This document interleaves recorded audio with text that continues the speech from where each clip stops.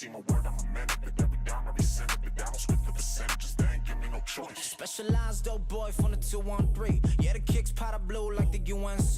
All I need is one time and now she won't leave. Girl, this ain't no K-pop, ain't no G-O-D. I fly to Bahamas just so I get a tan. Mark on my bag just like a letterman. Do the hoop, that's the aim one. Everybody swinging, let me know when you land one. Featherweight, now get your weight. See, I don't take two, now this'll take one. They wanna run it back, I'll keep it laced up. Look, I ain't got time for your fake love. Roll up with the gang, we gon' violate. Jiggy hella fly with no stylist. Yeah, ain't no middleman, I get it direct. Yeah, big wrist watch, but it's timeless. Ooh, she gon' work it like she got no time left. Yeah, say she love my style, love my dialect. I know she like it by the way your eyes dilate. Ooh, she a bad vibe, wanna vibrate.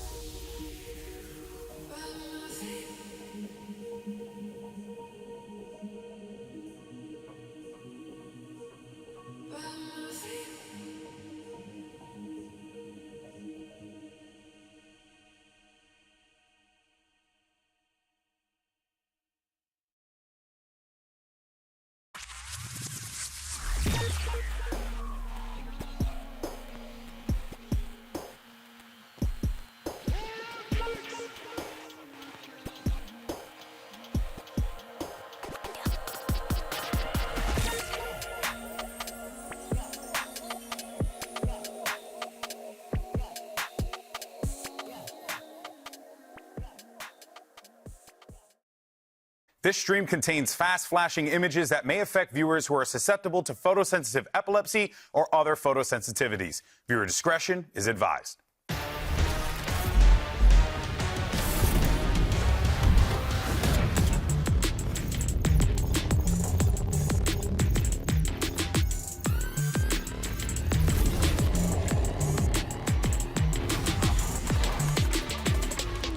We are back, baby, and it's time to see which one of our remaining 4 teams will be able to take it all the way. Today, one team will move on to Sunday's grand finals and one team will be eliminated from the competition. Hello, everybody, and welcome to day 6 of the Champions Seoul playoffs, coming to you live from the South Korea's Inspire Arena. We have officially leveled up, guys. I'm joined by Sideshow, Kakuka, and Mimi. How excited are we to be back? It takes a lot to get me genuinely excited. I'm a curmudgeonly old bald man. I am genuinely excited. The room is filling up and we got sick matches. It's amazing that we've managed to get this top 4 with this much competitions. The stories are great. Heretics already on that lower bracket run. Maybe Sentinels going for that second trophy, but the upper bracket is also very exciting. Yeah, yet again, we have a top 4 with teams from a variety of different regions with some crazy stories already starting to come to fruition.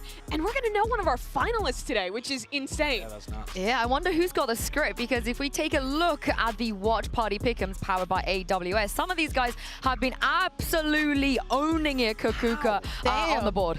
That top 1, how do you even get that? Like, so many things have gone, I'm not going to say wrong, but differently throughout the tournament, right? So many things that we did not expect that is making the tournament so exciting to watch. Have you looked at your percentage? Do you know what your points were? I was at 3% at some point. Really? Yeah, but I haven't checked it ever since because I made some mistakes. Yeah, mine too. Got boomed. Yeah. We watch bracketology. We know. We know.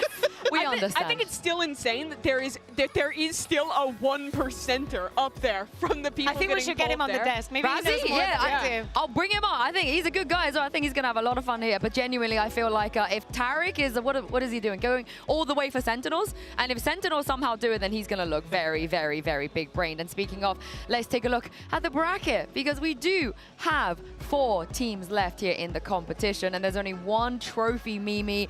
Who are you going for early doors? I think winning this upper bracket match is so important, that double ban advantage. I think if Leviathan wins this match, I have them as the favorite for this tournament, hands down. And I have them as the favorite in that matchup as well. I think their map pool looks good. Their players are all in form. After a really crazy year, this feels like their moment.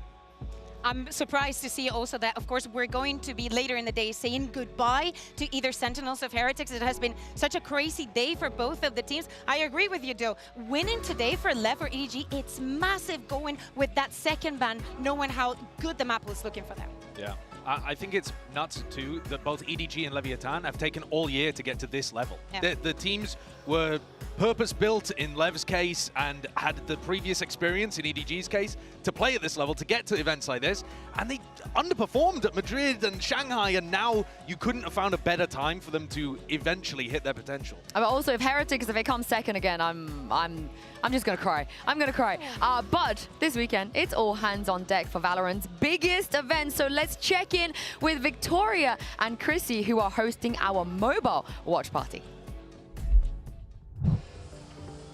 Hey guys, it's Chrissy and Victoria. We're up here for the mobile watch party. We're gonna be here all weekend long, and we are so pumped. We've got a lot of surprises in store. Yep, we got a lot of cool things happening here, guys. If you want to see what happens behind the scenes, we're going to be going on a tour. We're going to meet the observers. And for those of you who missed the VCT Pacific teams, we're going to have some of them here on the couch with us. We're going to have a chat with Coach Alex and Coach Potter, by the way, our 2 coaches from last year's champions, and a lot more special guests. Are you excited for this? I'm pumped. I can't wait. Well, with that, we're going to start the show. So over to you, Yinsu. Thank you very much, guys. Potter is in the building. Oh my God, I'm so excited. It's never going to be champions without Potter anymore. I'm sorry, it is what it is. I am so there. You gonna be there? Where? Anyway, Potter is. Oh, am I allowed to leave work and just go and follow her around like a lost kitten? As you should. That was my plan. Yeah, I feel like we should get your permission. Speaking of course, Potter, world champion, we have 3 former champions, of course, and they will take the stage. All of them are looking to become the first 2-time champions winner. And earlier, actually, Mimi had the opportunity to chat to them. Here's Aspaz, Com, and Sassy. Hi, I'm Mimi, and I'm joined by 3 of Valorant's former world champions. From Leviathan, we have Com and Aspas, and Sentinels, Sassy, as well. Thank you guys so much for joining me. Thank you. I wanted to start off, you 2, now wearing different jerseys, but to go back to 2022, to win champions in Istanbul, the first Brazilian team to do it. What was the emotion of that moment like? For me, it was more like a relief, like a Oh damn, dude. We worked really hard and paid off. Like, I remember like we were boot camping 1 month before in Madrid. Yeah, 1 month. Yeah, and we got bombed out like of Copenhagen so fast. Because like 0-2. I don't even remember this one. I erased the memory of my head. The only thing I remember is us eating in the floor of the practice room. Yeah, we were eating like the floor of the practice room, eating pizza, so sad. After we lost the crew. Yeah. And then we go back home, and then like 1 week after, we went straight to Madrid to boot camp. Yeah. But yeah, I think it was different because we always talk about this. It's like when we got to Istanbul, we were so confident that like, damn, we got off the plane and was like, I think we won, bro. Yeah? It's like, didn't even start. You believed it from the beginning. Yeah, I think like we were in a good spot. We just talk about like, we just need to beat Optic. That's it. Yeah. Talk to me then, Com. The next year, you guys go your separate ways. Osbus is still on Loud, Sasi's on Sentinels, and you go on a run with EG to win there. What was that like? I would say at the start of the year, it definitely was difficult to say the least. Definitely starting off 1-4, definitely depleted our mental, but I think our year was kind of described as like a team that went from nothing to something, you know? And we just put our heads down and worked hard for, I think everyone on that team just wanted to win so badly that no matter what happened in that year, we were just gonna like come out on top, essentially. And then, yeah, I think at the end of the day, like you saw, like I was crying after the win and everything, and it meant a lot. Talk to me then about this year, 2024. You two are now teammates. Sasi, you're off on your own. Yeah. There's a chance you're gonna play against these guys Yeah. later in the tournament, depending on how things go. How does this Champions feel compared to the years that you guys have respectively won? I mean, I'm in a different kind of scenario because we had like we as Sentinels, we had a tough split on regular season, and we came here as 4th seed. And again, like the public created this narrative again, we are the most overrated team, and nobody believes us. So like, kind of put us in a kind of hard path, but I think it was good for us. And to be honest, right now, I just want to see you guys having the 2nd champions for myself. That's it. I don't want like ADG or like Heretics win, you know? Like I want to see us like succeeding because it means like, I don't know. I feel that we deserve it, you know? Yeah. I want to see you guys in grand finals. yeah. I want to have a grand finals against you. Yeah, I think if that happens, I'll be satisfied with them. Don't get me wrong, I want to win, okay? Yeah. Don't get me wrong. I know that you guys feel the same way, but I'll be satisfied and happy no matter what happens, you know? I think the result's going to be just the consequence. One of us will be 2 times world champion. Yeah. I think that's, honestly, it's a super sick narrative for this tournament. Like, we have the chance to do something that no one else has ever done in the game and kind of like establish ourselves as like the first to ever do it. So, yeah, I think at the end of the day, like whoever wins, like everyone worked hard to like get to where they've been. Yeah. Well, I wish the 3 of you good luck in the rest of the tournament and in achieving that goal, getting that final you want. And thank you all so much for joining me. Thank you. I love the vibes. I love the vibes. I absolutely adore it, but it did look a little bit like between Sasi and Aspas, I just want someone to look at me that way because it really felt like Sasi and Aspas dated in the past, and now Aspas is dating Com, and he was just there just hearing about all the fun times that they had and how they connect in such different After levels. that interview even, they were just speaking to each other in Portuguese, and Com was just standing there waiting for Aspas to be done. Stan Twitter, do your thing, do your thing. All 3 of those players, though, that have lifted a trophy before are playing so well here at this tournament. It's like they know what they're capable of doing and what it takes to be able to lift a trophy, and they're bringing out much better performances than we've seen so far this year, at least from Com and Sasi. Yeah, I mean, for Com especially, coming back from such a rough year to hit the form that he had when he won Champions last year at the perfect moment again is so incredible for that guy. Yeah, of course, they're going to be in action. All 3 of them will be in action today. But before we get into today's first match, it's time to play a game that will test how well you guys will really know our teams. It's 2 truth and 1 lie. I want you guys to identify the lie. I'm going to read you a couple of statements. This is really 2 of not them are my true. talent. 1 of them is false. Chat at home, feel free to play along with us. Tarek, I know you're here. Feel free to play along with us as well. Let's just get into it. Here are 3 statements. Com has been 6 foot since 7th grade in middle school. Woot is allergic to hazelnut, and Kang Kang has practiced fencing. Okay, What's fencing? I believe the one with the like. It's like the sword. Can you give like a full demonstration? Yeah. No, I don't feel know. like Esgrima. Okay, esgrima. Yeah. Okay. Yeah. I just got you. I think that's true. you just won. I think also that could totally believe the Woot one, and I'm trying to think how tall Com is. There ain't no way that Com is 6 foot right now. I don't think he is. I don't even know what 6 foot is. I'm trying to think back to every time I've stood. I don't think he's that much taller than me. I'm going with Woot is is a lie. allergic. I think A's Com a is lie. not that. Okay, two A's and two Coms and a Woot. Yeah, okay. Yeah, Okay, I'll go for that. Kuka, congratulations. You know Woot I was very right. well. He is indeed not allergic even to I feel hazelnut. bad That is because the now lie. I've just been slandering Com. I was watching a video that Heretics did eating some food, and I remember he's saying something about. What, he was just spooning Nutella out of the jar or No, something? but- was he? You wish, Josh, you wish. No. These are los niños, you know, we gotta take care of the boys. If he was allergic to hazelnut, I would know. Yes. Anyway, let's do the true. next statement and see if you guys can catch up to Kuka. And we got Woot again. He likes to watch old Turkish TV shows. Zelsis worked construction when he was 17, and King knows how to drive. King knows how to drive. I'm very. Surely quite a few of the Did he players. grow up in Santiago or? 'Cause I he's don't know how to Chilean, drive. but I don't know what city. I could drive on the golf course, but that's it. I know Santiago has quite good public transportation, so if he grew up in that city, there's a chance he wouldn't know how to drive. I don't think Zelsis worked in construction. I think it's more likely that they just put that in there because he's a buff guy. I'm gonna go with. So King. Com is not tall, but Zelsis is buff. Com's That's got what short we're- king energy and Zelsis Wow. has got aura. I don't know Wow. what to Here's tell the you. thing. These are facts that like we asked the team for, and I feel like why would Woot say that that was his fun? That seems so niche. Yeah, I watch old shows. I was right. I'm All going right, in. he doesn't know how to drive. There Yeah. we go. I feel like that was a slightly obvious one because it was a weird fact. I think it's very last- specific and it's very like American to say, oh, he can't drive, because usually the rest Yes. of the world do not. Last but not least, nobody's favorite sport is go-karting. Sassy has a dog called Lana, and his cat is Del Rey. My goat. My That's actual so funny goat. if it's true. Smoggy's most played agent is Omen. You reckon Sassy's dogs and cats like snow on the beach? I don't There's think no so. other I mean, beach maybe if it's this surprise song, Yeah. probably they would be the only ones happy about it. Yeah. But okay, which one do you guys think? Mimi, I'll go with you as well. I'm gonna go for the go-karting one. I don't even know if go-karting's a sport. Wow. How do you that's a different define a discussion. Insane, That's a insane. different I'm gonna agree. discussion. I'm gonna agree with Mimi on this one. I'm going. How with you Woman feeling? involved in esports says go-karting, not a real Well, I sport. think there's a difference. I mean, All right, what It are is you a going sport. for? Yeah, I'll go with them. It is. Nobody, sure. Okay, you are all wrong. I actually know this. He's actually a very good go-karting driver. Really? And Well, I'm Smoggy's sorry. most played agent is Jet.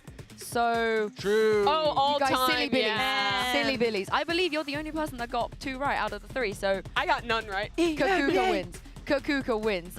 But let's get into today's first matchup here. It is Leviathan taking on EDG. And it's the first time that these orgs, these teams, Josh, actually face each other.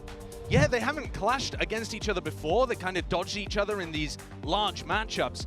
But like I've said, it's important that they peaked at the right times. Both teams looking super strong now towards the end of the year, with whoever wins with a great chance of being able to actually lift the trophy. And actually thinking about the 2 highlight players, the one that already have trophies in Valorant, when we think about Aspas and Com, they have played against EDG last year in Champs, you know, with various and different results. It's not a very different opponent, but for EDG, we can talk about how they've stuck together and they've been growing and how much they're learning tournament to tournament, but now it's Leviathan's moment to prove themselves. And for both these teams, for the nations, the regions they represent, this is such a special moment. The first time China has gone this deep with EDG breaking through that ceiling. And for Leviathan, well, they are an international team. They're a Latin American organization at the end of the day. And it's the first time a LATAM team has made it this deep in a global since Crew in 2021. Bubbles. Yeah, we speak about Lev so far in this tournament. They did already have a bit of a hiccup against another VCT CN team. So maybe a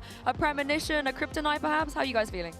Yeah, I mean, I think it's crazy to think that Leviathan is doing in this tournament a little bit of what they were doing during stage 2, and is a lot of 2-0s, a lot of dominance. If you let them take you to their home ground, they will take that opportunity and actually beat you to it. But with Trace, it was a different story. And I think the reason that it was a different story too is because Trace are the only team in the tournament willing to play Ascent and good enough to be able to beat them on Ascent. Everybody else dodges that map against Lev, and then you just get Lev playing on their best map in the world, Icebox. Yeah. And at that point, they're 1 1-0 up, and it's very difficult to close them out. Yeah, it is a really tough team to beat. I also think that match is kind of proof of what we've seen all year with Leviathan, with them having some pretty high variance between their best and their worst performances. If you think back to a tournament like Shanghai, even earlier on in Americas, this team is pretty reliant on the individuals finding their best form, on the coordination between the players being in their best form, and when that slips a little bit, I think it can tend to snowball, especially against really structured teams like Trace. And you have to be realistic. Yes, when you look at this matchup, but especially at the beginning of the tournament where we're still in groups, there are so many things you don't know about your opponents. Everything is not only new faces, it's new ways of understanding the game. When we talk about Trace Esports, there's various things you cannot prep for. But ever since, their dominance is what has defined their run. Yeah, but there's one guy that everybody knows, though. It's your idol's idol, as of course, Aspas, who is standing by right now with Mika Fabs. I'm standing here right now with Aspas of Leviathan. Aspas, this is a stage where you made a name for yourself about 2 years ago. How has your confidence level changed, especially since previously you were with Loud, now you're with Leviathan? Talk us through that. If I would say, my confidence level is still the same. I'm always super confident. I'm not talking like about team, but on myself, so I'm super confident. Finally, you know, we have a very important matchup coming up. It's going to be you and Kangkang. Who do you think is the better duelist? I don't know, but I respect him a lot, and I love his crazy play style, and he's really good. My gosh, we got humble kings everywhere. Good luck to you, Aspas. Thank you. We love a humble king, but this is the thing, Josh. It's Aspas versus Kangkang time. How exciting. Yeah, it's very exciting, but they also have very different styles. I think Aspas on the entry takes really smart, careful fights. He doesn't throw himself in. He plays for mid-round, late-round impact. Kangkang is taking the most first duels in the entire tournament. He's not picky about it. He's running in, and he's trying to whack people. Yeah, it's almost double the first kill attempts when you compare to Aspas. And I think that in a way speaks to some of Aspas's experience. A lot of the time when you see a duelist playing like him, who doesn't have the output he does, you're going to accuse him of, why is my jet baiting? He's in the back. But for Aspas, it works because he is finding so much impact in those mid-rounds, in those late-round clutch situations, and he's been doing it for years. And when you think about what you need in a duelist, I think that these are two very different profiles. To me, Kangkang is what we could see maybe 2 or 3 years ago, when you want someone that's electric, that's just going to take the fight, that sometimes is going to overextend, high risk, but very, very high rewards. And it suits a lot of the style that EDG has been playing. But on the other side, with Aspas and the experience that he has and brings to the table, when that initial plan is not working, he knows exactly where to go from there and how he needs to act to still make his team win. What I really respect though about Kangkang here at this tournament is that he's changed his identity as a player. We've seen him pick up the operator way, way less than at previous tournaments. The last time that EDG went on a big run, that was at Tokyo, and he was upping like crazy. And now Kangkang's in a position where instead, he's picking it up only 10% of the time. It's way, way lower. He literally opted on the attack side at Masters Tokyo more than he's been doing on both sides here at Champs Seoul. It's a very different style for him. Yeah, and you've seen how that shifted the style of the team as well. In Tokyo, EDG was a team who, on their attack sides, was just playing spread defaults every round, trying to find an opportunity for Kangkang's off to get an opening pick. Now they're so much more willing to go for a lot of these set early round plays, to take space on an extremity, to set Kangkang up to get that opening kill. And I think that's given so much more variety in the way that they're able to call these attack sides compared to back in Tokyo. Yeah, and this is going to be a crazy head-to-head between these two duelists as well. But we want to know who you think is going to win this duelist battle today. Tell us in today's MasterCard fan poll. Scan the QR code to cast your vote, and we'll have the results in just a bit. And while you're at it, tell us who you're rooting for as well. Use the hashtags VALORANT Champions and VCT. I'm very interested because both of these players feel like they don't want to say that they're the best. They're so humble about it. But who do you guys think is going to come out on top? I think Aspas is generally, he comes out on top of almost any matchup he plays. I think I'm going to say Kangkang in the head-to-head, but that Lev is going to win. Oh, they're winning despite Kangkang having a brilliant performance. If Lev had made a deeper run at Shanghai, had made it to Masters Madrid, I think people would be talking about this guy as having like the best year, the best player to have ever been seen in Valorant, as he's done before when his teams have been really successful. I think he's just been waiting for his team to find that form to show who he truly is. So we're waiting for the grand final? Yeah. Nice. And I think they're making it. But let's talk about the way that EDG made it here as well. Kakuka, there is a reason that not just the VCT CN fans, but a lot of new fans are super excited about them. I think it has to do with the growth that we have been just discussing about. It's not just a team. Yeah, the op is cool. Kankan is a star. I think that we've seen many, many different faces for them. Yes, they had to sweat to get out of groups. But once they were out of there, first match of playoffs, they go against a very familiar opponent, right? They go against Trace. Regionally, they've done massively against them. And ever since then, they've been overcoming that individual performance. But I really think that that matchup against Trace Esports gave them the confidence and probably brought them here. I think EDG's story is actually super inspiring too, because it showcases that improvement is not linear.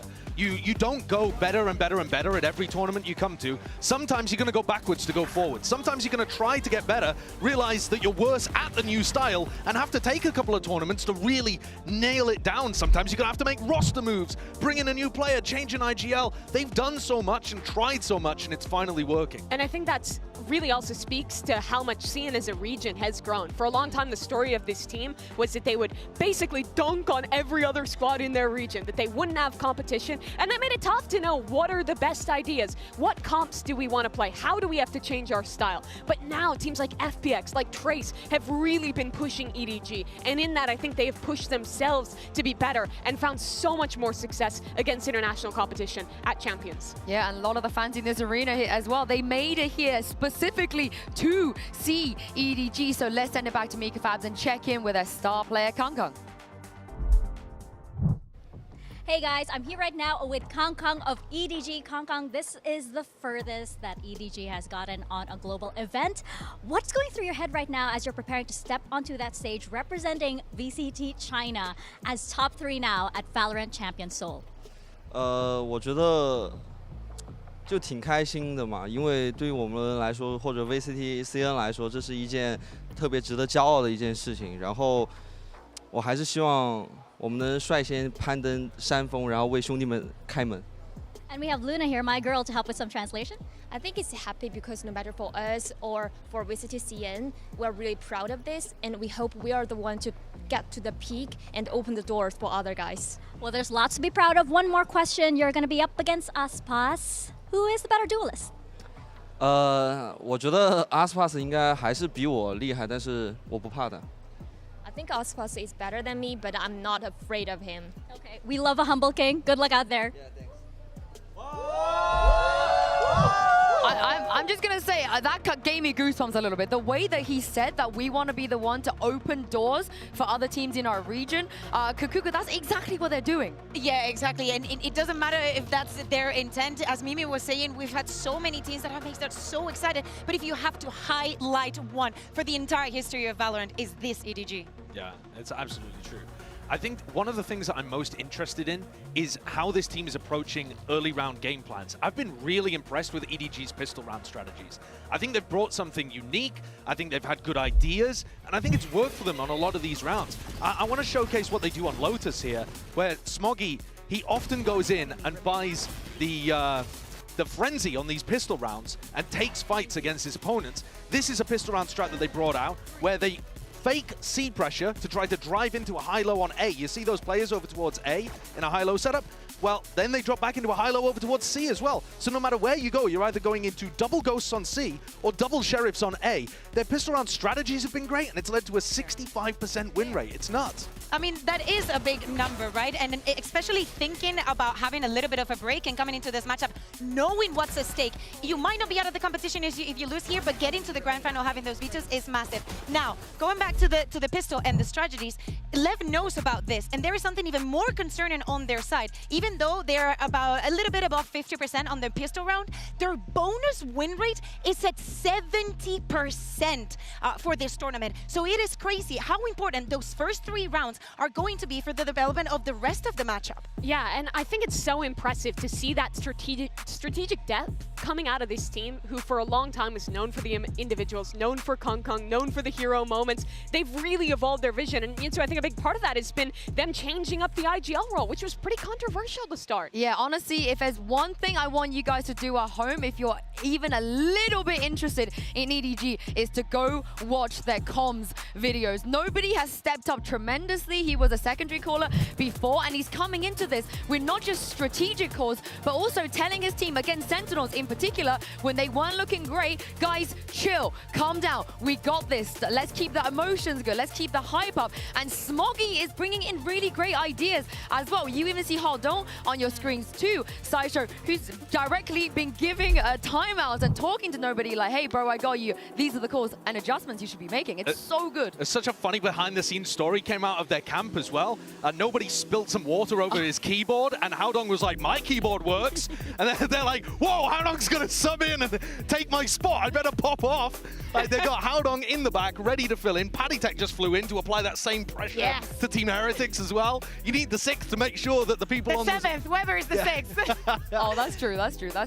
But yeah, as you guys said, this wasn't a decision that people initially were very fond of, but it worked so well. But it's a match made in heaven. If there is someone that is going to be helping you behind the scenes, who is going to know the team better than someone that has been in it, that has been breathing and actually learning with them? And you see the maturity in this team as well. They haven't made it to a top 3 like this before, but they're so experienced on this global stage. And I think as you see all of these players who have now gained so much experience at the top level of Valorant stepping up, they've also given way for Simon, their rookie player, to come in and have an absolutely excellent tournament for a start and make him comfortable on that big stage. Yeah, and I think Simon is a great point here, because we talk about rookies. I mean, this is his first, not even just big global tournament, but first competitive, real competitive tournament as well.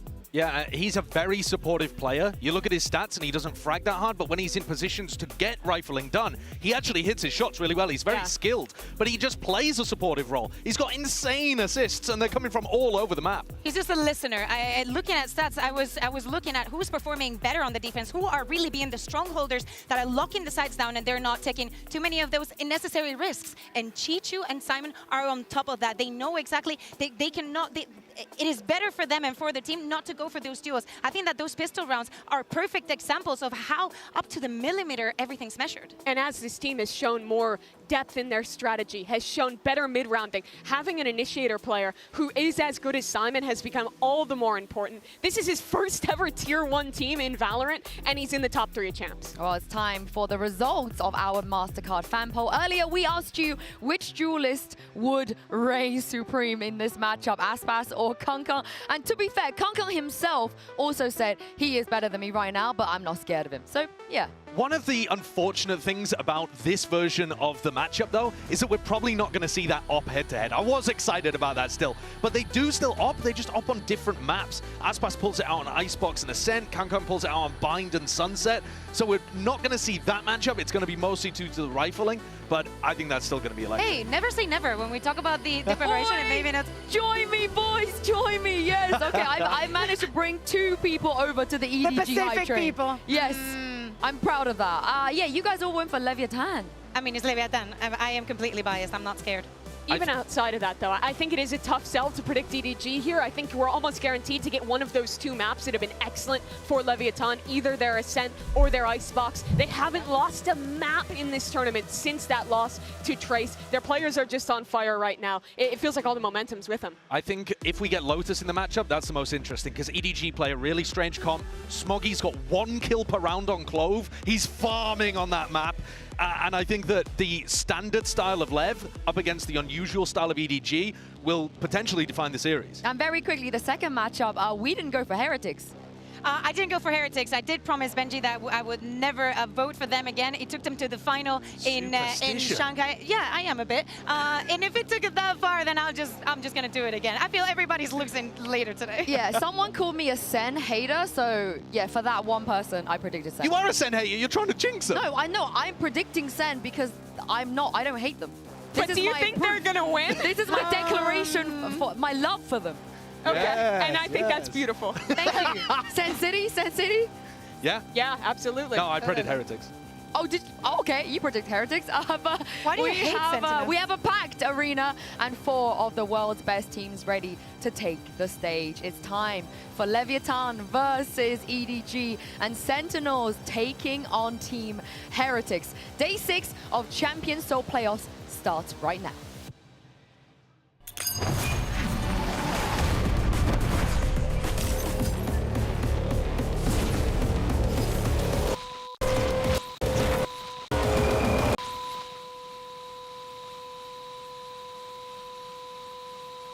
오늘 서울 명동에서 발생한 사건 현장에서 경찰의 수사가 계속되고 있습니다. 아직 구체적인 내용이 밝혀지지 않은 만큼 시민 여러분께서는 가급적 외출을 삼가시고 수상한 현상을 목격하시면 즉시 신고해 주시기 바랍니다. 이번 사건의 배우가 누구인지 또는 무엇인지는 아직 밝혀지지 않았으나 전문가들에 따르면 매우 위험한 존재로 추측된다는 의견입니다.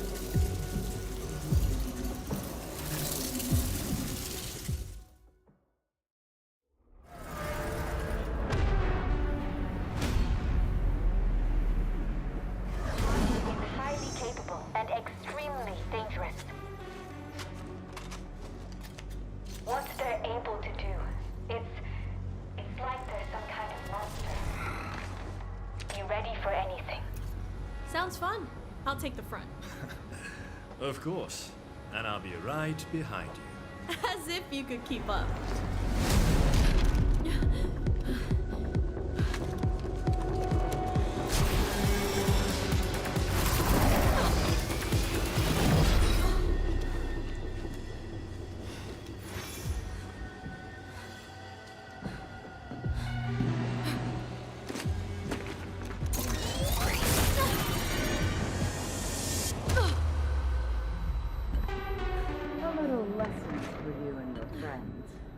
Don't chase something you aren't prepared to catch.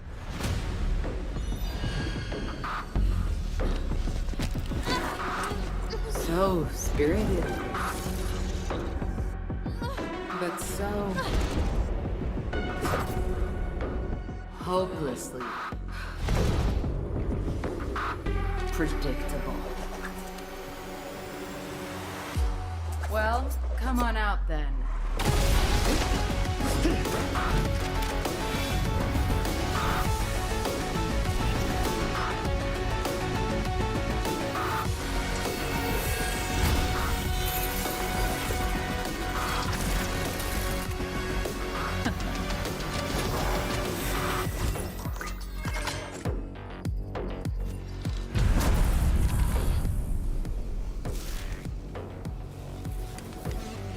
Let's talk.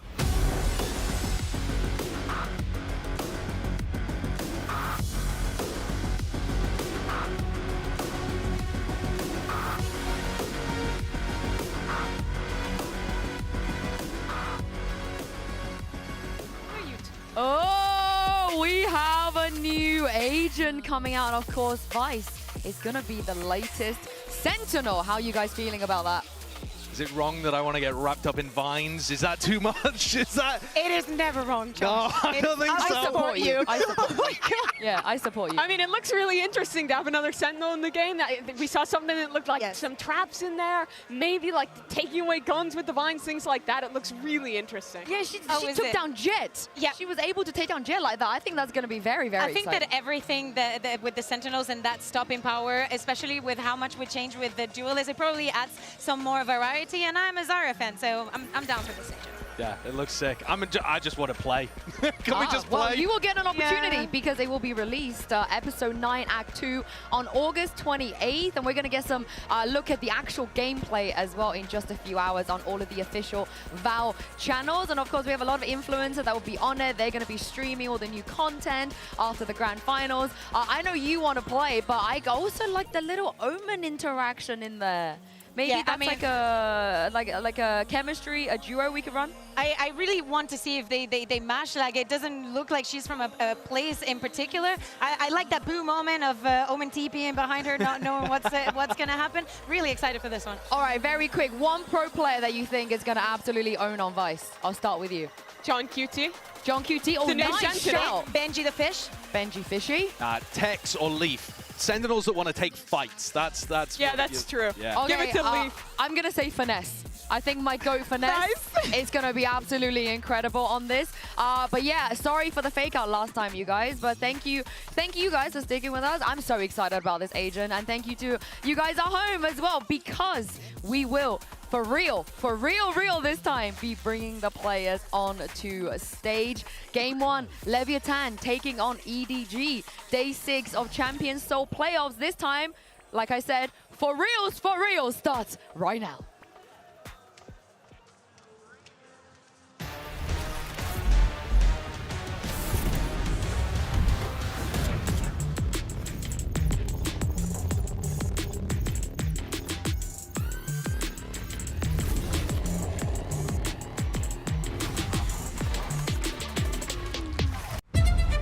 Each player has their own unique journey that's led them to this exact moment on this stage. And now, destiny is in their own hands. Living to see another day is everything in this tournament. The more you doubt them, the stronger they look. The best that they've ever done. They punch their ticket into the top 4. Champs is obviously the most prestigious tournament of the year. Every player's end goal is champions, to play at champions, to win at champions. You never know when anything in life is going to come to an end. So whether it's your last day, your first day, middles to the end, just give your all. It's mini move coming up at 3. Kang! It's galvanized. Oh, he's starting to conquer! Zelda's fight back! Let's f***ing go! Last thing you want is to be going home with regret. 13-11! Sentinels on their international debut! Heretics put up a fabulous attempt. It could not have been closer. We beat them back in Madrid when they had a sub, and I know they got finals in Shanghai with the sub as well. So them having their full roster here, I had a lot of expectations for them. We improved a lot, so did they, but we have Wood now, and I think we're gonna get our revenge. Being here in top 4 in our first year is just crazy, and it's just the beginning. With each game we played in Champions, we just got better. The goal for this tournament is first place and nothing less. We're not gonna stop. Team Heretics is a newer team within the scene. When the pressure is on, I think it could be kind of hard for them to deal with it. But when our back's against the wall, that's when we're our greatest. I think Hans is a great player, but our individual skills are better. Young players always win. Zelsis, you're gonna buy the DH bundle. Team Heretics, I heard you guys like playing for fun. Unfortunately, we're the kings of that. I'm from such a far country. I'm from Chile. I think it's really hard to find a Chilean in any esports. And for me to be able to be one of the pioneers of this scene, it's just like a dream coming to reality. 其实对于我来说，面对利维坦，其实我不需要害怕他们，因为都已经走到这个程度上了，都已经走到圣决了。我觉得我们可以战胜每一支队伍。Playing against CDG, we're gonna have to be on top form, especially in our psychological. It's gonna be a war of emotions. Whoever loses it, the other team is just gonna carry that momentum. 在前段时间的采访也有问过我，怎么觉得现在谁是世界第一决斗？我说的也是阿斯帕。Look at this guy, reigning supreme. I think Kankan is a crazy player. I love how he plays. Kang! Goodness me! I'm really happy to play against him again. I know that we are going to have a really good match. 我们每个人都比你还要渴望胜利。I gonna destroy you guys. Hope you guys ready.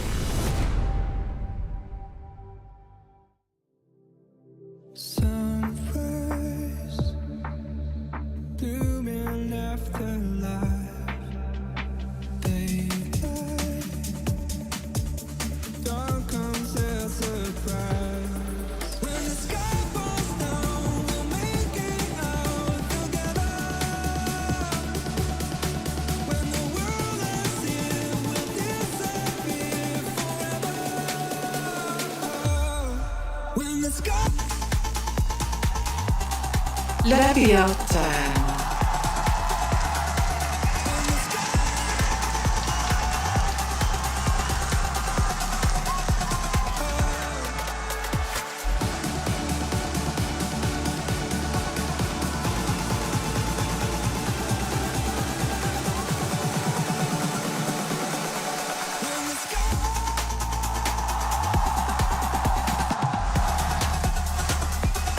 Edward Gaming.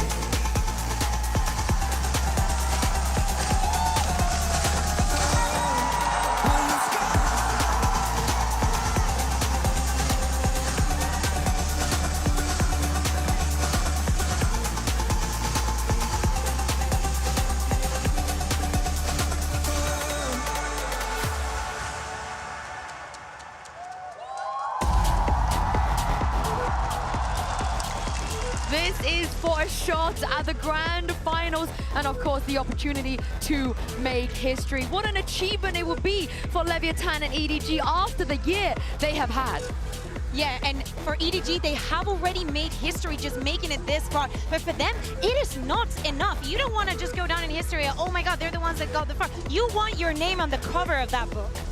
You don't just want to open the door, you want to be able to go through it yourself, right? That's what EDG, I think, are looking to do today. They've already got to this point, but now they're looking to go further. And how wide is this doorway now we're looking at the map pool? I think it's closing a little bit. I mean, you have a tough choice if you're EDG here. You're either going to have to play that Ascent or the Icebox, neither of which map EDG has loved all that much, and both of which have looked super strong for Leviathan. They're undefeated on that Icebox thus far here. EDG also banned Sunset second round, which is a map they love to play, and go towards Abyss, which they have not played at all in Champions. They did play a bit in China. I'm telling you, Josh, this 3 days have definitely meant something for both of these teams, and the preparation is deeper than we think. Yes, Mimi, they have won every Icebox that they played, and they picked it every single time that they had the chance to do so in playoffs.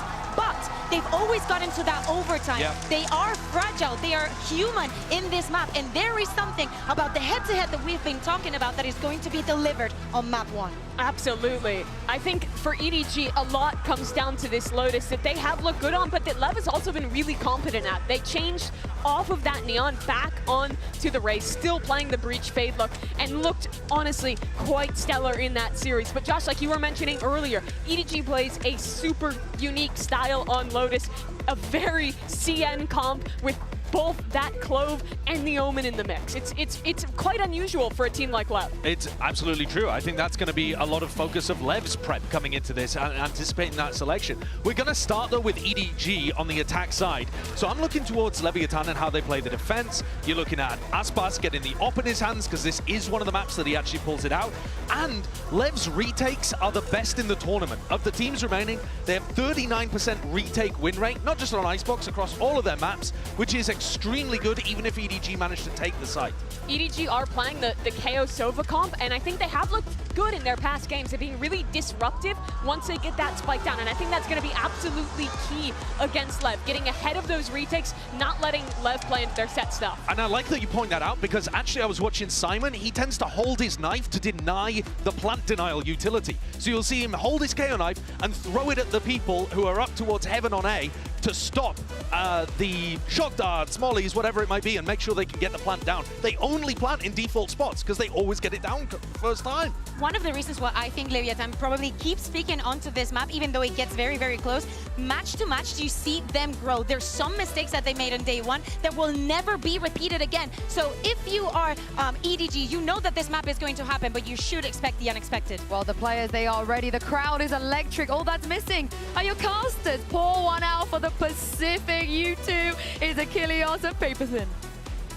Thank you very much, Yinsu. And yes, what a stage is set and what a match we have to dive into. Pacific may not be here, but bangers are certainly still going to be found. I'm Achilles, that's Paperthin, and we will be taking you through this upper final to figure out which one of these teams is going to take that first step into the grand final, which team is going to have that upper bracket advantage, that double map ban. And it's been a rocky road, a winding path for both of these teams to get to this point. Yes, they've done well regionally, but internationally, it's been a struggle until now. You've got EDG who's had their best performance ever, not just for themselves, but for their region. And Leviathan, a team that has players who've done it, that have lifted trophies, and they're looking to go once again to those grand finals. The barriers will drop, the crowd riled up. Let's go ahead and get ready to jump straight into this action. EDG on the attack. Should prove a treat. Already though, heavy forward presence here from the side of Leviathan, taking a lot of space in towards A. Leviathan going to expire. Ooh. There's the jump peak. They're looking for this A push. That has been a lot of where EDG's attack-sided pistol rounds have gone on this map. It's going to be the spot out, and that's going to be the continued push forward here, trying to see if they can punish EDG, trying to retake that space. Instead, they're just going to be piecing out and getting the plant down, setting up for this post plant. Com's already got one. Yeah, gets the jump on him before he can make his way into garage, so nobody going to be taken down. So now out of the hands here. It's a straight four-man push through mid, and Aspas domes Kong. Just finding an absolute monstrous headshot, furthering that man advantage now. 5v3 for the retake. Left wrapping their way around three-man approach rather from Snowman. Close hold from the side of EDG. Pop flash through the wall. The jump out. They're only able to find one as Simon will fall, and that's the cleanup as Smoggy dies. The Fuse will come in, and Lev will close out the opening pistol round, just passing it over to Mazzino to try to fast track that ult. Yeah, I really like the ideas here early from Leviathan. Play into what you've seen from EDG in these pistol rounds before. Able to find that early kill. EDG loves to leave a player near their spawn on their attacker side on this map. Usually it had been Smoggy. This time around, they leave nobody. And he's gonna pay the price. Good start here. Flood through mid.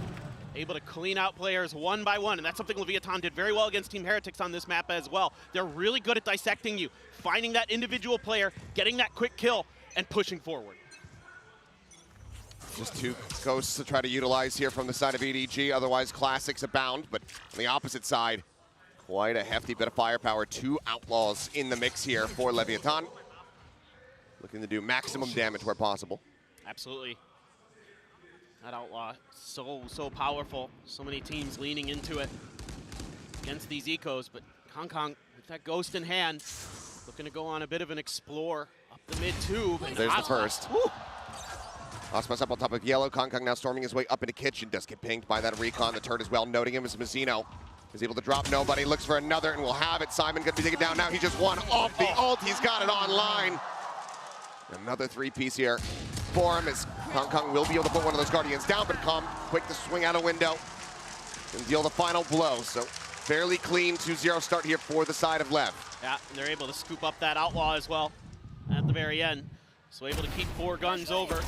2 outlaws, a bulldog, and a phantom, and this is huge. Getting Mazzino online with just a ghost, finding 3 big kills to get that ult available. The Reckoning is going to be in play for the bonus here for Leviathan.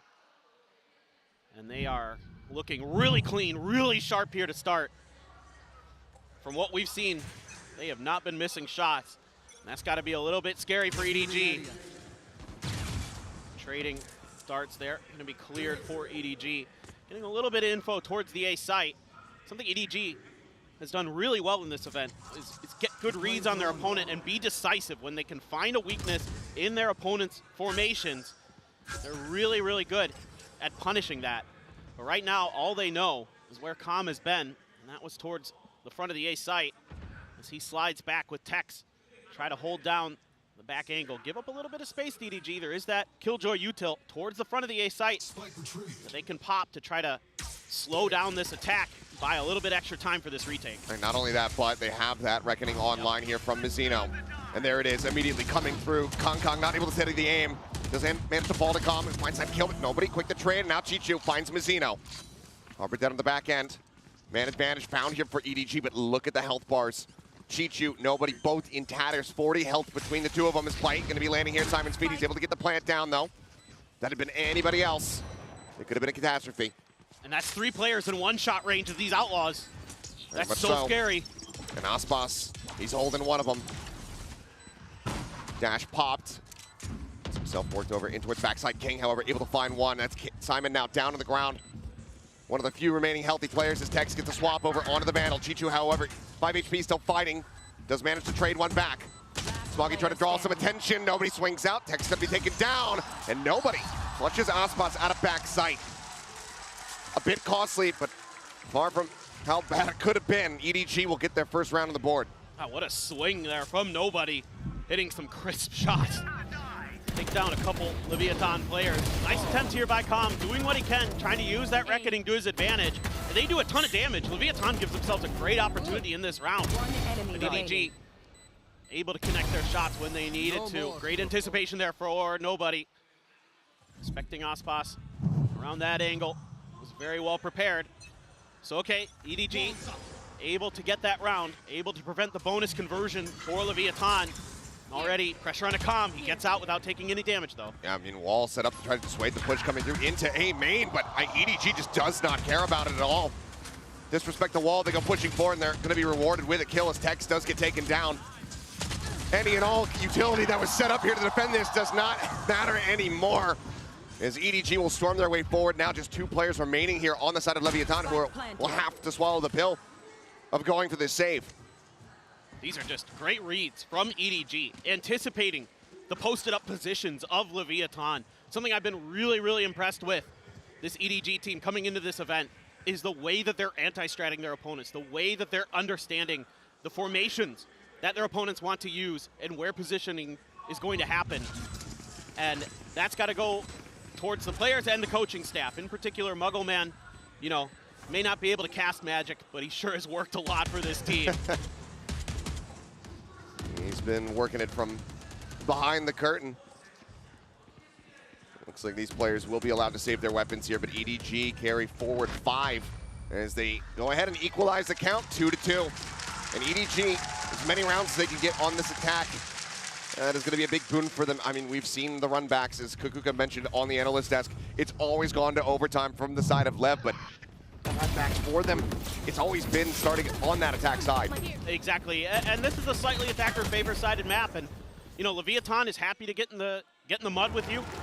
We've seen this with EDG and Lev throughout this entire event, that you know, things can get muddy, and they're happy to play in that respect. They're happy to let their natural talent shine in those moments, try to take over rounds that way. And we're already seeing Lev contesting the plant a little bit early in that previous round, so I was kind of curious how Leviathan was going to approach this defender side, because EDG is so aggressive post-plant. They will push angles, they will push space, and try to cut you off in rotation, try to catch you off guard, particularly Kong Kong. Got to keep your eyes on him, but so far we haven't seen EDG do that. They've been pretty reserved. And, you know, Leviathan. Oh, Aspas saw foot there. Yep. Messino at the same time able to find Smoggy. Aspas goes for it, tries to take the fight, ends up losing his life, but Tex tries to hold things down. 6 shooter in hand, comes up with 1. He and Messino, though, tagged up a bit. Spike now in play for the side of EDG. Is Chichu trying to go on this flank, but he's so very low. Oh, and a wall to cut off Simon. But they're not looking for him at the moment. Messino turns his sights back for a brief of the moment. Tex able to find another with that Sheriff, and now Simon flashing in a hand, nowhere to go, but into the grave. Calm will take him down with the Hunter's Fury. And Lev will reestablish a 1-round lead. There's so many good things here going for Lev. The aggressive take of space early gives them a lot of information and allows Tex to play a lot safer, to play further back off of the site so he can find those great angles. Zeno here winning a lurk out towards mid as well. These individual picks, so crucial for Leviathan. That kill right there for Tex. Fantastic work with the Sheriff. And then they're able to use that Harbor utility to cut off Simon, to isolate players. I can't stress this enough. That's something they are very, very good at. And that is why they give teams a lot of problems and why they love Harbor. Using that high tide to your advantage, to be able to control the battle space in your favor. Something they do better than anybody else in the world right now. Look at the gamble stack, though, here from the side of Lev. 4 players set up on A, just Tex alone at B for the moment. Double lurk, still over towards this A site, so EDG could call a bit of an audible pivot back over towards that site, depending on what kind of opposition they find. For now, it's just going to be a tap on the plant to see what they can draw out. But nobody is able to find one. Messino going to be taken down. Oh, and Calm. Out-lurked. Cheating forward. Eyes just turned over towards main. Chichu up onto the rafters, able to take him down. What a pause called by EDG here. That high tide noise. Yeah. And here comes the strike. Plant now coming back.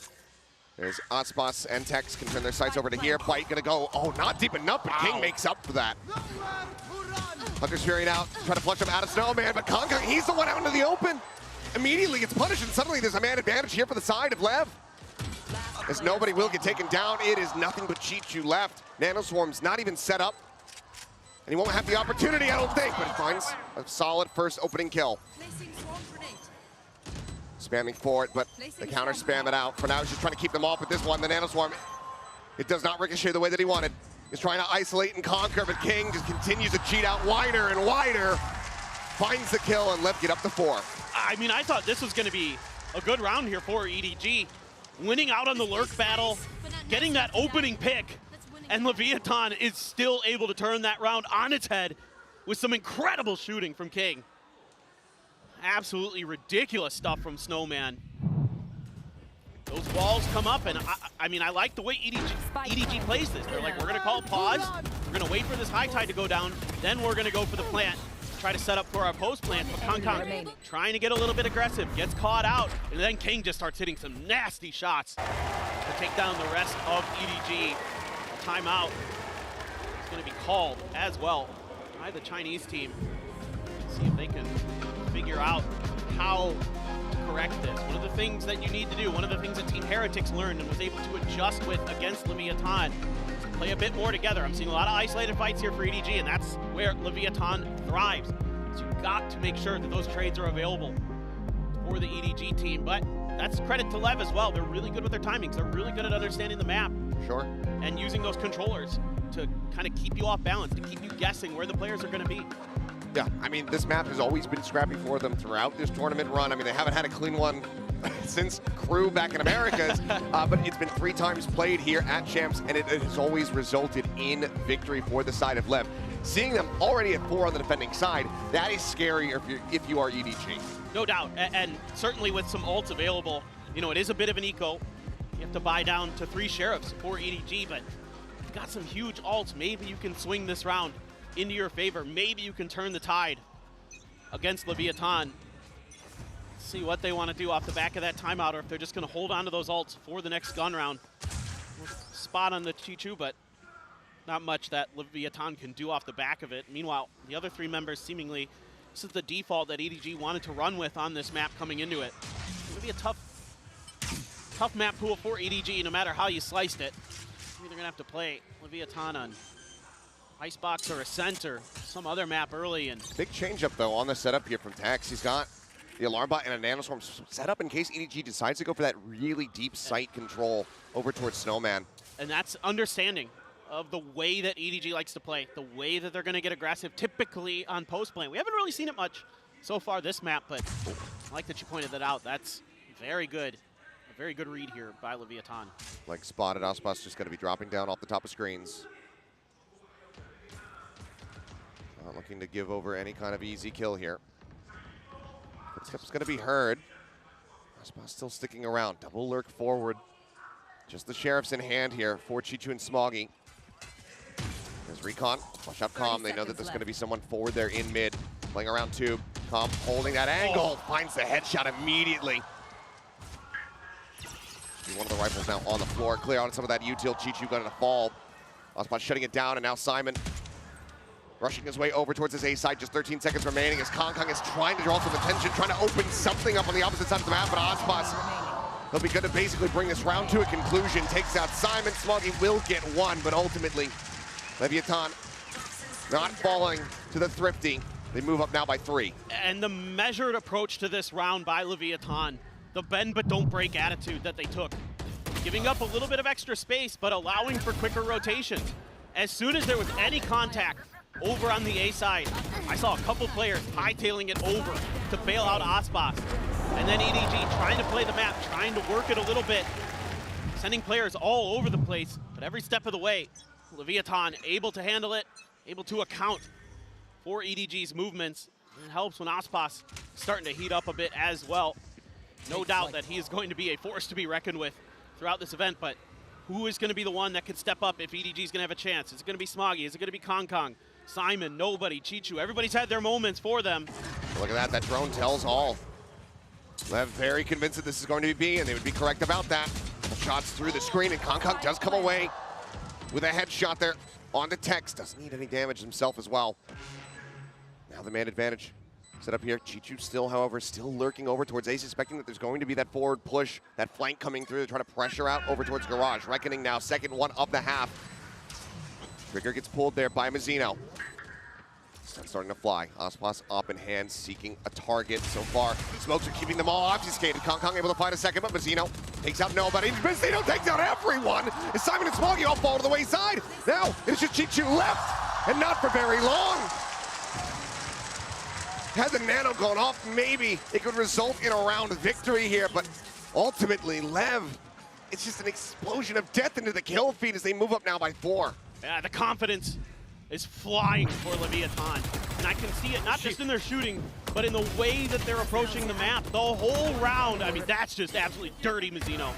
But the whole round, I've I was never watching. been so excited to watch, bro. I've never been so excited.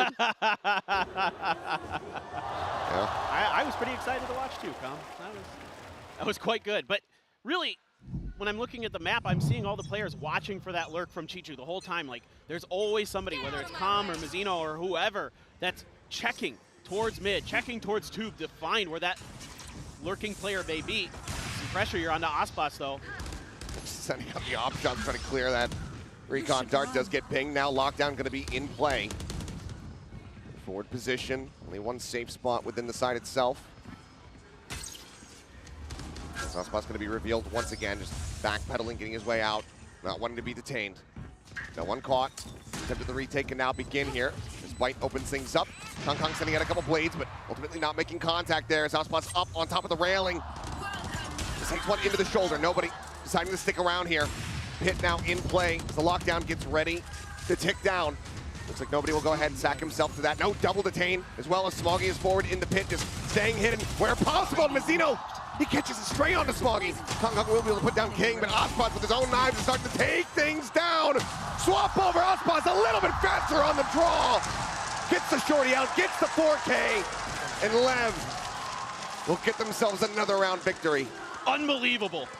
EDG threw everything they had at Leviathan this round. The ultimates, the Blade Storm, the lockdown, the Viper's Pit, all in play. But then Aspas, of course, says, oh, you've got a Blade Storm? I do too. And the Leviathan fans absolutely loving what they're seeing. And EDG struggling to find answers against this Leviathan onslaught. These retakes have been so good. And looking for an answer in the way of Kong bringing an operator now into this attacking side. Trying to fight fire with fire. He's going to get pinged out, but the weapon for now not going to be revealed. And this is something the desk was highlighting, that Kong in particular, one of the rare players who prefers an attacker-sided op over defender-sided. I know. Yeah, can't clear the drone, but looking for that duel, potentially, with Aspas. Aspas has been so good at repositioning. That little micro adjustment he had in the previous round to get up on top of the railing in the back stairs. So good. Threw off Kong's aim enough. He wasn't able to connect with that Blade Storm. Now a readjust here for EDG. Reading that the A side not to their liking. And again, this is something they've been very good throughout this tournament, finding the weak side, getting that plant down, and they've been really good in post plants. Oftentimes getting ahead of the curve, but this time around, again, they're taking just a little bit too long, and Leviathan is rotating in. They're going to be right here to try to contest.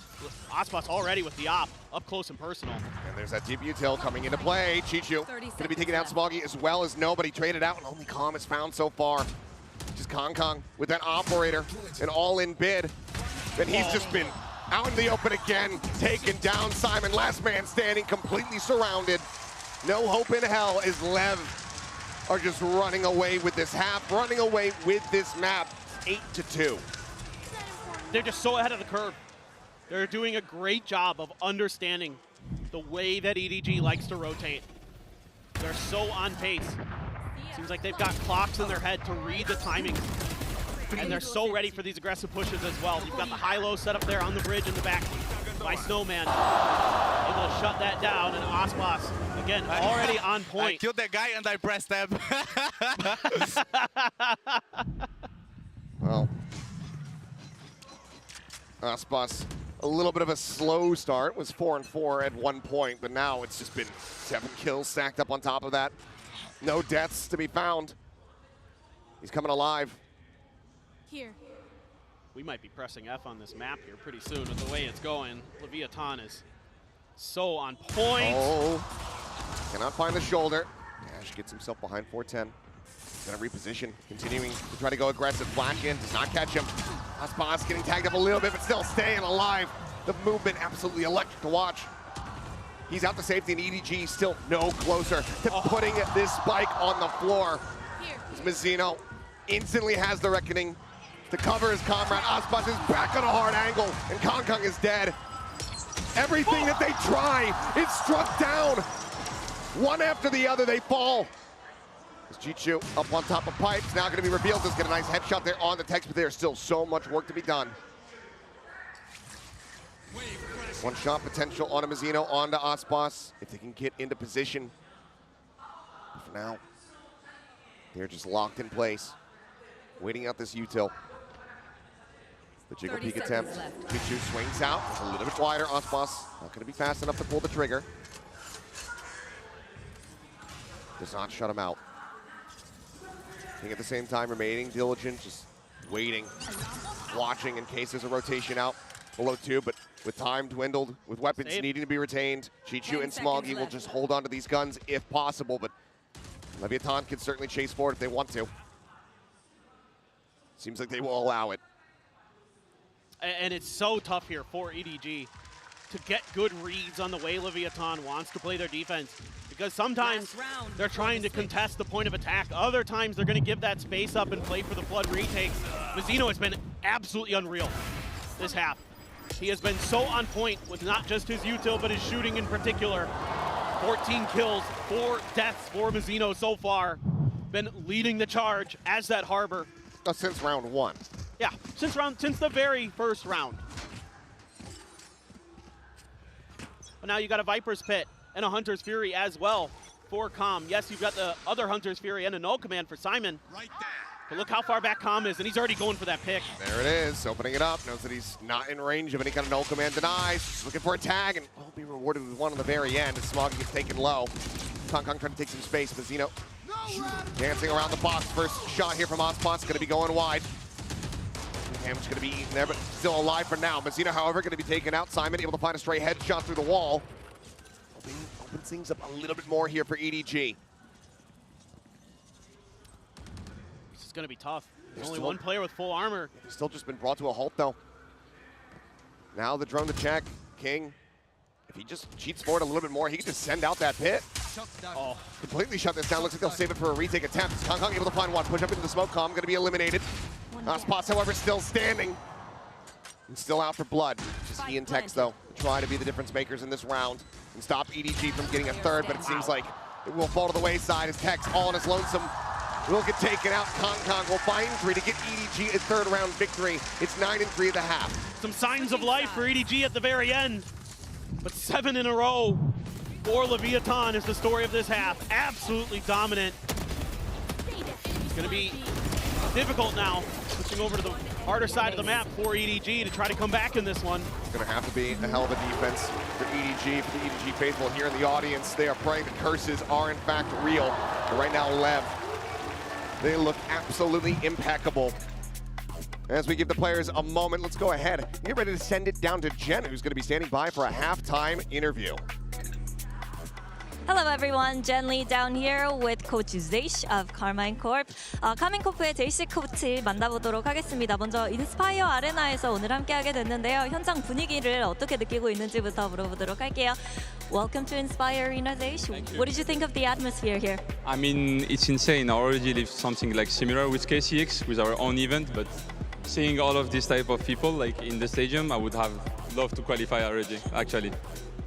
먼저 분위기가 너무 미쳤어가지고 지난번에 오프시즌 대회 때 프랑스에서 또 KC와 이런 대회를 했었는데 그때 분위기가 느껴지고 이런 분위기를 느끼니까 진짜 KC도 챔피언스에 왔어야 되는데 라는 생각이 들 정도라고 얘기를 하는데요. 이렇게 현장 분위기가 너무 뜨겁기 때문에 훨씬 선수들도 부담감을 크게 느낄 것 같습니다. 뭐 EDG 같은 경우에는 이렇게 높이 올라온 게 처음이고 또 레비아탄도 그동안 좀 흔들렸던 모습도 있었잖아요. 두 팀이 모두 여기까지 올 수 있던 건 아무래도 뒷심 그리고 버티는 힘이 아닐까 싶은데 좀 이렇게 부담감이 클 때 이렇게 버티는 힘, 이겨내는 힘은 어떻게 유지하면 좋을지 또 코치님께 물어보도록 할게요. EDG, they've never placed this high before. Leviathan had their ups and downs along the way. Both teams are here because they displayed huge amount of resilience. So in such a high pressure moment like this, how do you create and maintain that type of resilience? So my team is not the best example this year for like high pressure moment, but I would say that I think it's more on like the momentum that you have in the tournament. Like you can work as much as you want during the year, but if you lose the momentum that you have in the tournament, you won't make it. So like I feel these teams, like this is why I said to you earlier, I feel like EDG might win it, even though like right now it's really tough for them, but like they have an aura around them, like really good momentum. So I feel that they're gonna make it. KC를 좀 참고할 수는 없겠지만 그래도 아무래도 이렇게 좀 큰 대회에서는 그동안 1년간의 흐름이 아니라 그때그때 흐름을 놓지 않는 게 중요하기 때문에 또 코치님께서도 EDG가 좀 이번은 우승을 할 수 있을 것 같다고 얘기를 했는데 이런 흐름을 그때그때 놓지 않고 계속해서 이어가는 게 굉장히 중요하다고 얘기를 했습니다. 이렇게 해서 제이시 코치 만나봤습니다. Thank you, 제이시. Thank you for having me. Back to the game. Thank you very much. Some wise words there. We as Pacific casters, of course, know a thing or two about teams losing momentum in the tournament. It's all about maintaining it. Let's see, though, if Lev can maintain the momentum from the first half. 9-3 as they now switch over onto the attacking side. The stage is set for this to be an absolute, just explosive closeout for them. And so far, you can see the experience advantage that Leviathan has. The pressure hasn't gotten to them. They're playing up to their full potential. Now we need to see if EDG can bounce back, can fight back. A lot of noise being made here by Lev, and EDG right around this corner. Nobody trying to hold the line here. A couple shots going to be going wide. He dances around that Sheriff, but Auspas eventually on the repeat is able to find his mark. Simon similarly taken down. HP going to be low on a couple players here on the side of Leviathan, so some damage opportunity still can be dealt here by EDG. Doctor in the back of sight. Take Chichu down to 22. The peek out from Kong Kong. He's instantly dead. Chichu now trying to desperately hold as Smoggy swoops in from behind. Comes to the rescue. Finds him. Chichu now with 3, and Smoggy gets the follow-up. And Smoggy's arrival could not have been timed better. He saves his comrade, keeps him in that round as EDG will equalize the pistol round count. Unbelievable. Just when it looked like it may be curtains for EDG. Chichu is right there to stand up and open things up for the side of EDG. Oh my God. 22 health. And he's able to get it done. He's gonna slam that desk in celebration. Muggle's like, what? It shouldn't have got there. How did like, that happen? Well, you might not have the answer to that question, but for your EDG right now, you absolutely take those. Just a little bit of... Nobody got to be careful here, though. Oh, there's an hand, and they lined up for him. Basically a collapse with that Spectre Kong Kong on the peek out, able to shut down King. Quick movements here from the side of EDG. Wanting as clean of a start to this half as they can possibly get, and right now it's looking like it may be flawless.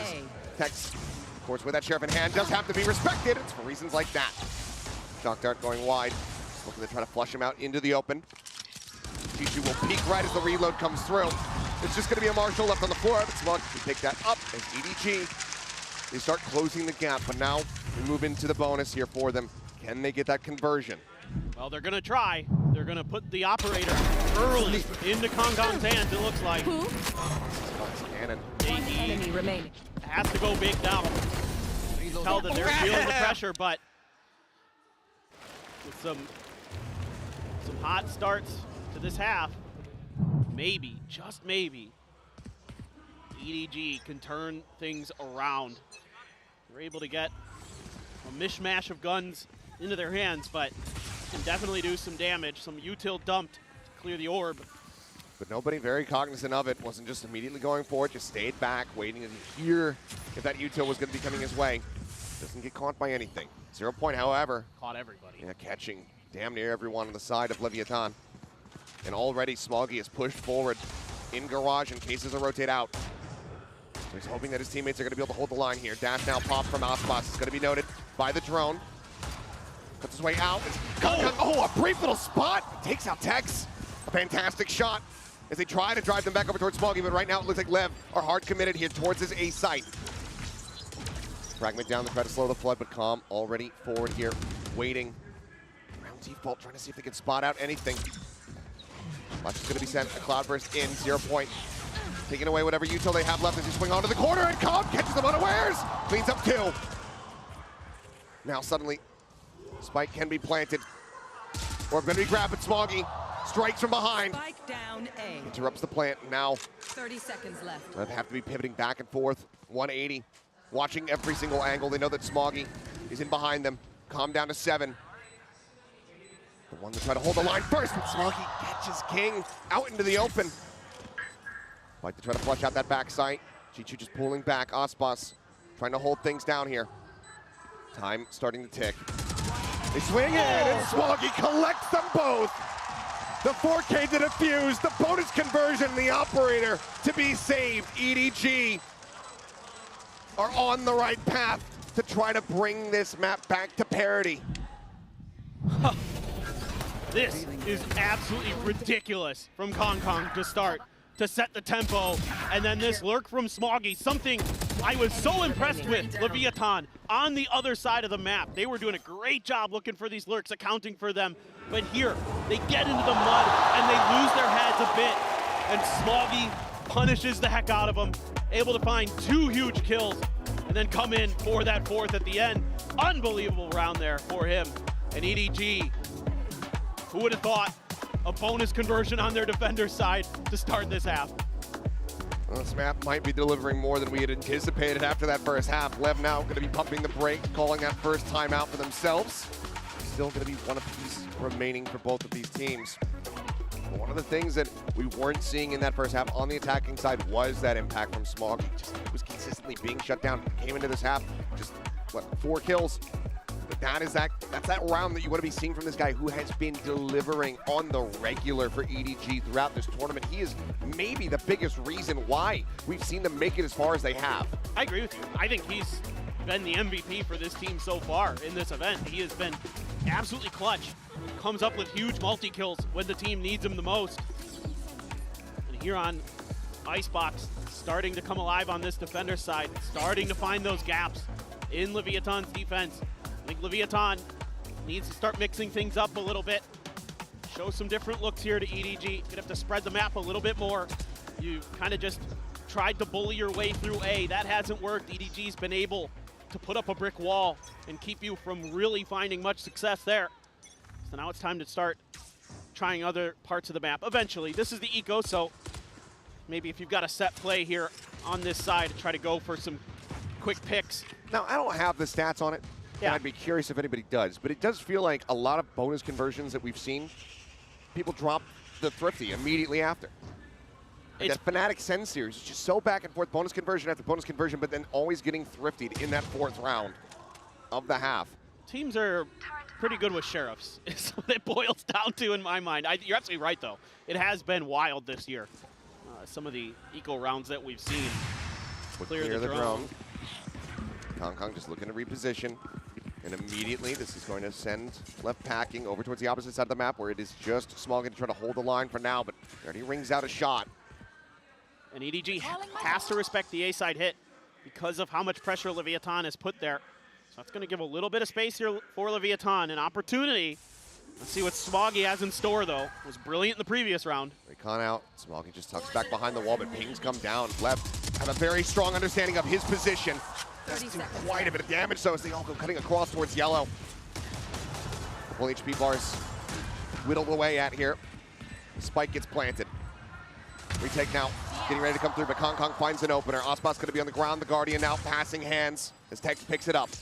Fragment into the back. His tag's gonna be flushed out into the open, and Chichu, it's enough of an angle for him to go ahead and collect the kill. King trying to hold the line, finds himself a second. Mazzino gets the other. And now King is trying to conquer them all. The half hold. Chichu though pulls off the defuse, gets the headshot and says, no thrifties today. I thought you had willed it into existence there. It almost happened. Unbelievable stuff there with the Sheriffs. An early pick for Kong at range. Big spam there from Chichu. And then King just comes alive. He has the opportunity as well. Just misses the headshot. Chichu quick to pull off and adjust. Almost. Aspas clear as well. Not in that round. Not in that round. But he is still by far clearly in the lead. 69-2. Numerous players nipping at his heels. But EDG suddenly just 2 rounds away from tying this up.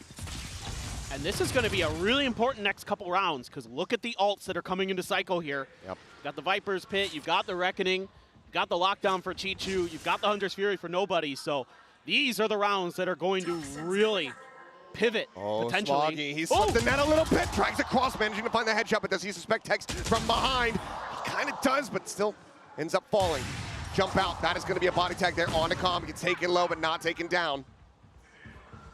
His knives now do get popped. You should run. Kong on the fast rotate. As the lockdown gets placed here at B. 4 players alive, but not even a full HP bar between 2 of them as Tex and Calm, both dangerously low. And you don't have Smoggy to cover this plant. You do not. There's a jump out and Calm punished on the jiggle, just trying to get that recon out towards Snowman.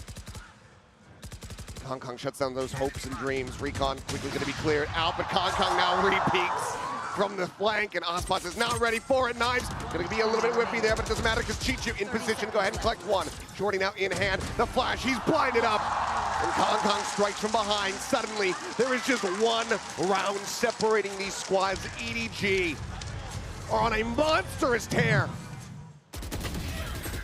Well, who needs a Viper when you've got Kong with an operator?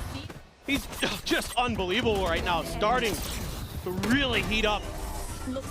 A player that for so long has been so highly regarded with that sniper rifle and digging deep when EDG needs it most, and they are 1 round away from tying this up, and that lockdown got invested for nothing for Leviathan. It did. There's still some crucial ultimates here, though.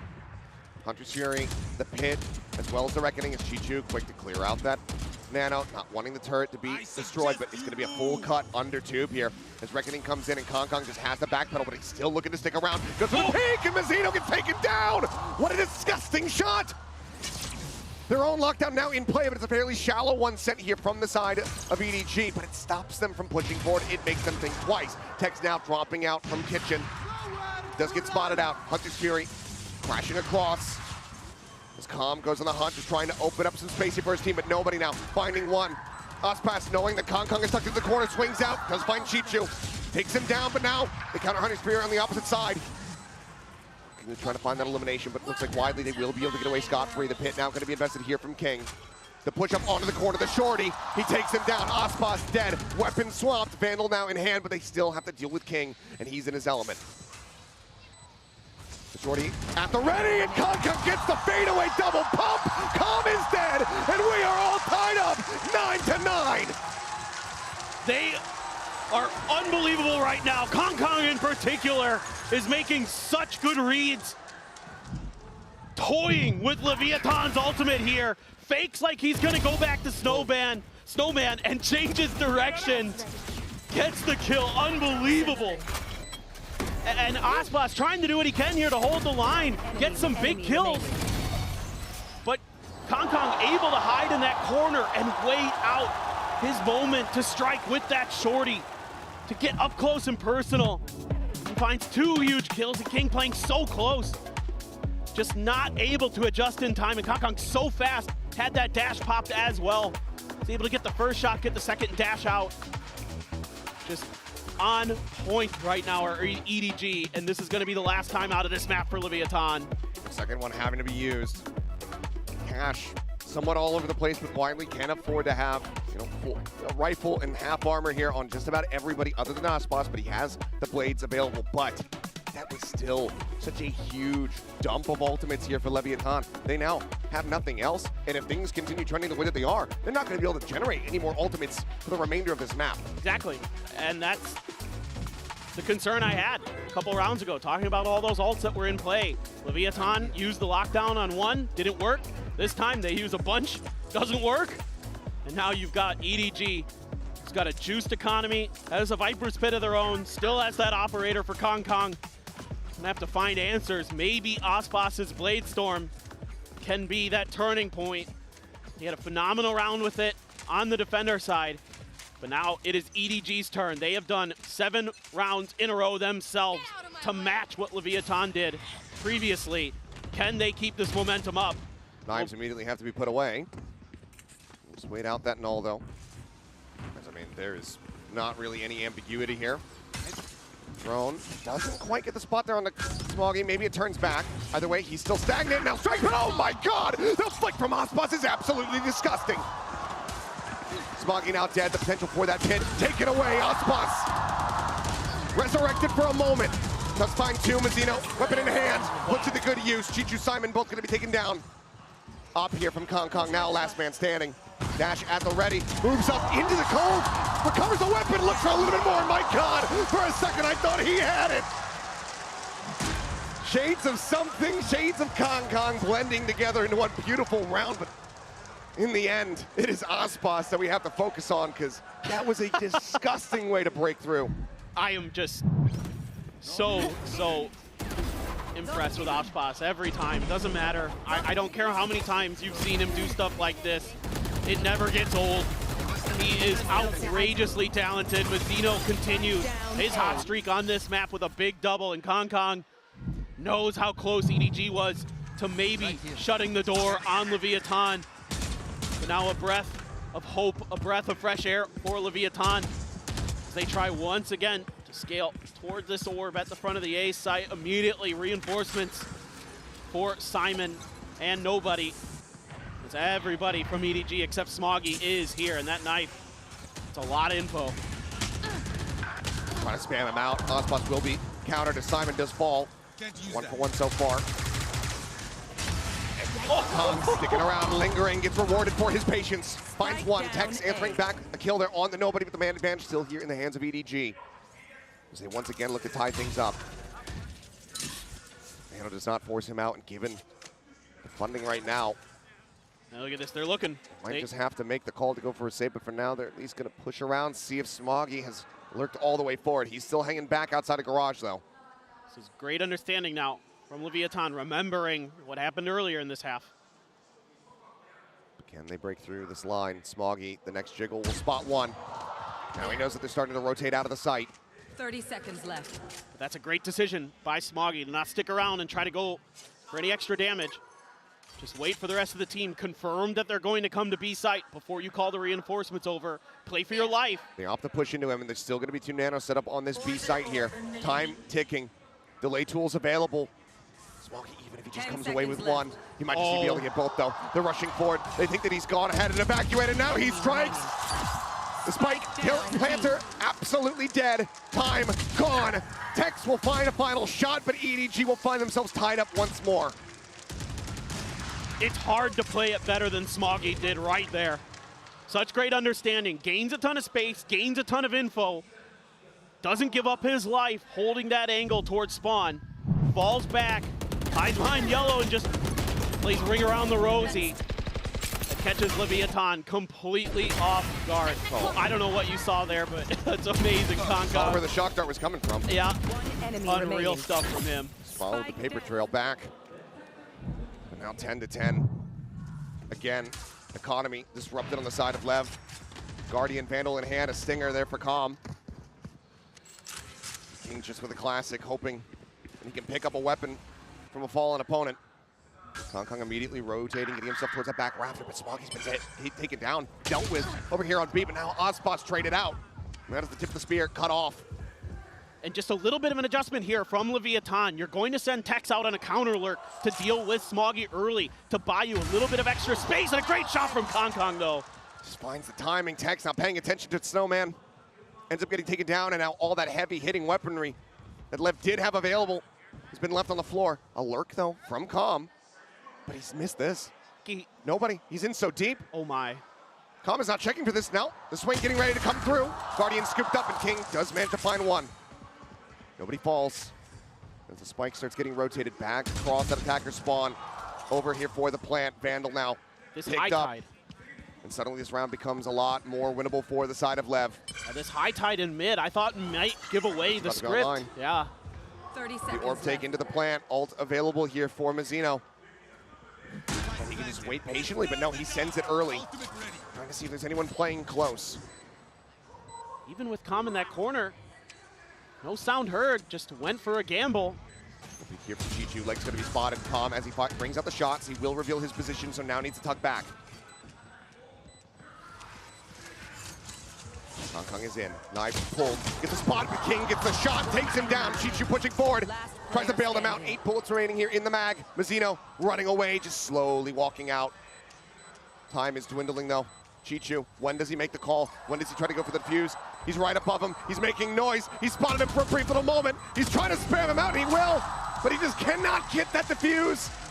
Lev will scrape by with a thrifty victory presented by MasterCard to get themselves back into the lead now, just 2 rounds away from closing this out. And for EDG, they're likely going to feel like they just got robbed.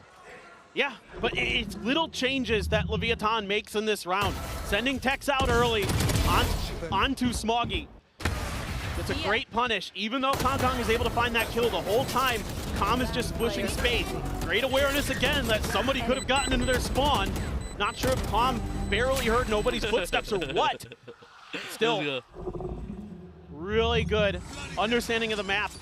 Leviathan there, able to find their way over to the site and hold on by just enough time. It's the similar opener here for Leviathan. Cascade with the snake bite. A lot of times they've been sending the drone out right away off the back of that Cascade, but this time around, no drone just yet. Set up. They're pushing forward, taking even more space here, Kong Kong and Smoggy. Some fairly aggressive positions. Of course, the dash can get Kong Kong out to safety, but there's the drone. Spam through, smattering of damage going to be found onto Ospas and Calm. Here. Cascade to try to dissuade them. Smoggy now going to be noted in this forward position. He pulls back. Kong Kong wanting to stick around, see if he can get it. A little punish here. Takes a couple shots, but that shot will not connect. He's still looking for more. But now he's in a very committed position. Ospas gets up over the top. Going to be spotted out. Cloud bursts the recon. Looks to re-aggress. Kong Kong is playing this on a knife's edge. He isn't spotting anything. Shock dart lobbed over towards him. Just cannot make those shots connect. But he's bought time. 30 seconds left. He's waited out the smokes. He's got the rest of his team here. At what point do they just call an audible to try to rotate out? Is it off the back of this pit? The answer's going to be no, because the pit doesn't exist anymore. Mazzino just swings in. Blind spray across, and Smoggy is found. Fragment, oh my God, King! Takes his head clean off. Plant now being used in a deeper position, and Chichu cannot line up the shots. Tex is going to be noted in 2, but it doesn't matter because nobody. He's giving up the plot. They know where the last player is. They know that he's not in a position to do a damn thing about this, and EDG may just be crumbling here, right in front of the finish line. Leviathan will get themselves up the map point. And Leviathan able to pause just enough there to get themselves situated, and some great shots through the smokes. This team really understands where EDG is trying to put pressure at. EDG loves to play you right at the edge of the smokes. They're going to try to find those opportunities, those moments to catch you off guard, to strike when you least expect it. But Leviathan gets ahead of the game in this round, finds some big kills to get through there, and they are 1 round away from taking their map pick of Icebox. What a comeback here. For EDG, I mean, already the last round wasn't the cleanest on the economy. Simon went into it, I believe, not having a weapon in hand. It's disgusting. King. Oh my God, Mazzino, that kill was so But now huge. they find themselves up to map point. EDG 2 in a row. For Lev, it has always gone to overtime. Here in the upper final, is this finally the moment where they get a clean victory on their icebox. We'll have to wait a little bit longer to find out as EDG call their last time out. It's going to be very, very interesting. I think here for EDG, maybe play a little bit more for the retakes. You're getting shut down when you're trying to contest these plants so far. Might be time to show a bit of a different look. See what they want to do. Found it interesting though. I had a chance to talk with Mazzino real quick before the matches started today. And I asked him, you know, how are you feeling about this? He said, you know, good, yeah, we've got a lot of experience, kind of the typical things. And I said, but what about going up against EDG? They're a tough team. You know, things can get muddy. And he's like, that's okay. We love being in the mud. We love it. That's how we play, and that suits our style perfectly. And it has been muddy, it has been fast, it has been aggressive. But so far, Leviathan is just a slight step ahead. But EDG has given them everything they can handle. They have final buy, though. 4 half armors to the side of EDG. Bulldog Guardian in play. Can they manage to take this over to OT? Will Lev be bringing this map to a conclusion and get everything teed up for Lotus? Let's see, as Kong changing up the playbook here a little bit. Pop flash over the top. Opts not to go for it, though. Is Hunter's Fury going to be opened up here from the side of Calm? Nobody going to be tagged, not killed, but he's down to 45. He himself would love to have that Hunter's Fury. He just hasn't been able to get that final ult charge to have it available for him. That all felt like a bait to get that Hunter's Fury out of play. Nobody, wow, playing with fire around that corner. It's always been an absolute lunatic. That has not changed here in the upper final. But he so desperately wants that final charge. It would be a huge boon to have that no command. Oh, Kong trying to reposition. Taken down on top of 410. Getting quick and clean with it. Smoggy now going to start to rotate over to try desperately to stop this push, but Chichu has found maybe a bit of alert timing here. He's very far forward. There's nobody watching this. No one's watching it here for the moment. They're getting ready to go ahead and strike. All eyes focused on the site itself as nobody holding close. Finds the first. Hunter's Fury is available, but he's in such a force. Popping out. Chichu strikes. Cleans the boss. Tex dead. The push up into the wall. King has been felled. The revive will be there. 4 members will survive, and EDG are 1 step away from taking Lev into a 4th overtime on Icebox here at Champs. And this is just great awareness here, a great timeout from Muggle to be ready for this Hunter's Fury, to find a way to bait it out. Bit of a misstep there from Kong, and you worried that it might be game over for this map, but they buy tons of time for Chichu. Nobody holds that off angle, right by the orb.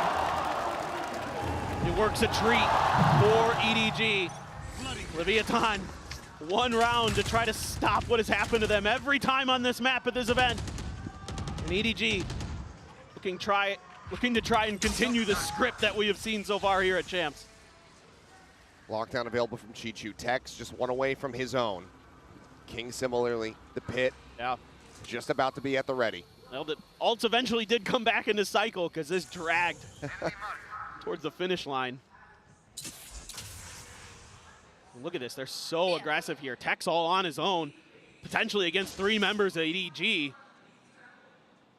And they're looking to try to find a counter lurk. We saw that last time where that was Leviathan's response, was to send Tex out on his own.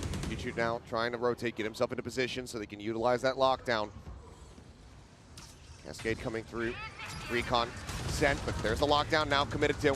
Plant will come in and King will have the pit off the back of this one, but no, they interrupt. The Nano Swarm pop, they lob it in, and now Lev gonna have to make their exit.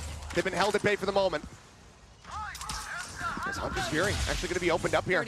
Blind from the side of nobody, just going fishing here, trying to spot out anybody that he can. Kong calls it back over towards the site, but the tags cannot be found now. The plant gonna be coming through, and the pit will be in play.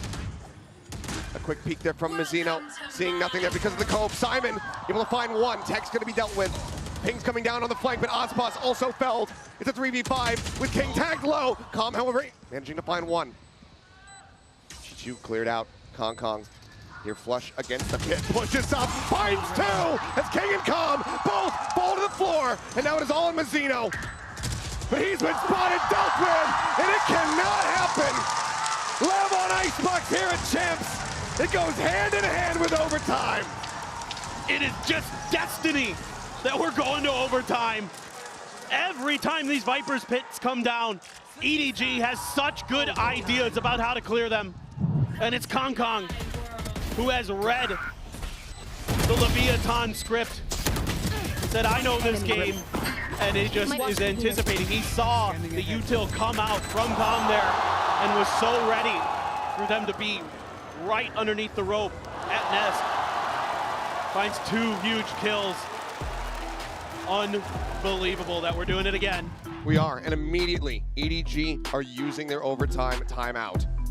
This attacking side, it was struggle street for them, just the 3 rounds picked up, so Muggle Haldon wanting to go ahead, get in the players' ears, and get a solid game strategy based on what they observed from Leviathan in the past on this map, as well as just in the map earlier during that first half. Yeah, I'm really curious about how Muggle is going to want to approach this, because Leviathan just had great reads, great adjustments. It was phenomenal calling by King. Every step of the way, it seemed like he was understanding and matching what EDG wanted to do. So maybe you've got some set plays, maybe you've got some ideas, try to break open some space, maybe a mid push or something like that we didn't really see much of from EDG to try to set the tempo here in this overtime. Try to see if you could flip the script against Leviathan, who has been in this situation a lot, as it turns out, many times in this event, and yet they have come out on top every time. That they have.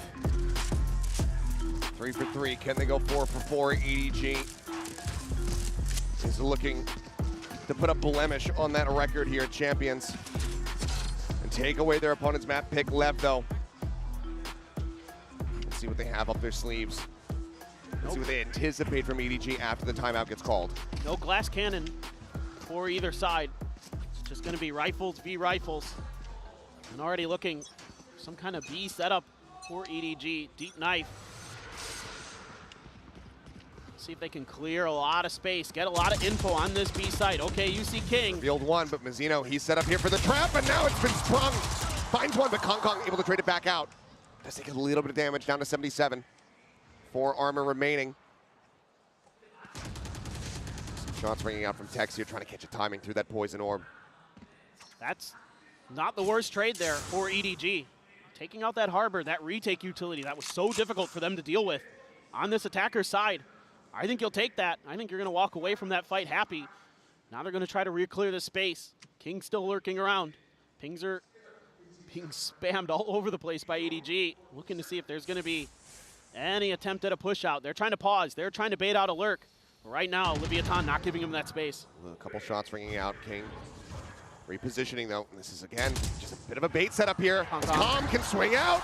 Back yellow. Now presence is known, and Kong Kong is dead.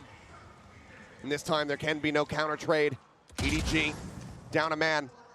As Tex jumps his way back up into kitchen, just watching the exit. 30 seconds left. Watching this tube. And Aspas so far forward. Dash still at the ready. Footsteps going to be heard. The jump out, and Aspas finds one. Simon's going to be dealt with. Down A. If only Chichu needed to win that fight over in kitchen. Now all eyes are on him. Swings out, and Tex takes him down. Now, with 12 seconds, it's overtime. There's no reason to not play for it, but Smoggy just does not have anything working for him. All odds against him. Look at a snappy headshot, but that's about as good as it gets. EDG will drop this opening round. Lev counteracting, outdoing them at every twist and turn. And it's just really good understanding of the way that EDG likes to play. And a lot of times, Kong Kong is going to be left on his own. Com's able to punish him. Isolated from the rest of his team. One enemy remaining. Like you said, not able to find that trade like they did against Mazzino. And then it just kind of comes unraveled. Your lurking player gets identified and dealt with as well. So it's just the same story for Leviathan that we saw in the first half on their defender side. Very similar stuff, very similar results. Still no glass cannon. Kong Kong wanting that armor, wanting that phantom. For now, it's just Aspas dropping down, not taking too much forward space though. Yeah. Drone will lead the charge. Gets a spot there onto Simon. Leviathan worried that we were going to see something that we saw at the end of that first half, where they pushed out towards Nest. So they have to use the drone to check for it. The step's going to be made. Chichu, he can hear these. Getting a decent amount of information there as King going to be pinged over. But now the pressure getting ready to be applied here to Smoggy, who's all on his lonesome at back yellow. Needs to play his life, like we saw a few rounds ago, and is already stepping back. Timing's about to be so poor for him. He's up over the top, but Ospas is not checking for him. And Ospas ends up falling. Swing out from Mazzino. Smoggy able to tuck back. Gets out scot-free. King again going to be noted, just trying to keep some attention over towards this A side. But Smoggy saying, no, there's more than one. The rotate starts coming through. Smoggy, however, he gets straight through, finds another tags, knocked down to 10 HP. And it seems like we're not going to be getting away with a clean victory in overtime for Lev. EDG look to reset as it's just King and Calm left standing. Spot down one, but Calm now dealt with. King finds the first, cannot get the second, cannot get the spike. 13-13, we go again. And that round hinged on what happens with Smoggy there.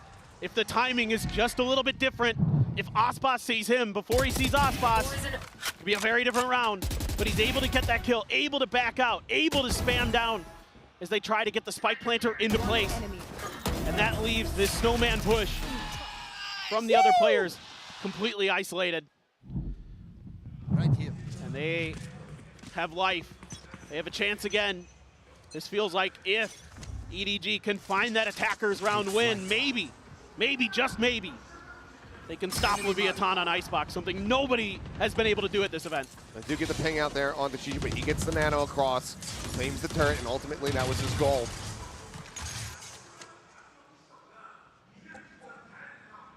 So for now, it's just going to be silent. It's a very different formation now for Leviathan, leaving Mazzino alone on B. King is going to be sliding forward to the front of A with Ospas and Tex to set up this crossfire. Calm going to use a little bit of util to try to get some info, but EDG waiting this out. But look, the attention that it's drawing. Calm rotates back over here towards mid, doesn't see anything. Will start working his way back to B. Two being watched. King hanging way back over towards the spawn.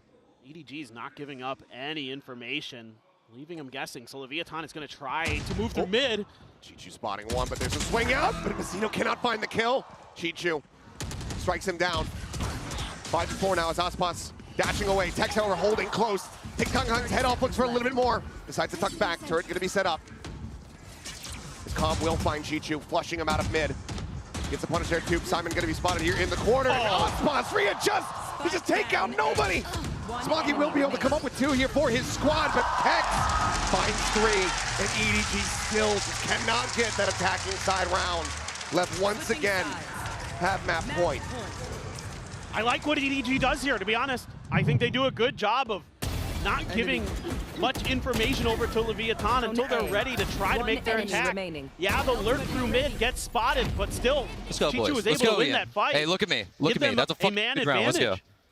But the players on site trading so well for each other. Ospas's reactions absolutely insane, as always. Now it's going to be Leviathan's turn to use their timeout for the overtime to try to end this before it extends any further. They have an opportunity. But both teams have been incredibly good on their defender side on this map. Really, very much have. Changing up the script here a bit. See what the adjustments come through, but Calm feeling very confident they will be able to close this out right here and now, not let it go any deeper down the overtime or rabbit hole than we have already gone. So far, the furthest that it has gone for Lev was at 16-14 scoreline versus G2. We could go there again. It's been so darn close. I'm down to break it. Sure, why not? I got nowhere better to be. What do we got to break? 19-17? I'm Is that down. for a global event? Yeah. Well, let's see. Crowd is riled up and ready to go. EDG, do they have it in them to deliver another reset? Once again, no operator spotted across the lobby. Kong Kong Vandal this time. Quick nano out. This time not going to be cleared. It's a turret. Just have to be recalled out. Sending a few players, this time 2 players over towards B instead of just Tex. They're going to have King join him as well. Try to see if they can deal with some of these EDG players. Smoggy. Now this is all to disguise Kong, who's about to strike. He saw one. He's trying to spot them out, play it patiently, waiting for the moment that he's got line of sight with the teammates still falling around him, but there it is! Gets the spray down, Tex trying to go for the 180, but he cannot make it happen. The man advantage there, but this is still dangerous territory here for EDG. Nobody tucked in behind the box. Hearing the footsteps, Casino pushes his way up into the site. He's waiting to strike. Util in hand, cannot confirm the kill, swings out and somehow does not finish him off. Casino now with everything to do to try to bring this map to a conclusion, but he cannot. Deeper down we go, 14-14. Switching sides. Both teams making slight adjustments here. Leviathan adding an extra player to that layer to try to take control of the lurk of EDG. And instead, they sneak Kong around right behind them. None the wiser are Lev. Unbelievable stuff there. They're so willing to take risks, our EDG, and you can see the frustration from the Leviathan coaching staff. And we go again. Some spam down the middle. Tom just anticipating this push, sees a bunch of EDG. And he does. Doc Dart gonna be sent. Does he realize it? Well, now he will. And Kong has made his way up over the top. Calm still in a position to be punished, so does get whittled away at down to 89 overall with the armor. See, this is one of those rounds I was looking for from EDG. We haven't seen much of this early. Kong dropping down towards the tube. Smoggy looking for that Leviathan player. They're expecting somebody to check mid. We've seen it before. Chichu dealt with it previously on this attacker's side in overtime. Now the rest of EDG going to group up. Potentially going for that decisive hit, but once again got a lot of Leviathan holding their feet. Crossbus here on the close right side. Goes unchecked for a brief little moment, but Kong still able to adjust. Finds that kill, but Texas finds a nice timing, peeks out, gets himself one, Kong gets another! Down A. It's Smoggy and nobody now. Last two members standing versus three. It's very much come down to whoever realistically can get this attacking win. And right now, it looks like it's not going to be any easier for them as Smoggy has everything to do. Swaps over to the Vandal, 10 bullets. If there's anybody who can. The year that he's had, the tournament that he has had, you would be correct. But odds are stacked against him, and now there's a Cove in play. It's being watched, and he just cannot flush it out. Level once again get themselves up to map point. Is EDG, do they have the drive, the tenacity, the will to keep this going? And I mean, you take down Osbox, you gotta be thinking as EDG, all right, final boss is dead. Let's storm on in. But Tex plays this so well. Just let's go. You like that? You like that, Ian? Yeah, okay. Tom, he's been there, he's done that. He's lifted a trophy, and he gets a huge 2K in that round for Leviathan. Unbelievable stuff there, but just the way that Leviathan staggers their defenses so effectively. EDG does a great too, though. Both teams. EDG, losing out on an opening player. Osbot's wise to it. Deals with nobody. Thrown lead forward here. Simon nearly punished. They force the dash back. This A site is being conquered. Smoggy just disrespecting the nano. Slides across, tries to get himself tucked here. Kong approaching from behind, but this time it's being watched. The turret is set up there to go ahead and reinforce Texas' position. Smoggy flushed out. Lev have been adapting on the fly. The pop flash sent Simon, only going to be good for one. And Chichu has been taken out. 10 HP from Kong with not a hope in hell. 4 players to try to work through, and he cannot get the first. 16-14 once again. Lev pushed to the limit on Icebox, but once again, they get the win. The script is written in stone for Leviathan here at Champions 2024. Every time on Icebox, it's overtime, and every time, it's Leviathan. 4 for 4 on the map of the series. Far from over. EDG, they have their map pick of Lotus coming up next. We'll see if they can tie up this set, take us the distance, give us that map 3, or if Lev will be gliding their way forward into the grand final.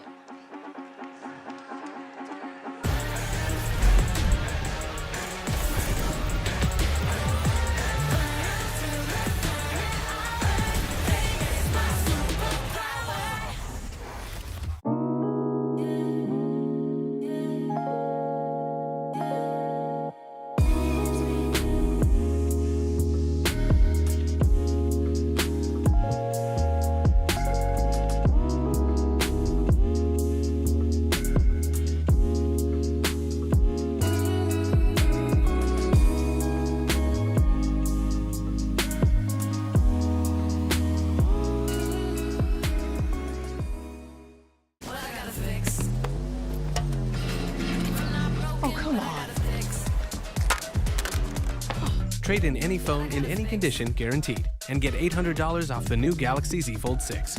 Only on Verizon.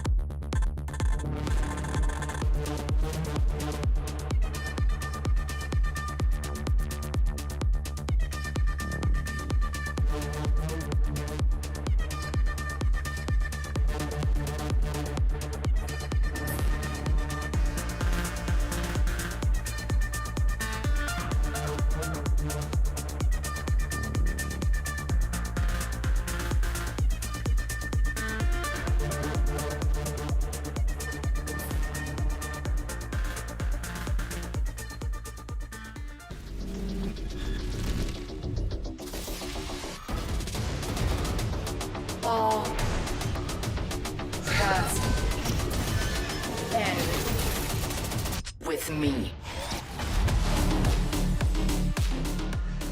I'm standing here on stage right now with Itopata of Leviathan. We gotta talk about those overtimes. Oh my goodness, map number 1. Let me know, what are the energy levels like with the boys? Was it going up and down? It looked like it was two different sides of the coin every single time the side switched. Yeah, I think the boys kept their composure throughout the whole time, and it was nice to see because obviously with this big stage, some mistakes are bound to happen. But I kind of have a feeling they have like a secret pack, and they're trying to see what my blood pressure is going to be at the end of the tournament with those overtimes.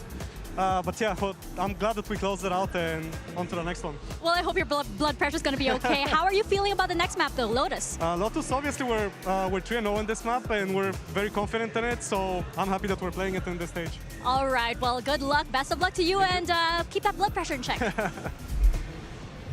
What a way to kick off the day here in the Inspired Arena as well. Leviathan, they are 1-0 up against EDG after an incredible Icebox. The fans are having fun as well here. And I am back here on the desk with Kokuka, Sideshow, and a very special guest, Coach Alex. Welcome. Hello. How's it going? How was the FanFest? Oh, it was good. I had a little meet and greet there, so enjoyed myself, met a lot of people. That's yeah. sick. Yeah, and I'm so happy you're here with us. But that game, though, you two, oh my goodness. I mean, Itopata's blood pressure was rising. I feel like yours was as well, you guys. I mean, it was not only extremely exciting to watch, I think that the display that we were seeing, we were talking about Kangkang not using the operator that much in the tournament, and then we get this performance with another OT win for the side of Leviathan. It's actually ridiculous that they keep going to overtime, but they keep winning as well. They are the best team in the world on this map, but like by such a thin margin against every single team. I thought it was going to be over until the pistol round turnaround from EDG. Then they went on a run. Yeah, Alex, did you think we were going to get a 16-14 map when it was night 3? No, I thought as soon as pistol round was 5v2, something like that, and they turned it around. I thought, at 5v2, I thought it was over. I really thought it was over. Oh, for EDG, you thought Lev was definitely I was 13-3. I mean, you have experience with EDG. I heard that, you know, even though you guys were knocked out the tournament, the boys went home, you guys still made an effort to scrim them before their Sentinels game. We did. You want to know anything about it? Yeah. Let us know. Give us the insight. Honestly, I think they were playing really, really confident in scrims. We didn't play Icebox, so wasn't expecting this performance. But the maps that we scrimmed them on, they were extremely confident. They took us on fights very, very confidently. They beat our ass in the scrims though. How would you compare this version of EDG to the previous versions? In sense of the roster? Yeah, well, in terms of like their performance recently. Like, do you think their form is better? Oh, for sure. I don't know why, but when Simon came in, activated Kangkang. It seems like what Simon does is he just protects Kangkang, make sure that he has all the utility going towards him, and because of that, you know, the guy is confident. He's taking fights like super confidently, as you can see. Honestly, I thought in Icebox, you know, it's hard to op against Harbor Viper. And he was finding little angles to kill people on. We didn't see that in like for the whole year. Yeah. Yeah, Kangkang, he really put the performance of his life into that one, but it's time for our Verizon high-speed moment from Leviathan in round 8. Kakuka, talk me through this. I mean, basically one of the keys of Leviathan having such a good first performance is this kind of mischievous but perfectly planned at the same time retakes. We saw Mazzino that used 3 ultimates in the first half of the game, and breaking the tempo, not allowing EDG to even get ready to play this postman was what enabled such a good first half for them. What's crazy too is they needed this level of a first half actually, because EDG just ran it back. It really did look like they were struggling against the Kangkang operator, which I wasn't expecting him to do very much of on Icebox. I said that they wouldn't be an op v op battle because they op on different maps, but they ended up pulling it out. It makes me think maybe that EDG have got hidden plans that they're, you know, ready to unveil, because they pulled out something really impressive here, and that wasn't even their map pick. Yeah, they did indeed, but Josh, give me the script for Lotus. What can we expect as we head there? Okay, so one of the really interesting things about Lotus that I wanted to run through is how EDG kind of approach planting on the C site. And so I've got an image here which shows you all of their plant locations on the map. Now that in itself, not particularly interesting, but if we zoom in onto C, what you see is a really classic plant spot where you can play for mound, but you also see that they are not planting in what I would consider at the moment to be the meta spot. And the reason for that, I think, is because EDG do not have good protocols at clearing out waterfall. And what that means is that as a defender, you can just spam down this line and you force them to plant in these bad situations at the back here. And if I zoom in again, what's important to note too is that when planting in these spots, hiding from the spam at waterfall, EDG have not won a single post plant. So once you force them to plant in a bad spot like that, you win in the round, because they have to play clustered on site. They can't back off the mound. They don't have any space that they take aggressively. I need to see that fixed on their attack side. That's where we're going to start on Lotus. Well, let's hear from the EDG head coach Muggle ahead of Lotus. Hey guys, I'm here now on stage with EDG Muggle and Luna, of course, to help with some translation. Now, Muggle, I think a lot of eyebrows were raised when they saw that you guys let Leviathan pick Icebox, especially since they're known to dominate on that map. How did you guys prepare for this, especially with that showing? 就是我们大概知道他们那个队伍的整体玩法是比较依赖选手，就是选手的当场发挥嘛，然后我们就是会做到更加整体性一点。然后今天你说他们，我感觉是土一他们发挥的太好了。 Actually, we know that they're gonna play their play style. It's more depends on the individual power and instinct reaction. But I think they play too well on map 1. And how do you feel about Lotus now?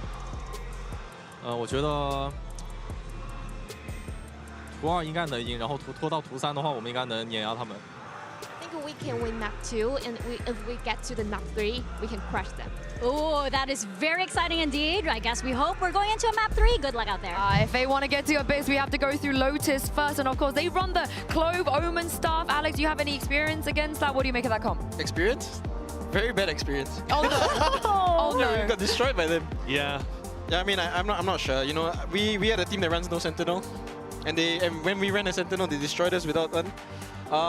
I think you're gonna see Smoggy take a lot of fights because it's hard to hold things with Clove. And what I think they do very well is with the way they defend C. They like to play with 2 people in C, and they make it very hard for you to enter by just holding the entrance. So if we see like I think Lev will be ready for that. You know what I mean? Yeah. So if you could teasing us, I love the reveal one by one. Yeah, one by one. What's he gonna play? It's Breach. I think everybody's just, but you can see the name at least, you know? You don't get the image, but right there, it is the name. So Alex, if you could give one piece of advice, something that you probably learned the hard way to Lev, to win. But he wants EDG to win. Yeah. Well, they're not listening, so. I mean, I think Leviathan have to play very aggressive. I think what they need to do is they need to push into the B main entrance. They need to cut Smoggy off from rotating, because all he's doing is watching the back. You know, if you irritate him a little bit, they can't actually like charge you full speed. I also think if they play retake on A a lot more, it should be a lot cleaner game for Lev. If they try to fight Mount, it might be very hard. I'm going to be looking at the pistol round here because, again, it made such a difference on Icebox, that turnaround in round 13. And for Smoggy, when he's playing Clove, he loves starting off with a Frenzy in most of their pistol round strats, and he has a pick-me-up. That's so dangerous. Well, I hope they don't do any of the things that you both just said, because I want to see a map 3. Am I right, Achilles, on paper thin? You absolutely are. Lotus here, the staging ground, to see whether or not EDG will be able to take us to that 3rd and final map, to still have that opportunity to go into the grand final as that favorited team, as that squad that has the map ban advantage, or if it's going to be Leviathan taking that next step towards getting another trophy for Calm, for Aspas. Absolutely. Feels like they could potentially be on their way once again. I really like the way that Desk was talking about this, because the pressure that EDG creates with this comp is a little bit hard to understand in some ways, because they're very decisive, and this is one of those moments. A lot of times they're going to challenge A. Instead, this time it's just a quick C hit. One of the things I was curious about for Leviathan is how much util are you going to use to control A rubble. This time around, don't need to use much, because EDG just sprinted for the C site. Are going to go for that mound plant. Not that off weird one. Smoggy, though, holding close there, ready for this. A little bit of damage going to be taken down, but a nice headshot from Aspas is able to go ahead and flush out that Clove. At the same time, it's going to be finished off to another Cypher. Not a worry. Chichu tucked away here on the corner. Blind comes through, but I don't think they've registered this position at all now. He will make his presence known as Aspas falls to the wayside. Paranoia across. King just tucking away for the moment. Mazzino desperately wanting Simon to go for the peak here at Waterfall. He does. Mazzino wins at the fight, but does eat some damage. Kong on the swing, takes his head off with the classic. Can get that weapon upgrade, and EDG will be taking the lead here in pistols as well as on Lotus. This is a great idea from EDG. Every step of the way, they're ahead of the curve. Alex was just talking about this on the desk, that it didn't matter if they have a Sentinel or not versus EDG on this map. There's that classic Kong positioning. Loves to get deep towards spawn on this attacker's side, but it's the response that they have to the immediate pressure that Leviathan is creating through their spawn, through EDG's spawn, and they have setups there. They have Simon with his util kind of cover that position that they're waiting in, and then they're able to strike. Chichu doing a great job being patient, sends out the Paranoia as well to just buy time, delay, get kills, get spams. Great work there. Great pistol round dialed up by EDG. This is going to be an orb for Calm on the other side of the map. But quickly, Leviathan sending their 4 other players towards C and B. EDG also going to be snagging an orb of their own, trying to get that Rolling Thunder closer for Simon as they begin to work their way towards site. But it is a Marshall for Aspas. Deadly, and there it is. Strikes. Finds the headshot. Kong now on the floor. C site well protected still, even with Aspas here. That's already quite a bit of firepower, but he's got 2 players in behind him. Looking to scale up, take some space. Tech's going to be noted here in the corner of the Seas. Gets the catch. The Aftershock to try to take him down, but he's able to dance around to the side of it. Stun though. Chichu through that will still be able to find the kill. Brings it now into a 4v4, but you have the push in from behind. Calm looking to take some space, maybe find a timing. It is just a classic. Sunspot's bringing out a couple shots, trying to get a connection here. Mazzino down low, King on the peak. Head gets taken off, Chichu snappy with that headshot. Gets them back into the advantage. Sunspot's just desperately spamming through that globe smoke, trying to find any kind of straight connection. Knows that the players on the opposite side are going to be weak, knows that he can get those kills. But they're just eluding him here for the moment. Calm flush against the wall. Likely going to play to see if he can try to get any exit frags. See if he can find them here. Smoggy inches closer and closer, eyes trained over towards Mound. The push out. Oh, he spotted him, and Calm just cannot make it happen. I'll find you. He's blundered it. There's nobody wants to try to get this Marshall out of the hand of Auspas, but ultimately they will go their separate ways, and Auspas will go diving into the spike. He will fall. 4 players left standing. EDG, fairly clean start here to the map. 2-0 on the attack. Well, and after what looked like it might be a pretty good round for Leviathan, EDG is able to stabilize. They're so good on this map about knowing when to pause, about the timings they need to take to know when to be decisive. That's what was so impressive for me when I was watching the VODs against Sentinels coming into this match. They just have tremendous understanding of their space, of how they can utilize the Neon, how to wait out these util dumps at Rubble. They're doing a great job dodging some of these early Seas nades, things like that. This time around, it's the haunt. The Seas comes late. Seas is in, nobody's getting forward, trying to take some space here. Does get quite a bit of damage across onto Calm, but Auspas eventually able to go ahead and take him down. Spam through, ensuring that no one is hiding, tucked in behind the box. The world will get tapped, and now Lev starting to reposition, rotating some players around over towards rope, towards stairs. I must wait a moment. Camera gonna get a lot of information here for Leviathan. See if they can shut down this push. Kong just trying to spray through the smokes. Smokes are being cycled, but this trap wire is set up on them. Potentially protected, try to play off of, not cleared yet. VDG don't go for any kind of deep presence here on the site, then maybe they can avoid them, nullify them effectively. Spike planted. As for now, they have. They just popped. Kong pushing forward, works his way over towards stairs.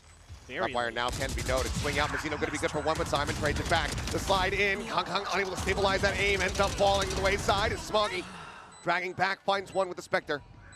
Just now the Sheriff in hand though, shoulder to shoulder, alongside Auspas, who's just lingering within that smoke.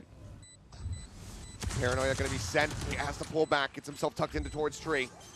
Weapon scooped up, a Bulldog now in hand, but 3 players to try to play against, and he cannot find the first. 2 on the floor, but the defuse comes in. Lev not allowing for a bonus conversion to be found.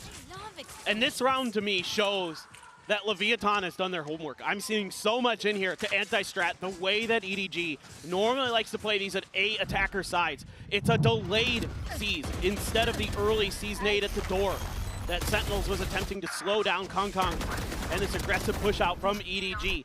And the trips are a little bit further back, expecting EDG to try to get aggressive. I fucked you, but I saved you as well.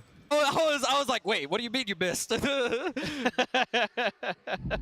he doesn't miss often. No. So now, right. What? Oh my God. Kong is finding King. A jiggle peek, I believe. Didn't quite get to see it. I'm sure it'll make the replay package regardless of who wins the round. That is a nasty shot to be found. And a very bad target if you're Lev to have be on the floor. Omen now out of play. Just smoke's gone. Aftershock to try to delay the approach here. Kong just waits that out. Now looks to push forward, take some space. The fade lurking here within the smoke. Calm pushes out, does have to find one. Mazzino as well, picking up a kill before getting traded out. Right now to come through. 3v2 with Simon down to 21, but that ult is available. This is so annoying for Leviathan. You're trying to find an angle where you can dodge this ultimate and potentially go for this retake, but All lines back available for him. So much patience being shown. He would love to not have to send the rolling thunder, but looks like he will just go ahead and do it. A solid timing, catching them both, and that should just go ahead and force the save. Another fault line going to be sent. Yep, Lev sent packing, as EDG will get themselves up to 3. Keeping themselves at distance, not allowing for Lev to tie things up. And it's just a great round for EDG. This time they're able to find those trades on site to get those kills when they need them most. And it's tremendous patience shown by Simon, the rookie coming in. And even though he may not be putting up a ton of kills, he has great impact with his utility in this round. Really doing a nice job just keeping everybody at bay, making EDG's lives a little bit easier with that ultimate. Kong getting close to his overdrive, but the ults are coming into cycle for Leviathan. 1 away from the showstopper for Aspas, a couple away from Mazito and Com's ults as well. Tex, Neural Theft 2 away, so big momentum swing potentially for Leviathan if they can get to it, but so far EDG firmly in control here on Lotus. They have a great just feel for the tempo of this map. I'm just so impressed watching them throughout this event. Fault lines at the ready here for both sides. The run forward, King gonna be stunned up the slide in. Chichu finds the first, and Chichu finds them both. Mazino dead, not before he takes out that enemy Neon. But EDG, once again, fantastic position with a man advantage as that plant gets ready to come through. Simon, go ahead and get ready to set this one up. Forward on the stairs, Paint Shell's gonna go in, bounces back, it'll do a smattering of damage and flushes him forward. They're able to get a couple more tags onto him. Just managed to go ahead and disconnect from the top of the site. Still a bit more safety. So much util here for Solid EDG. check. The clear out comes through. Aftershock to save them off over here in Waterfall. Chichu now setting up the smoke. Watches the angle. Com taking a bit of damage. Sends him out in reply, but nobody eventually finishes the job. Swings out, looks for a little bit more, takes quite a bit, down to 32. Tex drags across to find Smoggy, but now it's just Aspas on his lonesome. Nothing more to be done as EDG continue to fight back, looking alive and well, not allowing for the finish of that icebox to dwell on their minds. They're now up 4-1. This is just phenomenal from EDG. They do such a good job of reacting to this little trap play that Leviathan tries to set up at Mound. King's in an off angle, and he's dealt with quickly. Reveals his presence, and Chichu just having none of it. And they're able to hold these deeper post plants quite nicely, and you don't even give an orb over to Aspas. He's still 1 away from the showstopper. Yeah, you've got the Neural Theft and the Rolling Thunder, but it's hard to have that round go EDG's way any more than it did. Absolutely incredible read. Sees nade gonna be dodged. Kong just gonna get out in time. But again, that's a little bit of a change up here from Leviathan. They haven't tried to contest that in that fashion until this round. And this time EDG, they like to shift their weight quickly off of all that contact. They like to try to take advantage of that weaker site. Well, looking like Seaside Simulator here. As EDG once again storm the gates. Simon, fault line, ready to try to intercept these players over at Waterfall. They know that there's going to be a couple as they push out off the back of the stun. Aspas cannot get out to safety. Chichu will go unpunished. It's another concise strike. As EDG are looking to run away with this half similarly to what Lev did to them. One enemy remaining. Tex now felled, and it's just Com left standing. A death, a kill. We'll have the Nightfall for the next round. His footsteps will be heard, and Simon draws down, delivers the headshot immediately. 5-1. EDG unfettered, unfaltering in these attacks. And this is just quintessential EDG on this map. Sometimes, if you give them that early season nade, that util dump towards Rubble, they'll immediately shift over to the other side because they know that you've probably got at least 3 players on that A site and that they have C site relatively free, especially with the speed of that Neon. They can get over there faster than you. They can out-rotate you and try to take advantage of their numbers. Or sometimes they'll pause. Sometimes they'll wait you out. Sometimes Kong gets ahead of it, gets to the other side of Rubble. And early on, Leviathan, I thought, had good answers for that, but that round just fell right into EDG's hands. Oh, well, Chichu going to be taken down off the rip. Showstopper ult, slides back from Kong. Reestablishes his aim. He's able to take out Mizzino as well. The key ultimate dodge there, but Kong does still eat quite a bit of damage. Advantage in theory for now here on the side of Lev. Thusboss pushing up past Mound, taking a peek, but not spotting much. EDG needs to break out and re-clear some of that space. Kong going to be the one to do so, to check behind, see if there's any quick lurks. Seen Calm go for them. Thusboss flirted with it, but holding his ground. Probably hits the trap. Tex finding one. Smoggy not dead yet. Pops the ultimate to get himself back in, but Tex is just unassailing. By 4 they fall, and Lev will break this win streak here from the side of EDG, finding their second round win on the defending side. And finally, Lev is able to get some of that pressure that they're trying to create at the beginning of the rounds to work for them. They have to invest quite a bit into it, but keeping Kong stuck behind that door.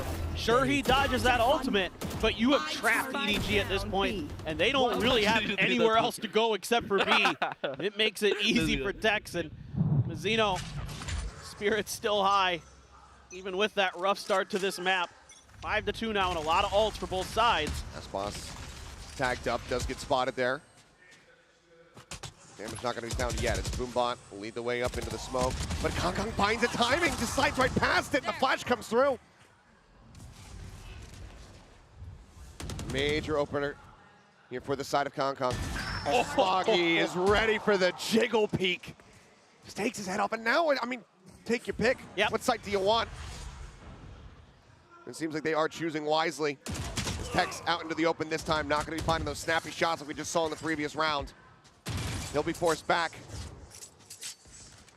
So nobody wants to just continue to try to fake, keep some interest here on this C side, but Lev is very much aware of the game plan here from EDG.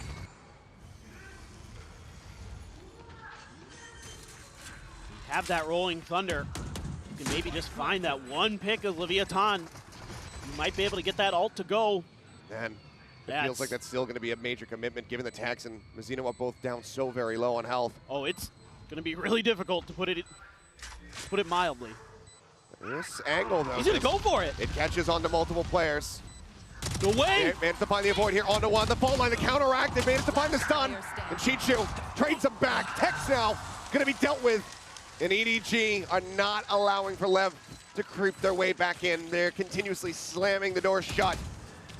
And now they don't have to worry about that rolling thunder in the next round. It's so close. Yeah, just a great pick here off the back of Simon's utility.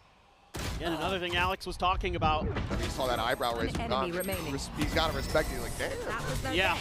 Clean shot. No doubt. But that rolling thunder invested there with the paranoia to try to clear it. And I thought that Leviathan gave themselves a chance, but the shot's just not quite connecting enough to finish it in time before the response comes through from EDG.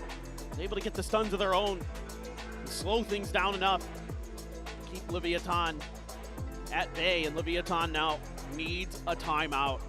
6-2, things are starting to slide dangerously away from them. Yeah, it's defender side of Lotus. Yeah, it's difficult to play this side of the map, but you can't let this run out of control anymore.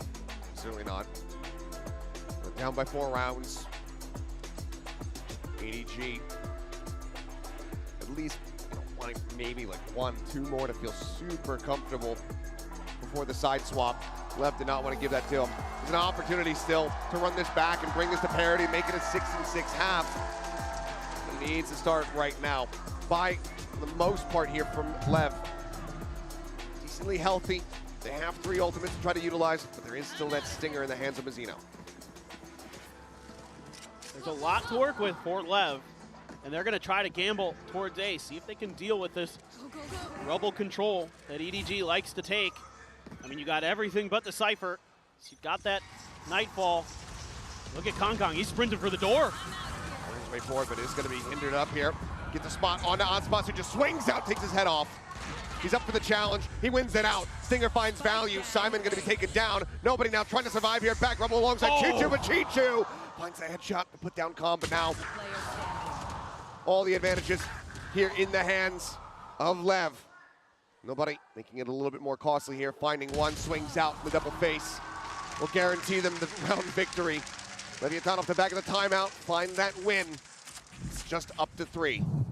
And it's just that extra layer that you have with that ultimate available for Leviathan that gives you the ability to contest this space a little bit more freely.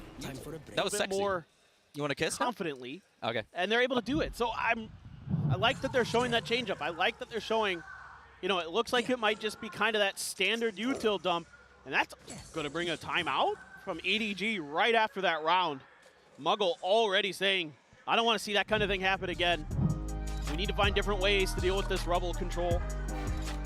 All right, well, effectively back-to-back here as the team swap around, but yet clearly coaching staff not happy with how that round went, but also maybe noticing some things about how Lev are playing this out that they feel like, okay, well, we need to bring this to the players' attention now. Otherwise, we're going to let Lev back into this half. Either way, minor pause in the action. We'll see what the adjustments look like, what they have identified. Ults online here. Simon just 2 away from having that next Rolling Thunder. But I think the most interesting thing that we're seeing from EDG right now is that Chichu has 12 kills, 4 deaths. Everybody else on EDG, 5. Everyone's getting the participation award, but Chichu is getting the gold star right now. Well, and another thing interesting to note, Simon already has 10 assists. Yeah. 9 rounds in, the man's averaging over an assist per round with that breach util. He's doing a phenomenal job. Landing those stuns, landing those blinds. Rolling Thunder to buy them, even though he doesn't get any assists from that, he gets a Rolling Thunder that gives them a guaranteed round win. He's doing a lot of great things on that breach. That's for sure. Look at that, just running backwards to avoid the flash. TP over. Just a fake TP actually coming back for Chichu. And they're just trying to avoid that util. They did this a lot against Sentinels where they'd show presence at Rubble and then either back off or send Kong deep to where nobody's standing right now. And then just kind of wait things out. But there's no util to speak of. Now, wonder if Leviathan might be able to find a way to play for retake a bit more, especially with this Nightfall coming in. Gonna have to be the choice. Did just barely clip there on the comm. Gonna be audioless here for the moment, but already a lot of players in position. The final 2 getting ready to join, working their way through the spawn, and nobody's going to be taken down off the rip, trying to scale forward, trying to get himself over towards drop. He ends up getting punished, and Kong is stricken by the Prowler, has his head taken off. Neural Theft now comes into play. The ping to reveal them all. Tex pushing forward, gets past that aftershock. Do they register this? Sauceposs will get full flash. Chichu on the peak, finding one, but no, they weren't ready for it. Tex finding one before getting taken down, and Chichu cannot hold the line. It's now all down to Smoggy. As that overhealing coming through, finds the first!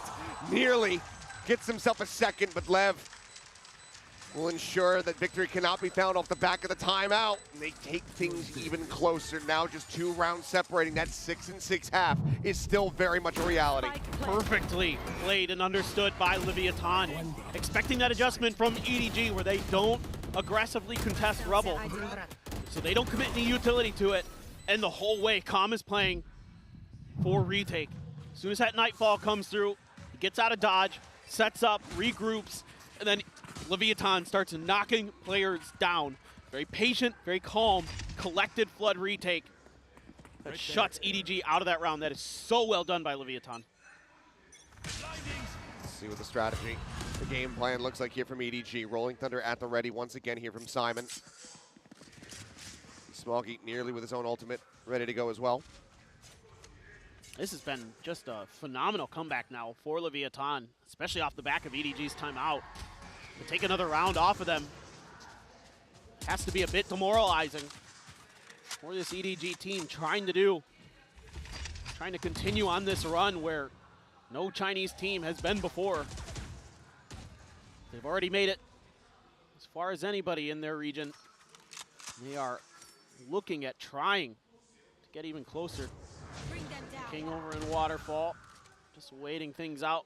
A couple players there. You got a lot of util to throw into EDG's faces if they try to break through that C site. So clearly we're seeing that part of the adjustment Leviathan is making is to reinforce the C site. Like you said, it was C site simulator. Don't allow that for EDG. Play for those retakes at the other sites potentially. But here comes the strike now. Tries to hold them in place. The Rolling Thunder going to be used here proactively. Does get the stun here onto Comp, but the smoke will obfuscate, and King immediately TPs over to this side of the map. Aftershock this time will hold him at base, stop a player from getting down to the drop as the plant comes through. Kong up top, wins out the fight. Comp going to fall, but they still have not scouted King. Do they anticipate that there's going to be somebody in this position? The answer is absolutely not. Simon caught unawares. Deals with the one player. Kong going to be taken down. She just has not been able to flush him out. Now just 6 bullets. He's reinforced. Mazzino joins in the fight. Chichu dead. Nobody in Smoggy versus 3. King tagged up. Smoggy stunned for the moment. Forced away. Some spray across. Mazzino getting tagged. Tap onto the spike. Looking for the counter spray through. And they managed to find them both. Smoggy just barrel stuffs Tex. And EDG look at themselves now up to 7. Breaking this run back from Lev. But still 7-5. Lev will take that considering how this map started. What an absolutely wild round for both teams. I mean, the fact that Kong gets so deep there and gets a kill leads to King's position not being anticipated by the side of Simon. He dies. They're able to reinforce his position, give themselves a numbers advantage, but just spraying through the smoke. I thought Leviathan had it, and I think the coaches did too. You see both of those bullet tracers coming out of that smoke. You know where they are. And yet still somehow EDG is able to get those shots to land. Unbelievable. A Judge, a Spectre in hand here for Leviathan as we go into the final round of this half. EDG looking for that 8th round victory. Only 2 ultimates in play are on EDG side. Chichu with the TP. Smoggy with the not dead yet. Paint shells from hotspots will try to slow things up as the suns come through. Kong having to reroute. Slides around, but now comes over here towards water. Cannot transition over onto that second player. Mazzino scoops up the Vandal, immediately finds value, but cannot get that Rolling Thunder through. But look at the HP bars. Damage has been dealt. Comp spotted on the swing out. Goes for the fight, but Smoggy wins it out. Ult is online and out as Tex all on his lonesome. They're all so very low. Can he divide and conquer? Dodges the smokes. Smoggy dead. Ult now going to be popped. He slides back, he's just keeping him inside. Tex deals with the other, but Smoggy swings back out from the same angle, finds a third, and EDG will finish the opening half 8-4. What a play here for Kong. Just times the end of that stun so nicely. Yeah, Mazzino able to answer back quite nicely, but EDG plays with such ferocity on these executes. They're so well coordinated, just in lockstep with each other. They're able to take Mazzino out before he's able to get his ultimate to go. Fantastic stuff. A very dangerous finisher there on the round, but EDG out in front. We got an interview, though, in the halftime with Potter. Let's go ahead and hear from her. Hey, what's up, guys? Jen Lee here with EG's Potter. 포터 감독님 만나보도록 하겠습니다. 감독님 먼저 유일한 디펜딩 챔피언인 콤 선수에 대해서 여쭤보고 싶습니다. 아무래도 잘 알고 계실 것 같은데 콤 선수가 이렇게 중요한 경기에서 팀에게 어떤 역할을 해주고 또 어떻게 도움이 되는지부터 여쭤보고 싶네요. Potter, hello. Now I want to ask you about Kom, the Seoul defending champion here in Champions Seoul. What does he bring to the table when it comes to big matches like this?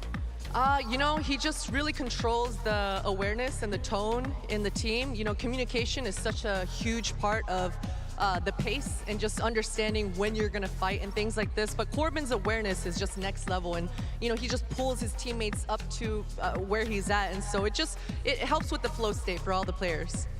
확실히 좀 상황을 인지하는 걸 많이 도와주면서 리더십을 보여준다고 하는데요. 왜냐면 이런 경기에 있어서 좀 흐름을 읽고 페이스를 조절하는 데 있어서 좀 팀원 간의 커뮤니케이션이 굉장히 중요한데 콤 선수가 그걸 잘 픽업을 해내가지고 잘 팀원을 이끌어가고 또 팀이 어떤 게 부족한지에 대해서 제깍제깍 말을 해주면서 스스로 인지하면서 팀을 리드해가는 그런 능력이 굉장히 출중하다고 얘기를 합니다. 그러면 또 포터 감독님 한국에 오랜만이라고 얘기를 하셨는데 여기 포터 감독님 팬들이 진짜 많거든요. 한국 팬들에게 한마디 부탁해보도록 하겠습니다. You have a huge Korean fan base here, super Potter fans everywhere. So anything you'd like to say to our Korean fans in Korean? 안녕하세요. 소주 너무 맛있어요. Soju is indeed very good. Okay. Well, thank you, Potter, and back to Lotus we go. Back to Lotus we go, indeed. Lovely to hear from Potter. Lovely to see the fans show that love as well. Let's go ahead, though. Get focused back into the game. Sheriff in hand for Osbos and Tex. Looking like some frenzies here from Smoggy and Kong, so maybe a bit of a pacey hit as they start off this defense. But EDG for now, up by 4 rounds. And this is the exact same scoreline that Leviathan faced the last time they played this map. It was a 4-8 on their defender side. They switched to attackers. They went 9-2 against Heretics. Absolutely closing the door on them. Are they going to be able to do the same here against EDG and close the door on this match? Or will it be a continuation? Are we going to be able to see that Abyss? I really want to see that Abyss. I'm not going to lie. I want to see that double duelist comp from EDG. It's fun as heck to watch, but... It is. I'm right there with you, but let's see. Just for now. Lev just cutting some noise, playing out patiently. Nobody going for a bit of a jiggle peek. Now spotting him. Tucks back away before Osbos is able to line up the shot. A couple wall banks. Right there. Kong gets himself situated here. Over by Tree. Break of the door. Pivot comes through. At the moment, it's only Simon who's playing this position. There's a flash and a fault line to try to slow him up. But a lot of the relay tools have already been burned here from the side of EDG. No relay bolt, no C's. Kong playing forward, sees the reveal, but doesn't swing fast enough to actually find the punish. 30 seconds Sticks left. around, doesn't really notice much. Now the pivot comes through. Tex taking some space, pushing his way through upper. See if EDG read this one, because Chi-Chi's going to be the first one to try to clash against him, and Kong sliding forward. He's able to find one. Smoggy, similarly, finding value off the frenzy. Kong kneeling with a third. Smoggy cleans it up, and Simon swoops in. The defuse will come in, and EDG, they will find both pistols here on Lotus. And these are these decisive timing hits that EDG is so good at. Once the button to go is pressed, everybody is on board. And Kong comes flying in on the Neon. Poor Com just trying to do what he can. He's sort of ready for it, but it's so hard to adjust for that Neon. And then everybody's swooping in from every angle. They've got Leviathan. In his best Neon impersonation. He's like, well, that's his job. You run. Yeah. You just Forrest Gump cosplay, you run everywhere. Well, Sheriff investment here from Lev. 3 players picking these up. Tap the orb to try to see if they get anything to peek out. So now Mazzino on decent pace to try to get that Rolling Thunder online, but Simon, situated behind the box, has that fault line ready to go. Any noise, any contact, he's going to be sending it. Prowler comes through. The swing onto the corner. A bit of damage going to be done, and now Smoggy able to isolate and just pick them all apart. The aftershock to flush them right back out into the open as well. Now Tex just sat here, wondering what the hell happened on the other side of the door. The slide through the slide back. It's fancy footwork as Kong will collect. EDG flawlessly close out the anti-eco, and they get themselves up to 10. Man, Kong is so good on Neon. The way that he's able to utilize that movement and speed, time and time again. He does a lot of little things where he gets out of the way of utility. Just moonwalking on him. Yep. The man just is unstoppable, like he's gliding on water with Neon. Just ridiculous. But he's so good bonus. At all the little things too. Oh, really sure. Certainly has mastered this. Heavy stack though. As Tex, right now, lone player on this side. Slide forward though, and Kong once again putting that stinger right to his temple. Takes him down. Simon playing limit testing here within the smoke. Seeking a timing. They have no idea. The plant's coming through, silently creeping across the plant. Interrupted. His presence made known. Swaps over to the Sheriff. Down to 87. And he will eventually fall. Spike can now be planted, but he ensures the man advantage. As EDG will look to retake, look to win out, and convert this bonus. Paranoia across the slide in, the haunt revealed, and Kong does get taken down. Kong with a solid headshot is able to go ahead and bring numbers back to parity. Tries to get up onto the box, does manage to find Smoggy before being taken down, but now it's nobody. Could recover a weapon if he wants to make some noise. For now, it's just the Spectre in hand. He's reading it decently well. Snappy with it, readjusts, and the defuse will come through. EDG up to 11. They convert the bonus and are just 2 rounds away from taking us to Abyss. They are so good at playing in and around smokes. The way that Simon hides himself, he has just enough room on the ground to keep his feet obscured. And he just waits Leviathan out. Unbelievable patience. And it's so close. The coaching staff for EDG could barely believe it. Going up against Aspas. Nobody with a Spectre. Sits him down. And we may be looking at a map 3 relatively quickly. And look at Kong, Outlaw in hand. He knows the situation on the other side. He knows that the economy is in tatters and that they're all going to be having these half armors. And he wants to take advantage. They're on the Prowler for now. Simon again pushing his way forward here into the smoke. Paranoid crashes across, but already Smoggy finding one. Pushes out, looks for a little bit more, but he's got the ultimate to play off of. A peek in from Simon, a spray across, he finds one, but Aspas quick to trade it back. Aspas trading up! As now Chichu will be eliminated. While that Outlaw is in play, suddenly it is not the weapon that Kong wishes that he had. He's trying to take some space, pushing forward, taking out a blind shot. Ultimately, comes up short. Can get the swap, Vandal in hand.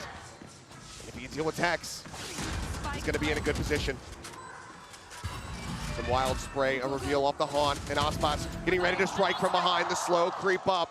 Ooh, Kong narrowly avoiding these pixels, but it seems like Kong is not registering this at all, but now, with the ult popped, he finds one. Paint shells coming through. Kong, he knows where he's at, he holds at the half, eats a little bit more damage. But his teammates can realize this, and there's nothing more that Aspas can do. He's out of line of sight. He's outdone him in every possible way. The Red Bull clutch as EDG get to map point. What decisiveness that Kong has. Pops the ultimate when it looks like Leviathan may have finally stabilized, may have found a round when they needed it most. It's a scrappy play off the rip. Leviathan able to just barely get over with a couple big kills from Aspas and get to the site. But then this man comes through with the lightning fingers, and King is not happy. Complete inversion of emotion across the stage. As Leviathan are being pushed to the limits here on Lotus. EDG now here at map point, one more to send us to Abyss. And it seems nigh impossible for Lev to turn this around, even with this last timeout being called. Yeah, I just love the confidence that Kong has in moments like that. He's just making all the noise in the world. The haunt comes through. There's zero ambiguity about where he is. And he goes, nah, it's my time. And just goes for it. Gets the spam through the wall, the ult. He's unbelievable. Truly one of a kind. This will be the last time that Lev get to talk to their players on their own terms here in this map. Nearly four ultimates to try to utilize to start getting themselves back into this game. But they have to dump everything just to be able to win, to break that win streak here from EDG, to get themselves to 5. So they might just be screwed in the follow-up. Once again, going to be half armors abound here across the board for Lev. 2 Guardians in play, and an Odin from nobody. And he's pushing out towards Mount. Showstopper pops here from Aspas. Holds them back for now, gets himself up over the top, sends it out blind. A little bit of damage going to be taken as a Prowler. Scout Simon over here towards the door. Does he just send him out? Simons doesn't need audio. Snaps in, finds 2, looks for a little bit more. They line up for him, but he cannot take the shot. But still, damage is done. Parity is found, a 3v3. And health, the advantage here for the side of EDG. Zero Theft gets a second ping, fast lane to try to slow them up, but they're just going to disrespect that, go gliding across. No way! Kong has spotted him out, but he runs out of bullets, and Tex swings the corner, finds that kill, but Smoggy shuts him down. And now, it is Mazzino with no util, just a rolling thunder and a fault line to somehow try to turn this round on its head. A 1v2 versus Smoggy and Chichu. The 2 lobby leaders. He knows that this is not a great position, and he will fall. Smoggy gets the final kill. 13-4, EDG answer back in a monstrous way. Not dissuaded by losing out in overtime on Icebox. They come back in fully confident, fully geared up on Lotus. And now, we go to Abyss. Not missing a step the whole way through. I am so ready for this third map. It is going to be incredible.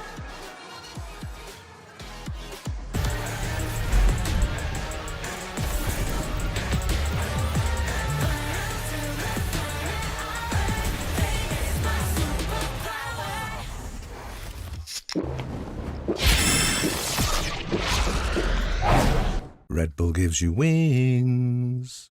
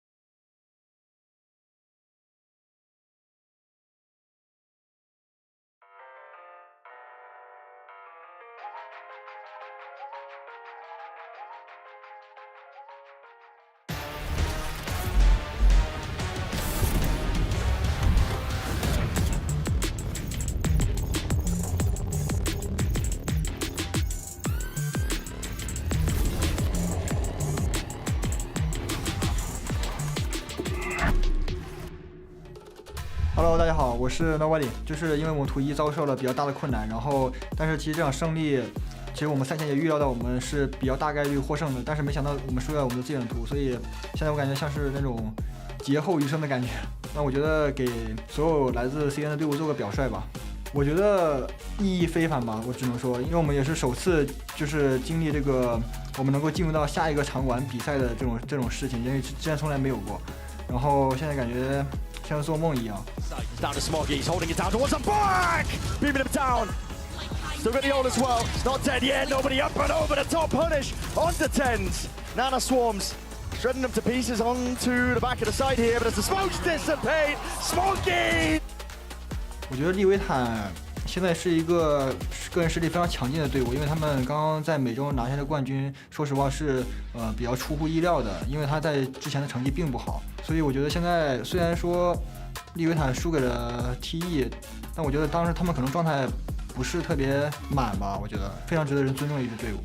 我想对利维坦说，上一次在 LA 我们输得很可惜，但是这一次我们要像在东京击败 aespas 一样再击败你们。That is my IGL. EDG, they hit back hard on Lotus, which means we're definitely going to get a map 3. I've got Sideshow, Kakuka, and Mimi here with me. It's happening. Yeah, it certainly It's looks happening. like it. I mean, they just broke a 7-map win streak for Leviathan, and they beat them harder than Trace beat them, which was the last loss that they had. They're kind of bookending both losses to a Chinese squad. I mean, I think it's also the fact that we could predict how they were going to play, how they were facing all of the issues that they had on this map, and they just took it to a different level.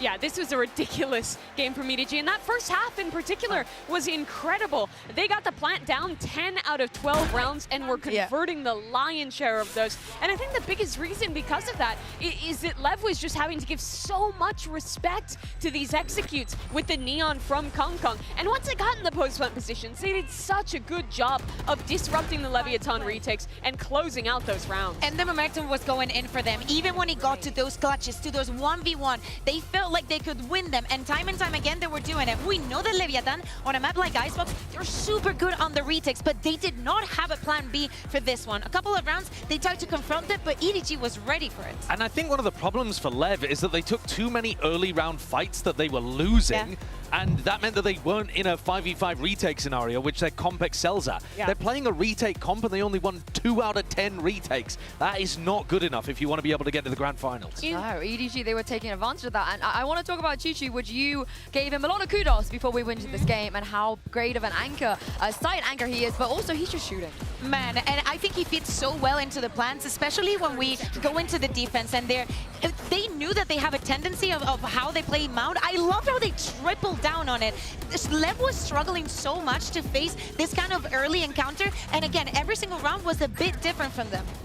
This guy so often is asked a lot on these attacking sides, where Chichu is put alone when the team is playing a 4-1 setup, and he has these opportunities to lurk up, to create space. It happens on a lot of their different maps, and he's so successful in those positions. But on a map like Lotus, some of the time he is playing more with the pack, going for these faster execute rounds, and he's just finding the same value there as well. Chichu has kind of had a sleeper, outstanding tournament for EDG. Yeah, you want to know a bonkers stat? On the attack side, Chichu wins 73% of his first duels. That is ridiculous. What is he doing? That is just ridiculous. You're either going By the to way, the 4-1. Kong Kong is on the team and he goes for like every single first kill, but he is still that successful. Yeah, literally, you have to pick your poison. Do you go into the heavier side and fight Kong Kong on the neon, or do you go and try and take a peek elsewhere and you're going up against Chichu? They're just so good at getting these first kills. Leviathan did not win a single 4v5 this map. Yeah, they were just shooting back. It's time, though, for the HyperX reflex moment of the match, and this came from EDG in their pistol round. Yeah, exactly. We were given props to them and what they were doing, how they were able to stay in the map. But what they did here with this Francis made no sense. So disruptive, so quick, and of course, a beautiful win for them. They're converting, I think, 3 out of 4 of the pistols that we're having so far in this match. And that's even better than their average, which is 65%, right? And I think so much of this is coming down to... Yeah, pretty much. So it's a lot of it's coming down to Smoggy. Smoggy on Lotus, on Clove, one of the best players that we have at the tournament, and put him with a Frenzy and an Overheal in his hand. It's ridiculous. It is ridiculous indeed, but let's talk about this elephant in the room. EDG, they could have gone to Sunset. They was their choice, and they chose Mimi to go to Abyss. What do you make of this decision? I think it's really interesting, and it makes me think they have something cooked up. They've shown this map twice, playing back in CN. They were running a double duelist Jet Yoru with no Sentinel on the map, and I think the biggest question now is, do they go back to the same ideas, or with the 5 days off from the group stage, do they have something new planned? Even if they do have something new planned, when you opt into a map that you're not sure that you've got like good match results on, I think that's a tacit admittal that you're the underdog in the game. I think they've deliberately gone for a gamble map 3 to try to knock Leviathan off. And Lev are sneaky good here. They're 2-0 on the map. They've got some very big wins against other teams that are good here, like G2. It's going to be very tough for EDG to close out when they could have 2-0'd today. Exactly. Just think about the momentum. Everything is back on their face, but we need to see, is the double duelist going to be back? And it's not. Chichu Astra. Yeah. Okay, so this is a little bit more similar to the comp that they were just playing on map 2 with this double smoke idea, this time with that Astra instead. Now, surely they didn't see the DRX beating everybody with a very similar comp and just steal the comp and the ideas. Surely not. I cannot wait for the Chichu highlights, but definitely something that they've seen here. But Leviathan has to be incredibly comfortable with this composition. Mazino is probably the best harbor that there is in the world. We saw it on map number 1. Lev's protocols on the retake with these harbor comps are killer. Teams rely a lot on the post plants here, and Lev are one of the best in the world at winning these late round retakes. The Smoggy Omen has not been as successful as the Smoggy Clove. He gets almost half the kills per round that he does on Clove, so I'm going to need to see Smoggy step up. Yeah, on the other side, Lev, they didn't change anything here. How do we feel about that harbor? I mean, I like it. I think that if there is a team that is going to be running it, Leviathan has the easy one right now. If we think about the faces and the reactions that we were seeing during that map 2, things were not going well. People were trying things and nothing was working out. But for this one in particular, everybody's playing a little bit of like best in slots. When things are going wrong, you should be able to step up. But if you think about what EDG is doing, they played with their minds. They were not expecting this map and not this Abyss. Yeah, we're just experiencing some in-ear issues right now on stage with a very small delay. But yes, Mimi, what did you think about Lev's comp? I think it's really Leviathan, to be quite honest. They're the only team that is playing Harbor, and only other Americas teams have even experimented with this agent at this point in time. And like you're saying, Mazino absolutely world-class here. I think besides just those retakes we've already talked about, their protocols to deal with mid with this Harbor are really good. They have a lot of different walls to condition and threaten a walk down in that area. And I think it makes it really hard for attack side teams to mid-round past that utility. I totally agree with you. I think it's going to be really important for EDG to fight over that space. Another thing to take a look at is that this is one of the maps where you see Aspas play with the op on both sides. He loves playing with the operator at backside towards A, on top of the box, on B as well. But he will sometimes take it on the attack to try to find entries into B too, which is a little Kong-Kong-esque. So that's certainly something that both teams could rely on.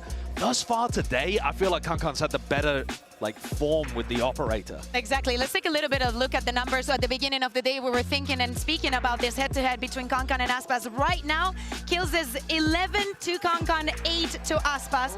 2 and 2 in op kills, just in the head-to-head, okay? Just in the head-to-head. And in the first kill, first death department, still Kong-Kong is winning 4-3. But still, is a very, very small margin. Yeah, Kong-Kong was excellent on that map number 2. If EDG is going to make their first ever final, this performance from Kong-Kong would be the way to do it. It would be indeed, because of course whoever wins this map, may it be EDG or Leviathan, will go straight to Sunday's grand finals. Kilios and Paper, then I cannot wait to see who makes it.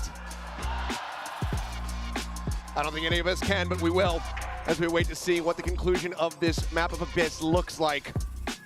New agent revealed there, but it all comes down to this. This map determines whether or not you go straight into the grand final, gain that map draft advantage, being able to ban out two that you do not want to play, or if you're going to have to make the run through that lower bracket and risk elimination. So much pressure here onto EDG. Trying out a new comp, adding in that Astra like we've seen with Fnatic and Heretics. But to some limited success, teams have done a good job adjusting to it. Leviathan using that high tide to gain a lot of space and information, but EDG wise to it, setting up some defenses of their own to try to counter that move. And it will be Leviathan who readjusts and moves back to their starting positions. King, though, going to be jiggling at that angle along with Calm, trying to watch mid, trying to take control of this. The smoke's going to come up for EDG to allow this cross. But it's pinged out. You don't have a ton of info, though, as Leviathan. Hard to get a read right now on where EDG is, what they're thinking. The only thing you can really see is that star that's right in front of Tex. Tex watching into main, not at window, as Kong slowly creeps out, puts a shot across onto him.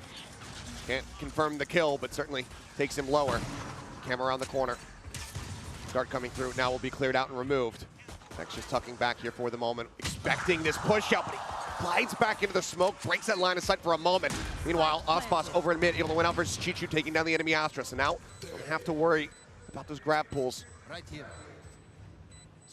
Flash at the ready here from Simon. Swing onto the corner, sends it out. King not getting caught by that, but does catch a bullet. Shots through, reveal coming down, push onto the corner, and Mazzino clean the last two eliminations. Leviathan will go ahead and pick up their first pistol since Icebox. A huge pistol round win.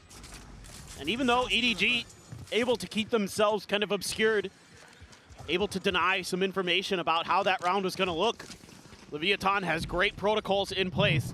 The only thing I saw that was a little bit off, I think one of the comm shock darts went sailing off the map. But other than that, it was really, really good for the side of Leviathan. And they're able to get such valuable information. The spot makes it so easy for Mazzino on that harbor. But early mid control with that harbor is going to be something that the desk talked about and something that I'm very keen to keep my eyes on. How does EDG try to deal with that? You have this Astra in here. Try to give you a little bit of extra post plant utility. Oh, Kong? Kong takes out Tex. I mean, he had an outlaw in hand. Had the weaponry to be able to win out in that fight, but it's a quick peek in and the kill rewarded. It's a very solid start here for EDG. But all the pressure very much lies on Kong's shoulder, given that everybody else, widely just classics. Chichu with a ghost, maybe an opportunity to do some damage. Trying to see if Smoggy is going to attempt to make a push in towards the vents, but for now, EDG continues to take their time. Register. Only will now. Yep. And an immediate cascade in response, just in case there is a push off the back of that drone. Instead, more time being taken here by EDG. Trying to draw this attention towards that A site. You see King starting to drift back, get himself into position for a fast rotate. I mean, they're using their Uto really nicely to keep Leviathan really off balance. Star's now going to be set. Nebula's going to come up. 30 seconds Recon left. reveals nothing. Ping coming down, suspecting somebody on the opposite side of that wall, and they would be correct. Mazzino looking to push forward, catches a glimpse, gets a couple shots across. Smoggy going to be down to 30, but Spike's now planted. Shocked to try to soften them up on the approach, but damage not going to be found there. 0 point sent. Just the one. Calm. Utilis here for the moment. Just has that one shock dart at the ready. As nobody swinging across. He's been absolutely unscouted here. Finds a headshot to put down King. The Kong's dead. The Marshal out of play. Code being spammed. Fragment comes in. They'll hold it at least for the half. Not sure if EDG realizes that it's been taken that far, but will it matter? Chichu now last one standing. Gets swung on. And the fuse can come through. But my God, what a costly round here. Just 2 players left standing. As Ospas and Mazzino will be able to carry over an Outlaw and a Bulldog. And this is where some of that effort that EDG puts into the beginning of the round to keep Leviathan off balance pays off. And they're able to get into those post-plant positions, able to sneak nobody underneath the nose of that recon dart, right behind the box on site. And that gives him a free kill. That gives that extra layer to this defense that makes it so difficult for Leviathan. Yes, they get the win, but it's a very costly one for sure. The bonus looking rather weak for the side of Leviathan, just that Outlaw and the Bulldog. Another Sheriff in there. So they want to try to go a bit aggressive here. It's going to be Paranoia out, but Kong swung out ahead of it. Does not get caught. Puts quite a bit of damage down as Kong backpedaling, falls to 22. The opening fight very much goes the way of EDG. Nobody. Getting set up here for a lineup. Making sure that he's right on the edge. Just curious about Leviathan's answer to this. It's going to be that drone going around the edge of the map. Going out wide, gets the tag on the one, looking for a concuss on the close left side. Trapwire going to be cleared out, but the reveal is good enough for Texas to go ahead and find the shots. He takes out Kong. One player dead, the first step taken. Recon right into the head of Smoggy, but Smoggy just turns his sights up towards heaven, managing to find that kill. Shot swinging out, Smoggy up over the top, collecting 3 and out. Just Ospas left standing. Only Chichu at half armor. It's a one-tap potential on the body. Just not quite there. See if Ospas can make this a little bit more painful here for the side of EDG. Seem like they're very well poised to get this round win in the anti-bonus. Yeah, just not much that he's going to be able to do at this point. EDG Doing a great job here, anticipating the early pressure. Gun going to be snagged for Aspas on the way out. And will sprint over into mid. Gets himself out. Nobody counter-rotating over to try to get a punish there, so we'll hold on to the weapon. EDG finding their first round win here on Abyss.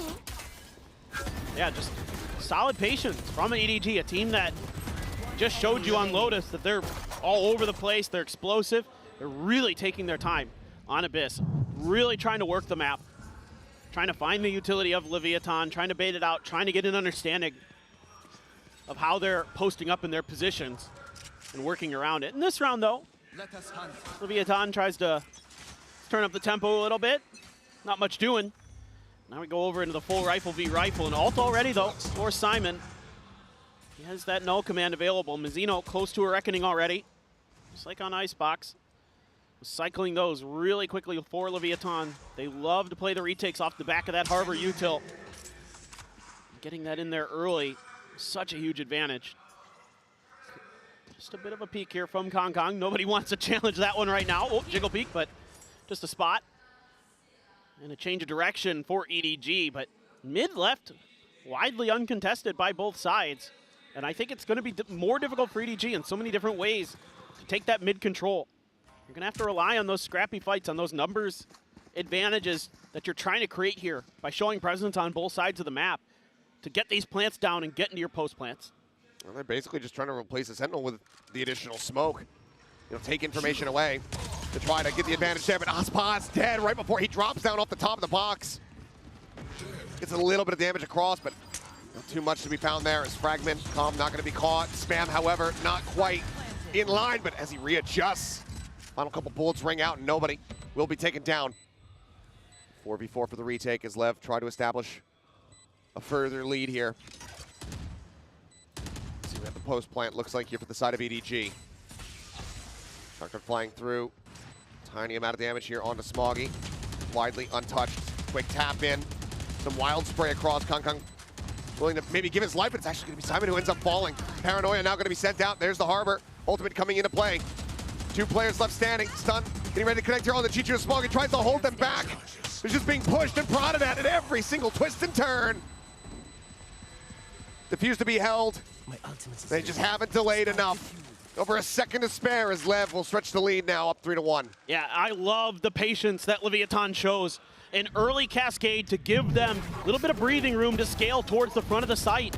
And then they're baiting out that gravity well, using that time to spam those tight angles towards the attacker's side. And then you can use that, again, use this Harbor util to isolate fights, to cut players off. Y'all needed, baby. Let's go. We got a little Noribong going in here, eh? Yeah. I like it. But still, it's just great ideas from Leviathan, understanding the win cons of this EDG comp and using it against them. Oh. Well, okay. I was going to say some wall bang shots there on Aspas. The Tex just gets rid of Kong Kong. Vandal now on the floor. Nobody nearby to try to recover that. Say no one nearby to try to recover that. Now the neural theft is going to be coming through as well. So EDG say, okay, we have to up the tempo maybe a little bit, but now there's a drone on the opposite side, so they have to pull back. Space now being taken as Aspas goes on a big rotate. Working his way over towards mid with that outlaw in hand. Oh, look at this util is just chewing up EDG. They've taken so much damage trying to get through. Great response from Leviathan. And this is such a rough position now. Everybody's HP bars in tatters, just Smoggy at full. Fragment into the back. They're going to try to make a go of this one. This Chichu up over the top. Cannot find the first target. Mizzino strikes him down. Finds himself a second. Spike cannot be planted. And it's just one after the other. As Lev will flawlessly get themselves a 4th round victory. And Leviathan just playing back far enough that that close pop flash that Simon tries to send out doesn't really matter. And they're able to just hold their positions, throw some util of their own to delay, leave a player tucked in up towards heaven. And King just finds a great timing there to step down. Once Calm and Mizzino are in the thick of it, King just swoops in, gets a kill of his own. The timing, the coordination, absolutely brilliant from Leviathan. A lot of ults for EDG. Both teams having their Hunter's Fury. Kong with that Blade Storm. EDG's creative with the Blade Storm on this map. Sure, a lot of you have seen that Smoggy highlight clip, but Tex just says no. Yeah, just sprints over top of the fragment. Seems like they don't anticipate this, but they haven't read Smoggy's position until that very last moment. Tex does get caught off guard as Chichu comes bouncing across the way. Zeno still sat here.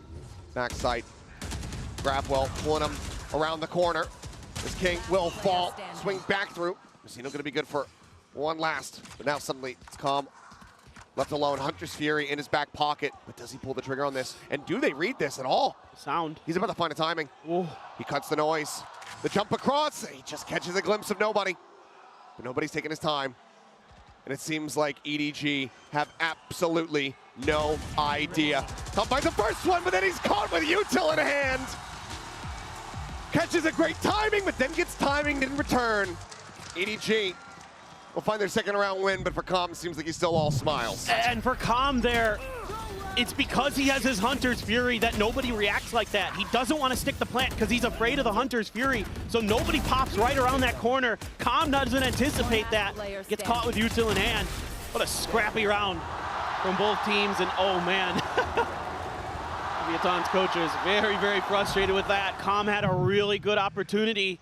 Had he been just a little bit more prepared for that quick movement from nobody, he might have been able to get that round, but not a bad idea. There's the Hunter's Fury. Well, there's the Hunter's Fury. Nobody getting attacked, and this time Com will find some revenge.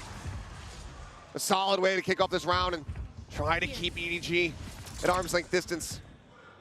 Cosmic Divide is cutting this side apart. The drone from Com about to come through, spotting them out. Unable to hear it on the opposite side of that wall. Now the reveal, but Smoggy pulled up in the box. Gonna be good for one. Mazzino taken down. Peeks up for a little bit more. Simon just goes pushing into its back sight. He ends up falling with Kong.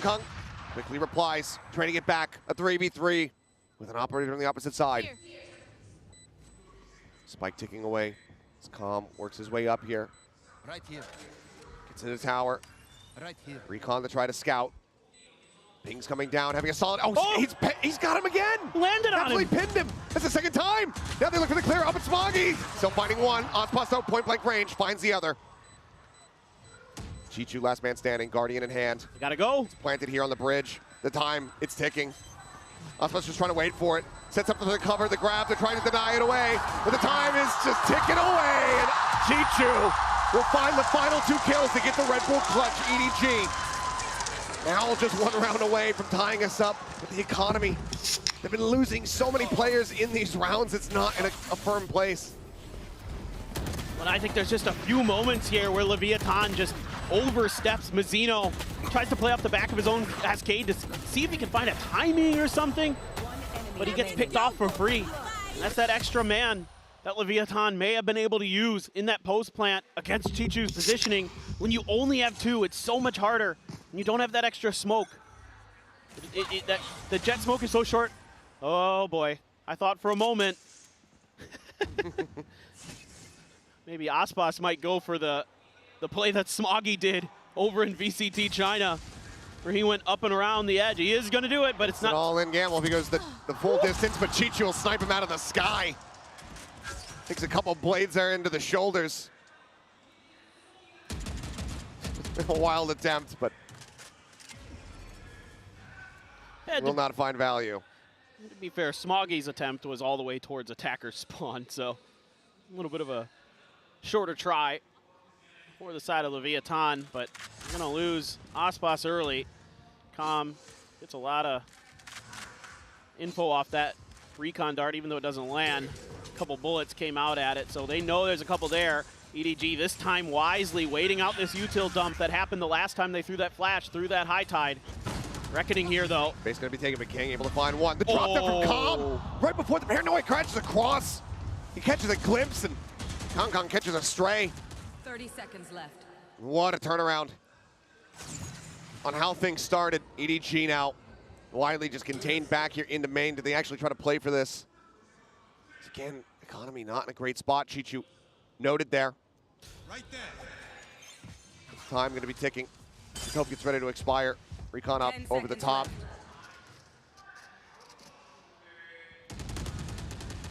And yeah, they're just going to be sat here, waiting it out.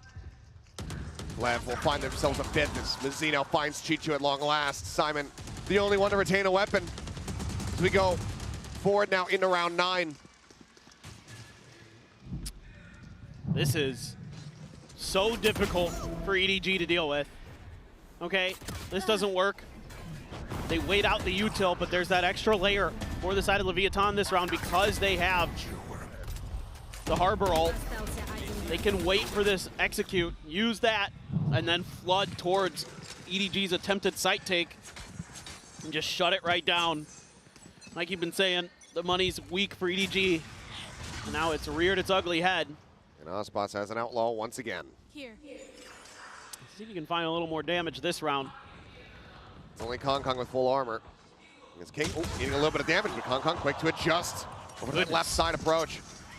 Mizzino taken out. That is filthy from Kong. Just cold as ice. Gets that kill and dips. Still though. Now you got 3 players playing in mid. Well, I think that Kong push really had to call attention to this space, right? Where Kong is. Oh God. Well, dissipates it. Nobody wins it out with a classic. Some tags in there from Smoggy, but Kong now going to be taken out, dealt with. Looks like Smoggy just wanting to get towards that A side as fast as possible. Doesn't go for the recovery on the weapon. They will carry forward at least one Vandal. That was Chichu. Grabs up Kings. Tough sat here. The recon coming through. Full flash into his face. Still manages to get the recon out. It's going to be cleared. Pushes forward. Now going to be concussed. Just staying sat here, hoping he doesn't get spammed down. Shock dart. Will be able to find nobody, but not before the plant comes in. Calm alive means it's still going to be a 3v3. Here. Can they flush him out again? Right there. So difficult. Previously it was the Reckoning, just keeping everybody stunned, contained here in Maine. This time they don't have that. They don't have anything. Push up into the smoke, and Chichu comes to the rescue, keeps Simon alive and well. An attempt here at the no-scope, but they hound him down. And it's going to be a MasterCard thrifty for EDG to once again get within touching distance. 1 round away from tying us up. And all it takes is a push out from Kong. Gets that 1 kill and immediately ducks back. And everybody on Leviathan is super worried about some kind of Vents hit. And then you lose this fight. King there, not able to get the aim down in time as 2 players staring him down with weaker weaponry. Kind of panics a little bit. The guy's shot's just not landing. There's a little bunny rabbit in the smoke, Simon. Talking about Simon just frantically, feverishly jumping as he just tried to elude that spray. EDG, though, will be calling a timeout despite the thrifty coming through, wanting to apply an overall grander strategy here for the team in these last 3 rounds to be played out in this half. Well, I mean, if I'm Itopata, I think I'm just saying, like, look, you guys need to calm down. Like, don't overreact to some of their stuff. They're not being ultra aggressive for the most part. Wait their hits out. Set up those crossfires and those utility combos that have been shutting rounds out away from EDG. A little bit of patience. And then I think they're okay for the rest of this half. Still, though, this has been a great back and forth between these 2 teams. So much fight. You also have to be concerned now about EDG having a couple huge ultimates available. That Cosmic Divide and the Hunter's Fury. Also Smoggy with his ult. Apparently saw that a while ago. Didn't really get to talk about it, but he just TP'd behind Leviathan and they had no idea. So things like that you have to be concerned about. Pacey mid-take coming through, but already some pings down from Kong. As for now it's just playing Ring Around the Rosie with that drone, avoiding detection. In the meantime, the peek out. Not so cognizant of it after all, as King finds the timing to go ahead and take him down. Outspots now lurking forward as the drone will be sent. We'll find the jet. That was the same push out, more or less, that Leviathan did on their pistol round. And EDG was so ready for it. This time they're just kind of lost in the sauce. I'm a bit surprised that Kong didn't expect somebody to be coming through that angle. Gets caught completely off guard. It's painful for EDG to say the least. It absolutely is. constantly been trying to tie things up here on this map, but just haven't been able to make it happen. Lev just continue. Just stay one step ahead. Hunter's Fury now gonna be sent out as nobody's just blind fishing. And nothing bites. 30 seconds left. Time dwindling for EDG. This has to be quick, and there can't be much resistance if they're going to get this plant down. 20 seconds is Calm, ready for it. Out of line of sight of that dart. Eats a bit from the fragment to try to reposition the swing out, and Ospot's not going to be good for it. Simon does manage to find the kill, but Calm still here. Spike now on the floor. Off the side of the map for a brief little moment, but the round is already over. They need to do nothing more but sit back and stay alive. Some damage will be dealt to stop, you know, the final vestiges of these rounds, the economy being built up for Leviathan, but that round win still eluding EDG. 6-6 now, the best that they can hope for, as they still have these ultimates to try to utilize, but Lev keeps himself out in front. They just felt very off balance the whole way through on that round. Every idea mostly got read. Beautiful, guys. Nice run. Absolutely beautiful. Aspas surprisingly at the bottom of the scoreboard, but Leviathan still ahead in the score line. So despite a little bit of struggle from their superstar, everybody else on Leviathan stepping up nicely. And it's a really great team effort. This time they throw that same high tide out, and that's going to force EDG to have to hold back and respect and use some utility to clear this, because they have no idea if somebody could have snuck into that spot again. They have to use this drone to check that. That's such a great exchange for Leviathan in terms of util. You use a high tide, which comes back up eventually, versus that drone, which does not. Slow approach here from EDG. Keeping things quiet now. Four-player approach over towards B. Things coming down, nobody. Saying, excuse me. Gets situated here for the lineup. Can they try to spot it? Null command opened up from Simon as they stomp their way forward here into the site. Plant can come through unhindered. Tex is spraying through that smoke. Kong just trying to stay quiet. Sat up top. As nobody sprays up in towards heaven and actually does manage to find a kill there on a King. Paranoia now not available for the retake. Jiggle peeking, and the Kong clearly spotted out. Ponytail maybe giving him away either way. He gets tagged low, but still just re-peeks back in towards the site. Gets a headshot there on the Tex. Dodges out the shock dart. Re-peeks, finds another. Value continuing to be found. Paranoia now moves across. As Calm has to reposition, but Chichu is ready to strike, intercepting these rotations, these exits. He's now stuck. He will fall. But EDG will once again close that gap a little bit more as they seek that 6-6 half. And I like a lot of what Leviathan is doing in the beginning of this round, but they sort of gamble that EDG is going to go mid. I saw a couple different players holding at vents, holding at top mid, but not watching mid directly. They were waiting around corners to see if EDG would poke through. They didn't have anybody on B site proper to watch for that. And then when EDG gets the plant down, King just kind of out there gets spammed down for free. Kong finds another one as Leviathan's trying to get settled to go for a retake. So Leviathan just one piece of the puzzle that was missing, and they couldn't complete what they had tried to do off the rip. And EDG finds that one narrow gap. And here comes that Cosmic Divide to try to give themselves the ability to plant towards that bridge. Flash sent Kong working his way in towards the back. Does he actually want to push this one? The answer is going to be yes. He lands right in behind Tex. Already though, Messi coming through. Is Zeno going to be taken down? But Calm finding two. The Hunter's Fury is absolutely monstrous. Now into a 2v2. Spike not yet planted the drone. Working his way across, spotting them both out. Looking for the shots. Shock dart lobbed in. Nobody slides forward. Plant out, ready to come in. King just a Bucky in hand on the far side of the smoke. If nobody pushes up, it'll almost certainly be a dead man. Recon comes in, the jump across, the spray down! Chichu, nobody together! We'll get EDG tied up at 6-6 at the half. What a series, what a map. Incredible back and forth. EDG able to stabilize and find 5 of the last 7 rounds. We would not want to see it any other way. Complete parity here at the half in this map 3. We're going to go to a halftime break. When we come back, we'll see which one of these teams goes to the grand final. One enemy remains. No one.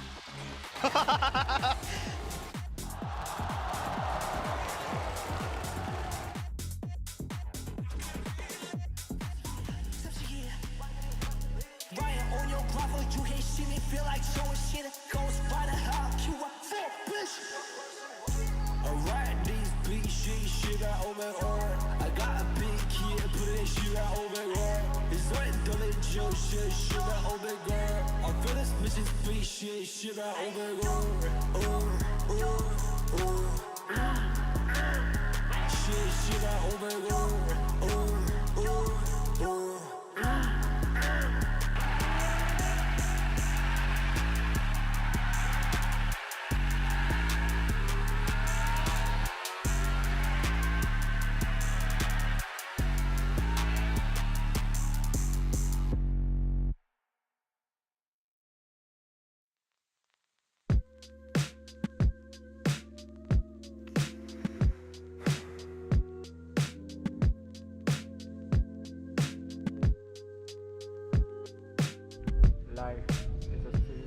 Showstopper out in the crowd. Pumps some t-shirts up here for the awaiting fans, but what we're really awaiting is seeing which one of these teams is going to make it into that grand final. 6-6 at the half, anybody's game, anybody's match. Could very well all come down to this next and final pistol. And the first thing that comes to my mind on this half is that EDG is running a Sentinel-less comp, and this defender's side is going to be very tricky. It's very difficult to keep information, to keep mid control, something that Leviathan's comp excels at. They have so much ability with the Sova, with the Cypher, and with the Harbor to make your life a nightmare for understanding where and how there's going to be flank angles attempting to be created. And what is going to be the response from EDG? A lot of teams have struggled to adapt to teams that have good mid control, so their answer is to stack up players and just watch for it with pistols. The wall comes up. Shot's going to be exchanged here from the side of Lev, letting them know, yes, we are in fact here. And they're all going to cut their way towards this B site where it's just Simon here for the moment. Smoggy not far off. It's just a classic in hand. Wall coming up. Recon going to be sent. Quickly cleared out, but Simon widely just has to backpedal now. Entry comes in, Ospas taking space, confirming that back site is going to be cleared out. The plan can now be made. Tex, once again, Sheriff in hand, good for one. This Ospas looks for a little bit more, but ultimately will be felled. Simon finding that kill. As he traded back to interrupt. A 3v3 for now. The spike not in play quite just yet. 0 point connecting on the 2. Cold coming through, Chichu rerouting, getting his way up in towards heaven. Star set up another wall coming through, and Simon bumping over to the Ghost is able to find one, but King will clear out the last 2, and Lev will get themselves another pistol here on Abyss. I love the way that Leviathan shows you so much patience, taking their time before they get the spike down to make sure that EDG isn't going to try to find a timing while one player is busy trying to get the spike planted. They wait that out, they find their opportunity with this high tide. So good. Francisco! Let's go! But really, it's the timing there from King. The whole time when it became 3v3, watching King to see what he does with that deep post-plant position, and they use that high tide to scale him up to find that angle that EDG is not ready for. A couple players spotted out there on the recon. Ultimately, nobody winning the fight to claim the orb as his own. Kong try to line something up here with that Sheriff. Swings out and just narrowly misses the opportunity. Ospas gets away. Smoggy now. Clean up on top of the box here, the B site on his lonesome pings coming down. The jump across and Tex the instant headshot. Smoggy though, I was saying a bit there, takes a bit of damage, but he does put King down to 53 and gives the team a fighting chance. Goodness, that is sick from Smoggy. Oh man. Nasty, but still a hell of a lot more work to be done. Lev, very much in control of this site. Recon exchange, Cove now going to be sent to try to slow up the approach even more. With a Spectre to hold the line, the players on the opposite side of this very dangerously low, and he will be able to find those kills. Kong going to be good for one last elimination there. Ultimately, Lev losing out 2 players as they move forward here into the bonus. Still though, not a ton of weaponry recovered from their round, but looks like they are going to be purchasing up a little bit on the side of Leviathan. Up close and personal with those sprays with the SMGs. Aspas, it's a couple kills. Let's see if that gets him fired up. See if that gets him back in this match, because if he comes alive, that is generally lights out for any team he's going up against. Very much so. Guardian 2 Vandals here. They try to convert the bonus on the side of Lev, and it looks like it's just going to be a very pacey hit. Because there you go, the Reckoning going to be sent out. Kong dashing away. Oh, doesn't get caught. Oh, an arm going to be spotted there. The flash connects on the Aspas. Now, site cleared, but the ult is gone. They've been held at bay here for now, but the full rotate has come through. EDG now need to send players back over towards A, where Tex is still just pushing his way steadily further forward into the site. And look at King. He's taking this opportunity to gain space in mid as well. So does he read this timing, or does he get timinged? Slip the net. A quick turn back, but Chichu's not looking for it. He's not peeking in towards backside. He just has his sight set here on main. Catches a glimpse there on a Mazzino. Has nobody nearly caught with Util in hand, but now the jig is up. They know his positions. Let's continue taps here on this spike plan, but not actually being committed to quite just yet. Paranoia already set, but Kong play with a sliver of visibility. Finds one. Tex resets the aim. Mazzino up on top. Comes up with one. Kong going to be taken low. King. Reload has to come through, and King, yep, slinking in around the back. Decides to strike now. Shock dart avoided, head spotted. Calm is dead. The dash down, the drop. Mazzino low on HP, but the shot does not come through. Smoggy, however, catches it for a brief little moment, and he is cognizant about this flank. The seconds dwindling, the wall to be broken. Tech some warning shots, but Smoggy's so wise to it, it would seem. Plant's coming in around the back. He's going to drop down. He finds the kill, but he cannot interrupt. And now it's a 1v1. The smoke's situated. He sees the drop, and he knows that he's taking him low. Shots have connected, but King waiting it out. Right-click spam. He goes for the push, and Smoggy wins it. The defuse can come through, but it is narrow margins and an immense amount of damage dealt. One weapon carried over. It's EDG. That is a rocky anti-bonus, but one that you will still be happy to win in the end. But I think Leviathan might be a little bit salty about this round. They did so many good things here, buying all this time with their utility to get King in position to backstab, but then they just can't quite displace Smoggy. But man, oh man, the EDG fans here on their feet. The hero for China once again, just barely nobody. Oh boy. Woo. You can see that this map, this series, it is starting to take its toll. Emotions running high, whether it's elation or despair. Simon tagged up a bit, pop flash sent out, holding Aspas at bay for the moment. But here's this mid control. 0 point sent, cleared. They have everything. It's the entire center of the map is theirs. Chichu, the one holding on the opposite side, over here towards A. Smoke now coming down. Oh, spotted.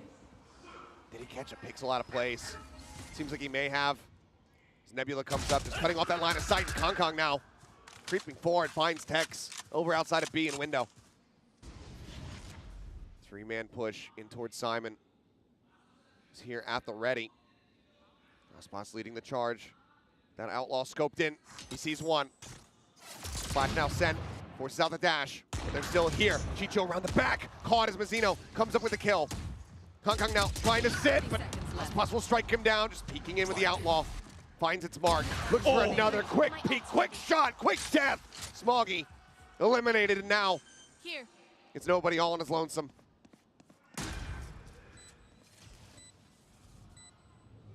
So difficult. Just about the full kit here, but Calm the first that he has to clear, but now sights turned, and Aspas catches him right in the rear. A 4K is Lev, stretch the lead now by 2 rounds. And this whole round set up to enable Aspas to do damage up close and personal with this Outlaw. And they need to get him fired up. I don't mind EDG's response to all this mid-space being taken by Leviathan. It's just Leviathan is crisper, they're cleaner in their reactions. The angles being held are tricky for Leviathan to deal with, but they do. And it's because of players like Aspas that they're able to get away with that. Blade Storm popped by Kong Kong, and he's going right up mid. Aspas has his blades too, but hasn't popped them yet. Just the Outlaw in hand. Watching for top mid aggression. Making plenty of noise though. Kong Kong hearing this, wants to go for the peek. Spots Tex out first, but King with the counter swing will be able to take him down. No further damage to be found. Aspas still protected. Great fundamental awareness of the map here by Leviathan. King at the right time to back up his teammates. Wanting that orb, the Hunter's Fury would be at the ready. So he will just respect the players on the opposite side, so ultimately doesn't go for it. 3 players here playing around mid as Jiggle peek from Simon. I don't think he spotted him out. Means that it's an easy serve up for Aspas, who looks for that second shot, drops down, breaks that line of sight. Chichu pushing forward, out of A main, should give them enough information to know it's inevitably going to be a B hit, but it's just nobody in Smoggy to try to slow things up with those Sheriffs. They're just picking them apart. It's like taking a petal off a flower, piece by piece. Oh my God. Wow. It's a blind check. Not just Smoggy. Been their hero time and time again, but this time pulling off a thrifty. Seems like a bridge too far, especially as Chichu, his only backup, has been taken away from him. Will eventually find the shot, but does get ping revealed down to 38 as they just spray through the box. Another smoke cycle through just to make this as impossible for him as humanly possible. And ultimately, even some additional kills, some damage dealt, it won't mean too much because the economy on the opposite side is going to be quite healthy. Maybe stop a snowball here, but Calm dead, but the time's just not there. He'll make a go of it. He'll look for a little bit more blood. But in the end, this spike is going to detonate. Lev, that's Aspas trying to get out of there, trying to just drift off the side of the map. Will end up falling, but Lev will get themselves now up to 10. Double digits, 3 away from securing their position in the grand final. This is such great awareness here by King. The IGL for Leviathan, finding a great timing to shut Kong Kong down before he can ruin the round. Nice attempt here. That's Mazzino's fault. The nice attempt there by Aspas to keep himself alive. Could have drifted off the map until the end of round timer ticked down, but got caught there by the edge of the explosion. And yeah, the timeout for EDG. It's even on some of the rounds here on this defender side where I thought they made some good ideas, had some good reads. Aspas is Aspas, and now he is right back up there, up to 14 kills. Has shot up the scoreboard with that Outlaw.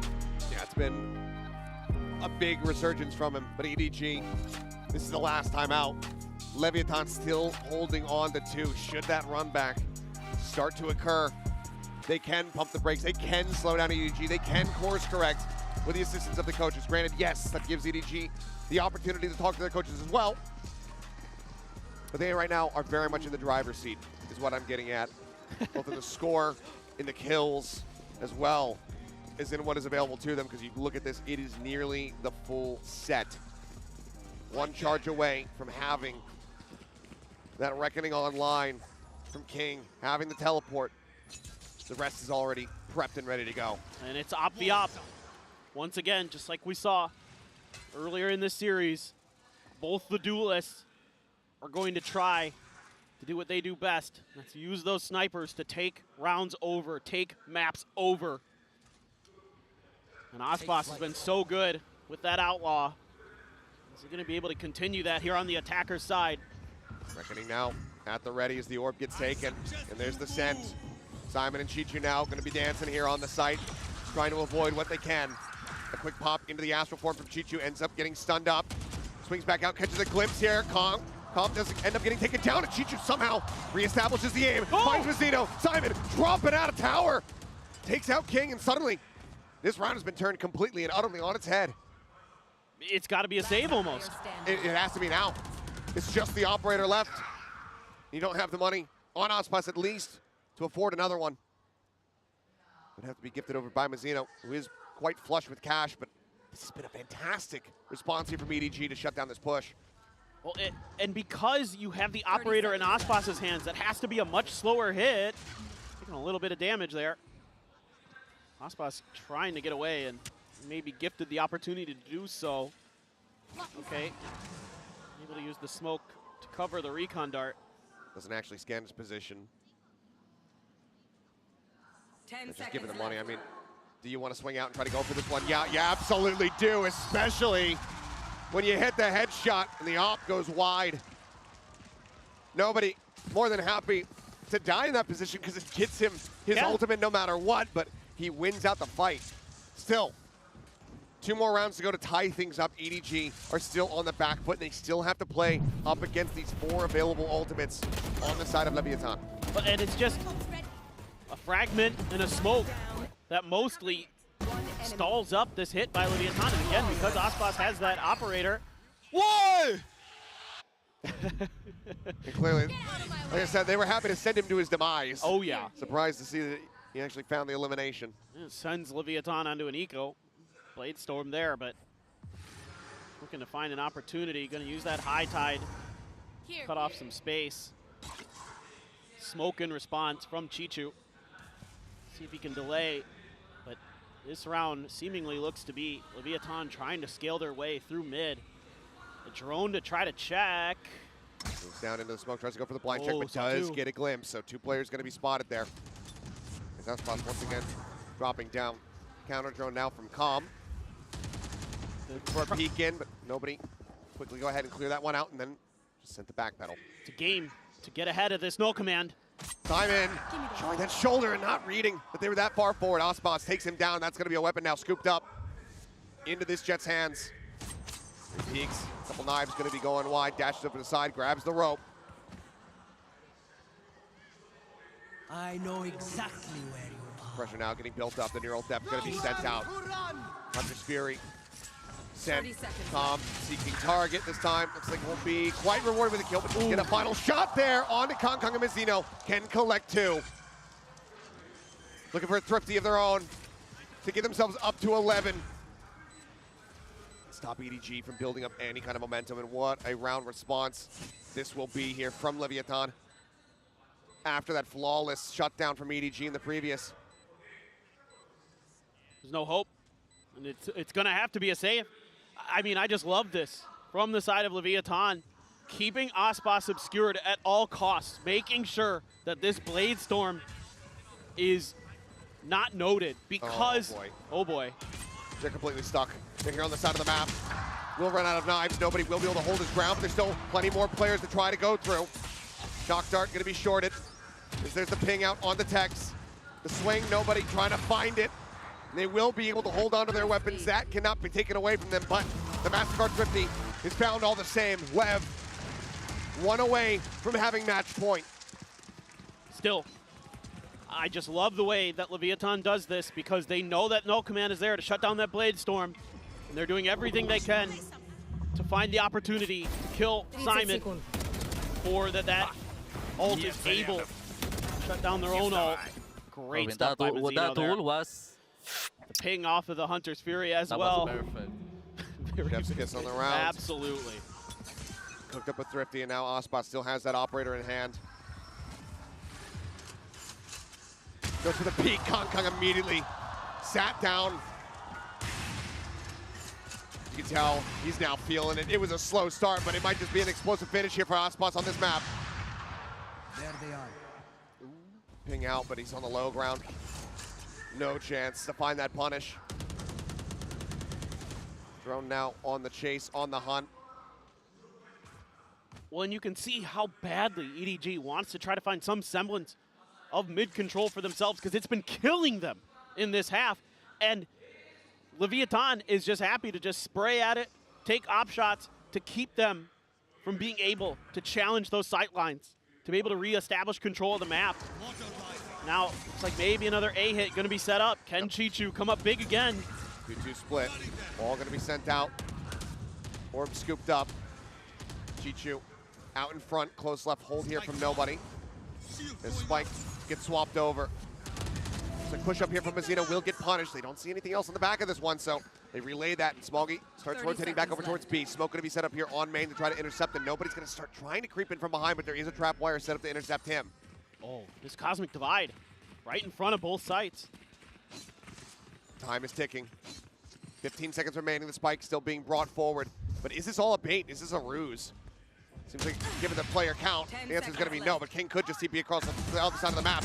And Simon only going to be good for one. Time still dwindling. Hunter's Fury opened up, looking for the interrupt here on the plant, but the plant still comes in. Chichu, however, spots out the final player, and he's already cleaned up 3. The re-swing, the re-snap!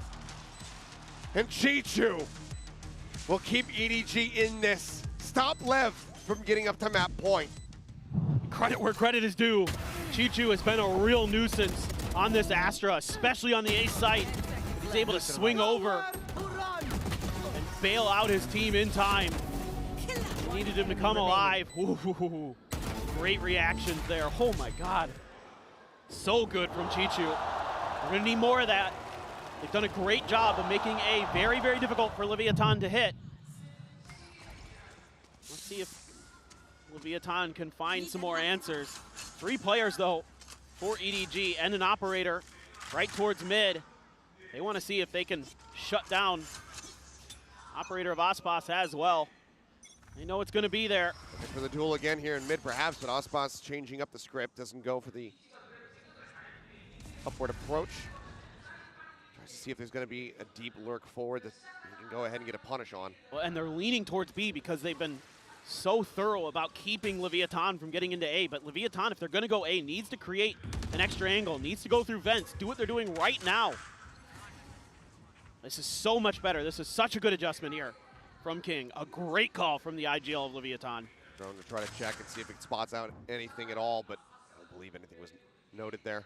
Calm makes his way through. Ready to strike. Another Reckoning available here. Sent Chichu once again in a similar position. Drops down off the top. Just trying to play evasive. Keep himself nice and safe. Nobody moves forward here onto the side to try to reinforce. Calm now going to be spotted, but Aspas starts going for the peek out of heaven. Tex spotted. Doesn't register that nobody's there. Does end up getting traded out as Mazzino finds another kill. Kong now so far forward in a committed position. Takes the off shot. Cannot find it. Has to swap the weapons over. The backside is being filled up, but Smoggy cleans up 2. Simon gets calm, and in the blink of an eye, the round comes to an end. We have to see the replays, but EDG explode back onto that A site. What just happened? It looked like maybe Leviathan was going to be able to get over the line there. I mean, they've got the site control. Oh, I mean, fade away. It looks so damn good for them, but oh, the crossfire here is so good. As that Clubris goes down, they just have it set up, and Simon swoops into tower. Unbelievable. So swift, so concise. We couldn't even register what had happened in the moment.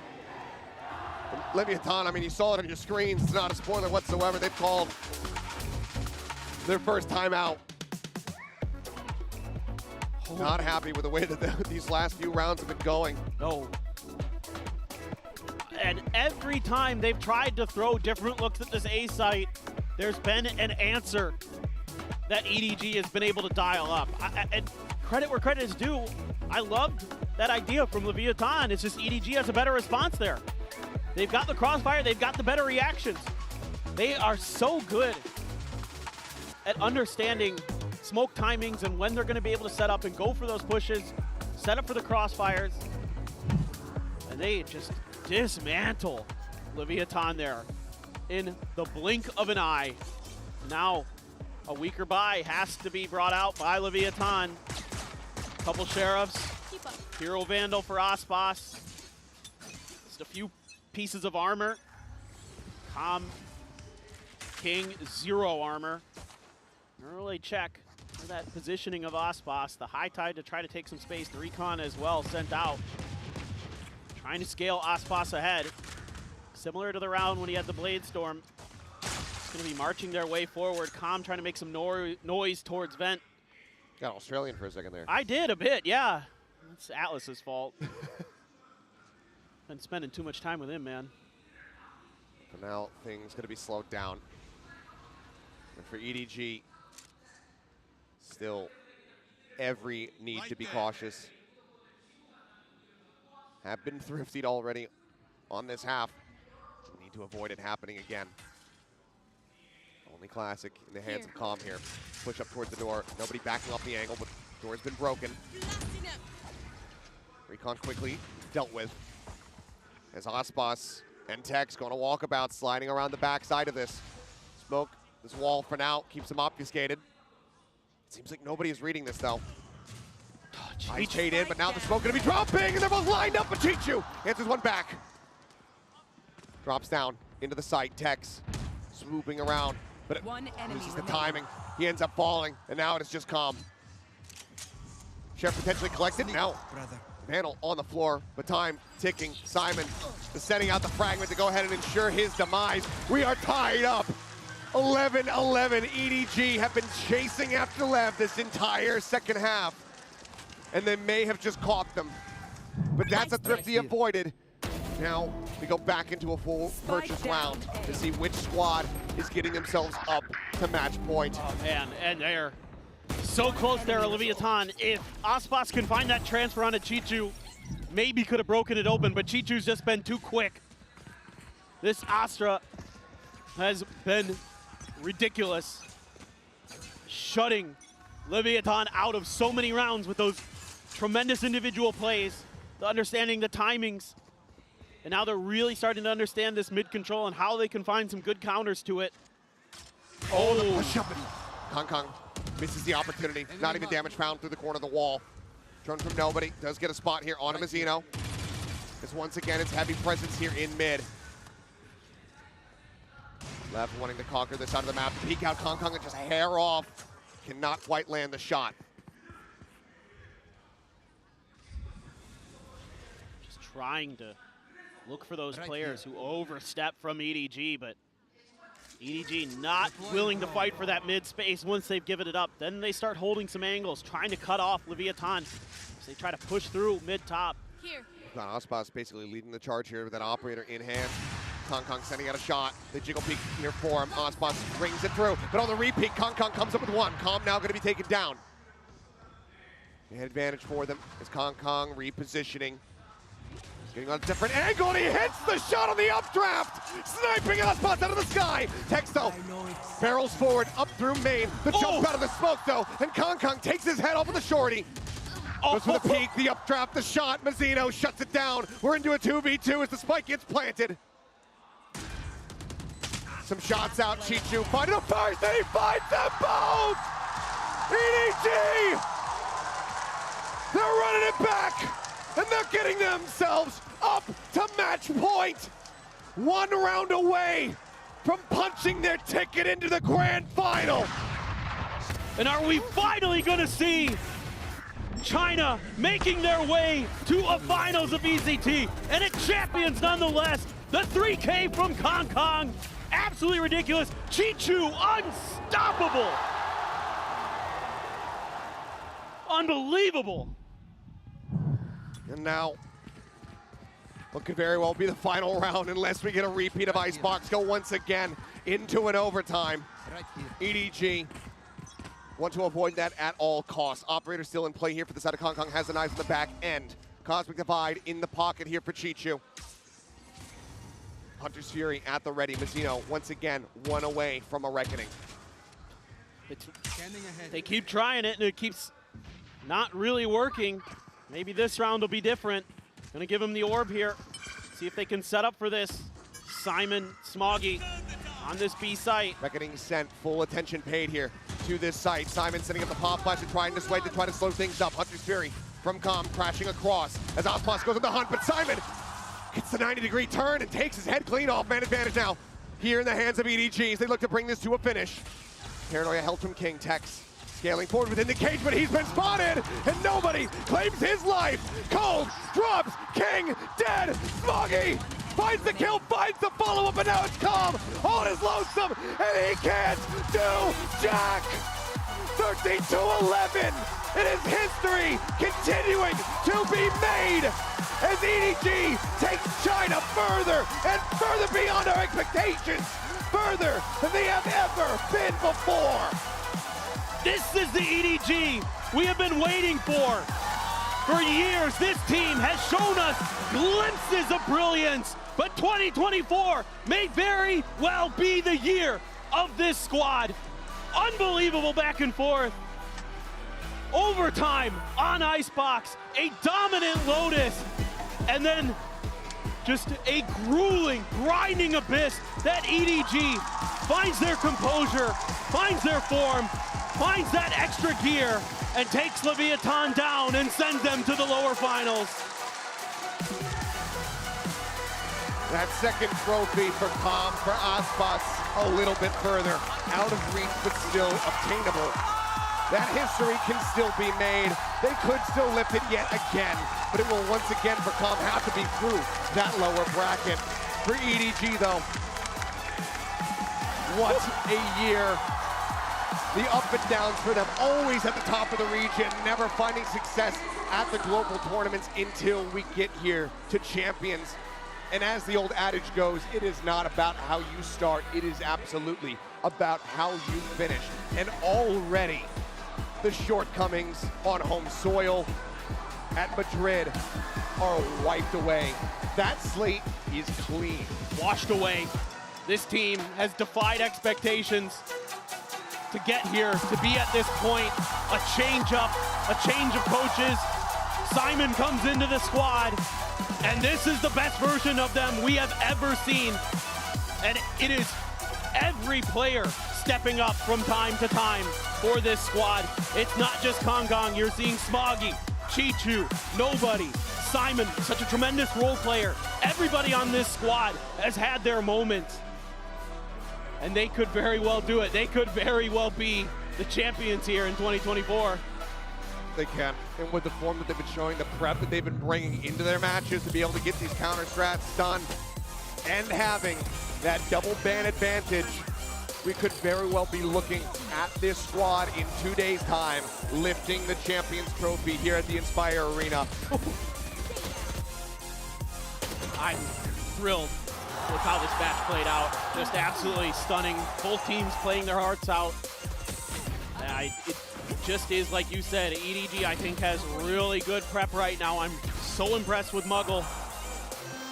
Like I said before, the man can't cast spells, but he can sure work magic. I mean, it's every single one of them across the board. Simon, across the series, sure. He might not be fragging as hard as some of the other players, but that util is always on point. Yep. He is always setting up the rest of his teammates for success, and he's always racking up just absurd numbers of assists. His breach is insane. His breach is insane. His KO on point. I mean, he gets 15 here on this map as well.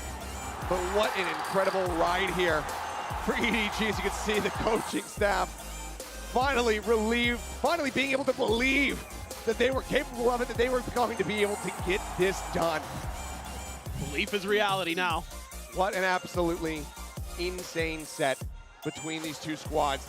So grateful that this ended up going the distance. So grateful that we got to see that Abyss and that EDG are now in that grand final. It has been a wild ride, and I could not be happier to have guided you guys through this series and to have this man right here alongside me. Believe it or not, we do like each other. Believe it or not. A little bipolar in that regard, a little bit at times, yeah. No. I mean, truly a pleasure to be here. A pleasure to have this event in our home turf of Seoul, where Pacific is.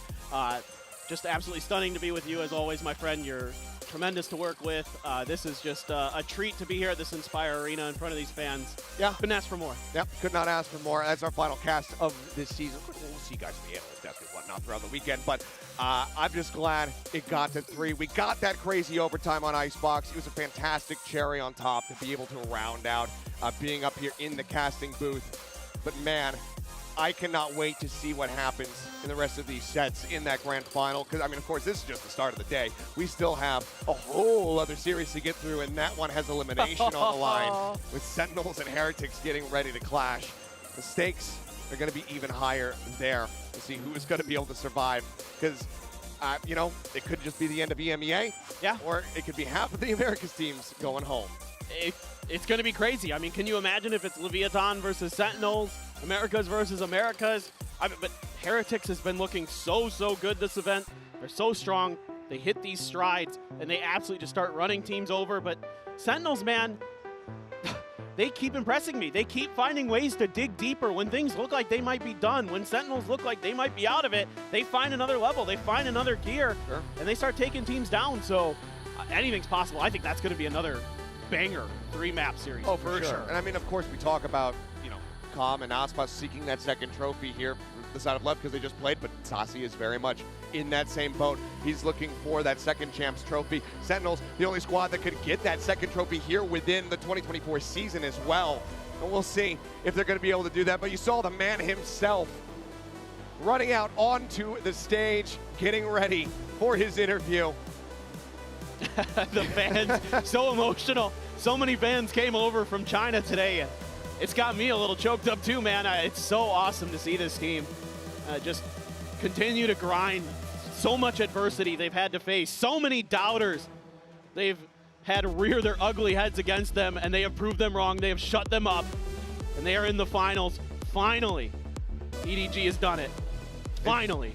Just been consistently breaking and bending expectations. But that does it for myself and Paper Thin. Thank you guys so much. We're going to go ahead and send it down to the stage and hear from Kong. And we have our grand finalists. Give it up for EDG's Kong.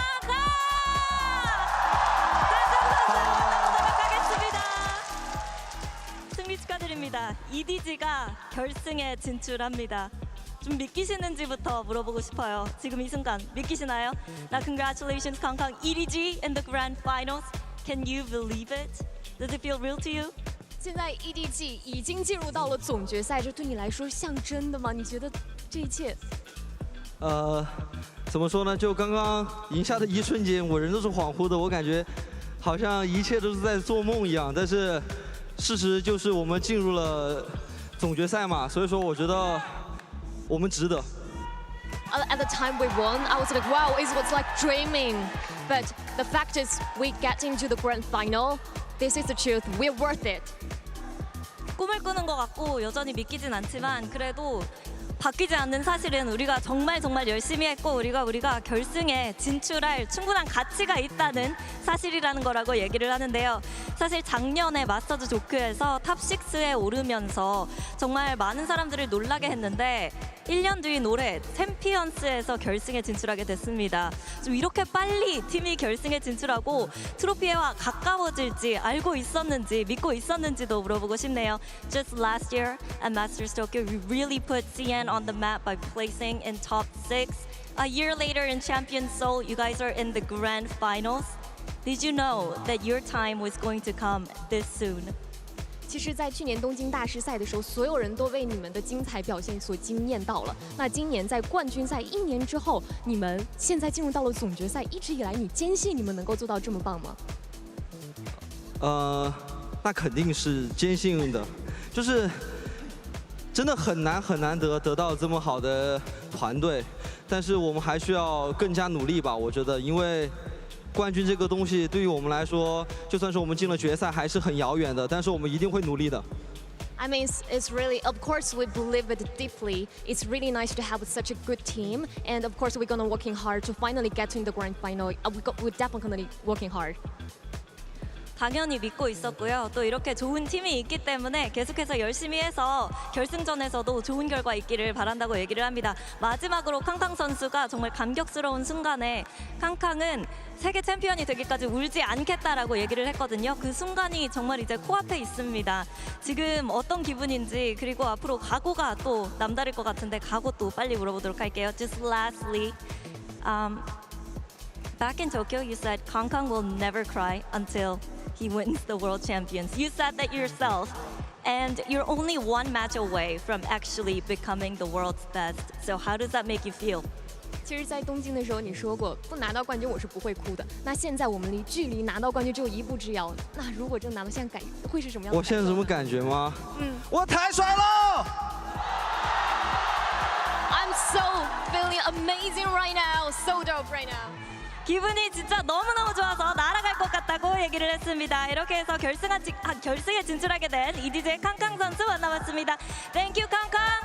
Thank you. Good luck in the grand finals. I'm gonna...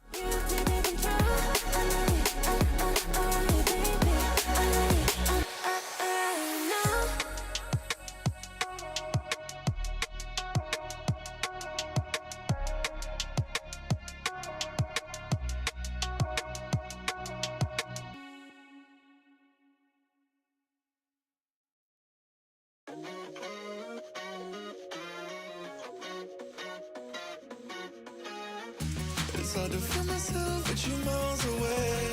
I've been wondering why you cannot stay. Till the sky's blue when they're always gray. Trying to swim myself, but I can't find a way. Diva, I need you. Where did you go? I feel you. Diva, I need you. Where did you go? Where did you go?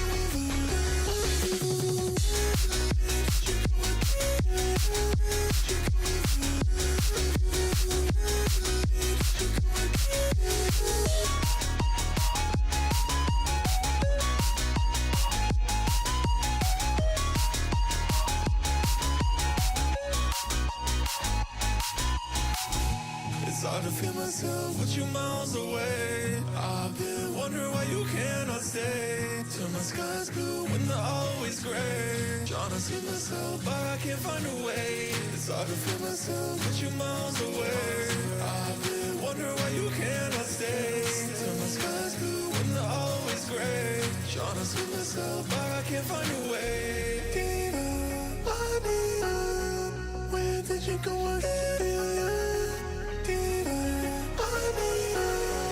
Where did you go? Where did you go?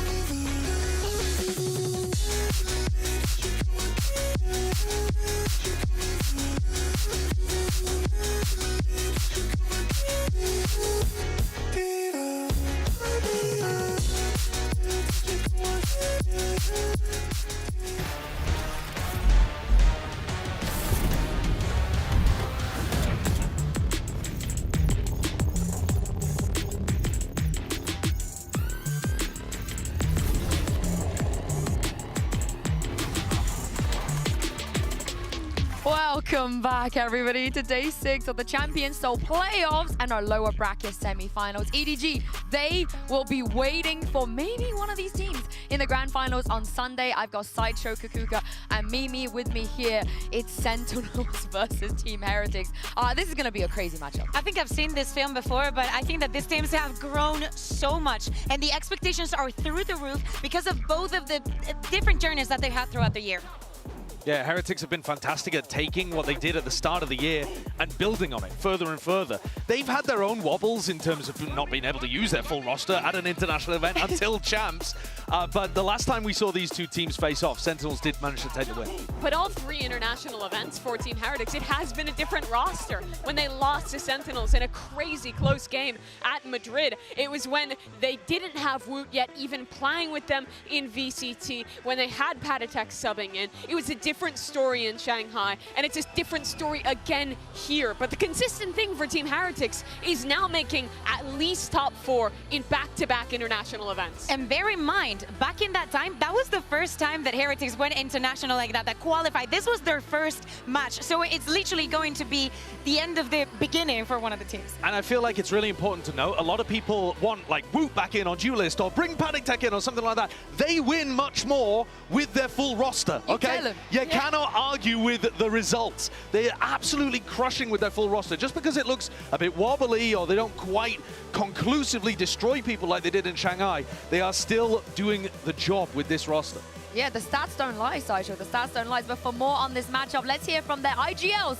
Mika Fab's caught up with John QT and Boo. Hey guys, I'm here with the 2 IGLs of our second series of the day. We have John QT of Sentinels and we have Boo from Team Heretics. Now, you guys both have kind of different origin stories. That's right. Give it up for them. Give it up for them. There you go. There you go.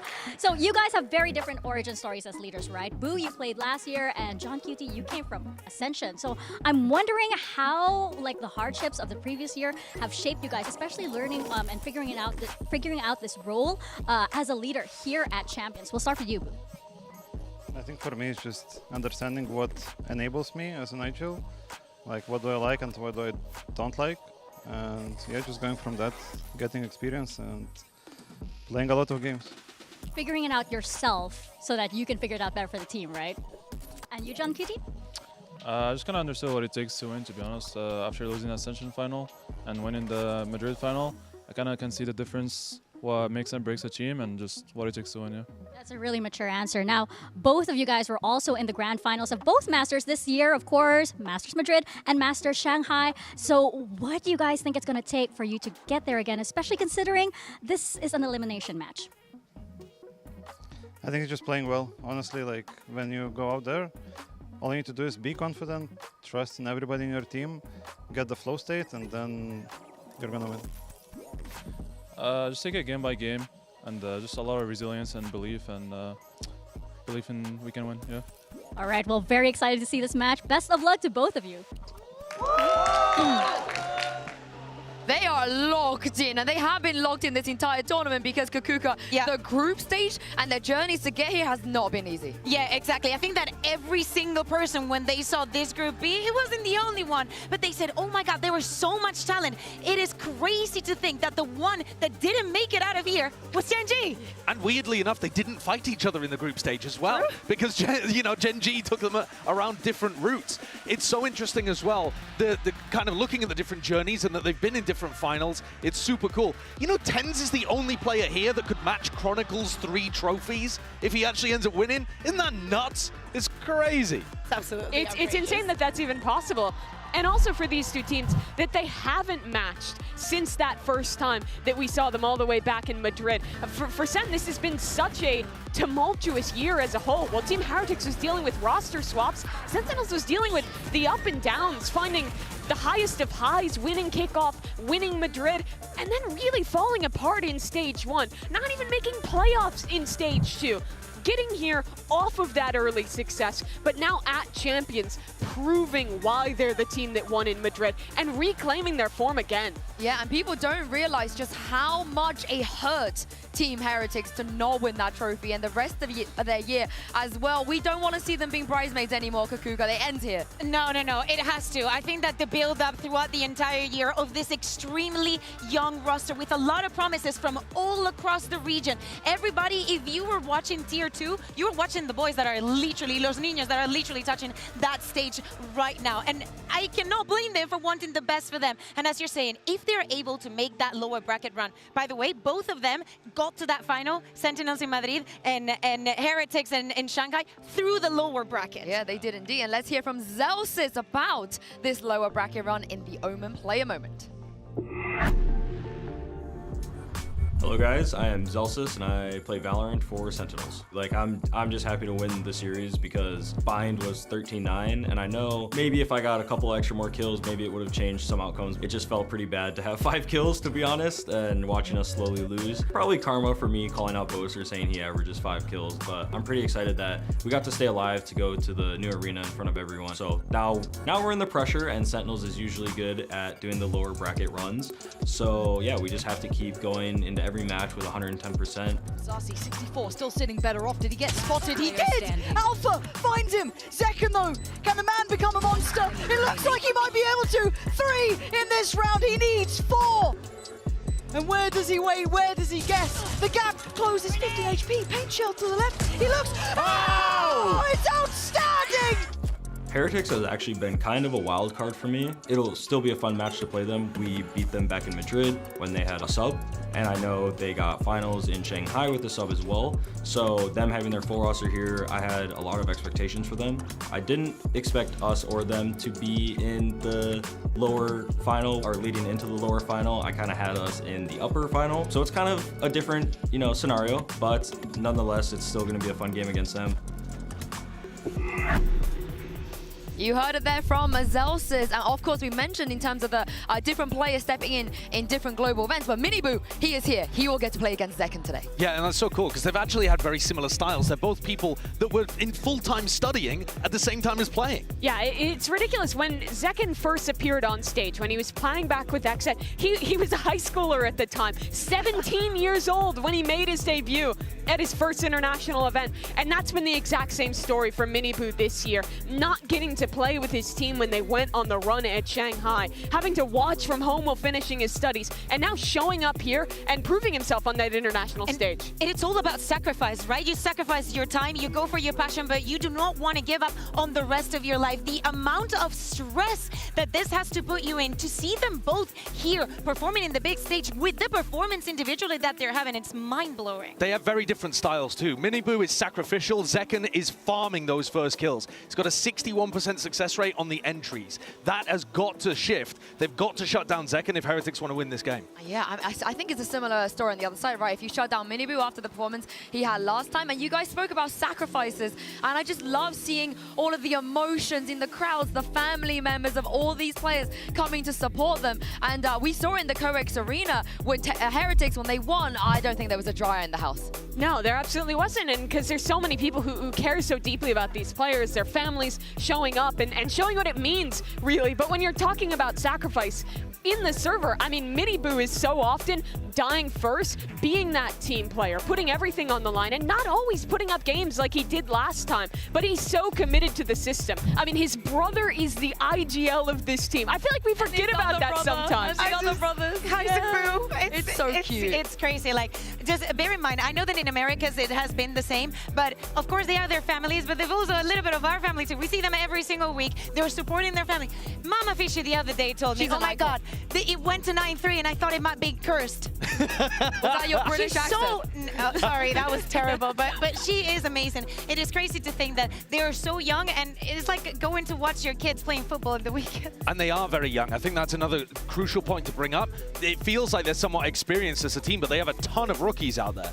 But what's different is that, well, Zekken, while some of these Sentinels players are also young, they have a lot of experience. When Zekken was in Miniboo's position, that was 2 years ago at Champs 22 with Exet. It's been a very different story since then. And in a lot of ways, it feels like this Team Heretics squad is following in those footsteps of what some of these SEN players have done in the past, trying to achieve that first international trophy. I want to hit on Miniboo again, though, right? Because Team Heretics are the only team in the top 4 who have more first deaths than they have first kills. But they are so good at winning, even when Miniboo ends up dying first. They've got the highest 4v5 win rate, whereas Sentinels have the lowest 4v5 win rate. Part of the plan. So much comes down to these first kills, because you have to shut down Zekken, and if you're winning those opening duels, I don't think SEN are going to be able to hold on. I mean, this is a familiar matchup. We've seen this film before. I didn't like the ending, but are the expectations the same this time around? What's different? I mean, I don't know what the expectations were last time. I thought that Heretics were going to do well at Madrid, and then they didn't because they had so many rookies. I actually think Heretics are going to do well today. I'm in the, I'm in the minority here, but I also got the first match wrong as well. No one knows what's going on. I mean, it's a first, Josh, so I think you're all right, okay? So I think that it's just as the same as the first match that we saw. Everything is so evened out. My expectation for this one is the same as the match that we just witnessed. I want overtimes. I want upsets. I want things to go crazy.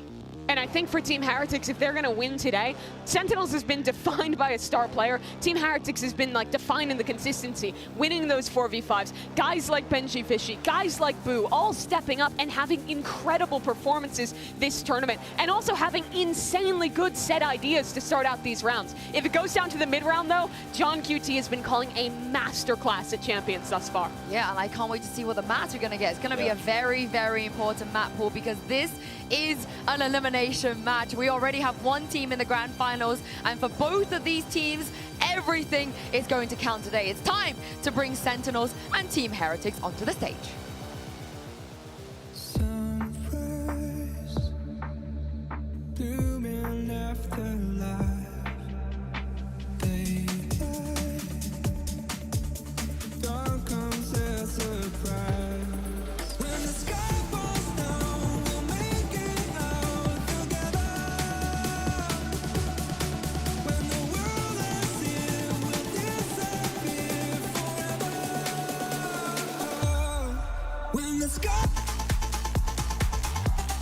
Sentinels.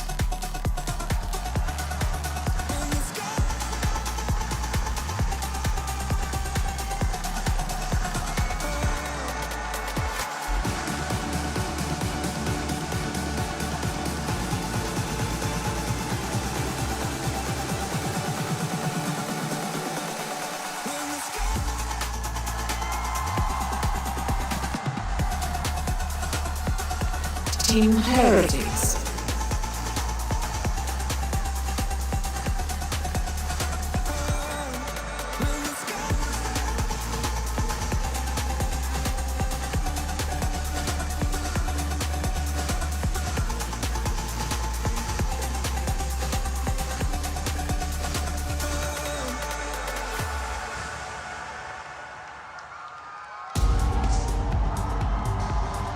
They might both think they are the lower bracket Ron Demons, but they could only be one. The loser will be eliminated today. And as we talked about before, the map pool, where are we going to go? Are we going to get all three in this best of three as well? Oh, wow. This is very different than what we could have been expected.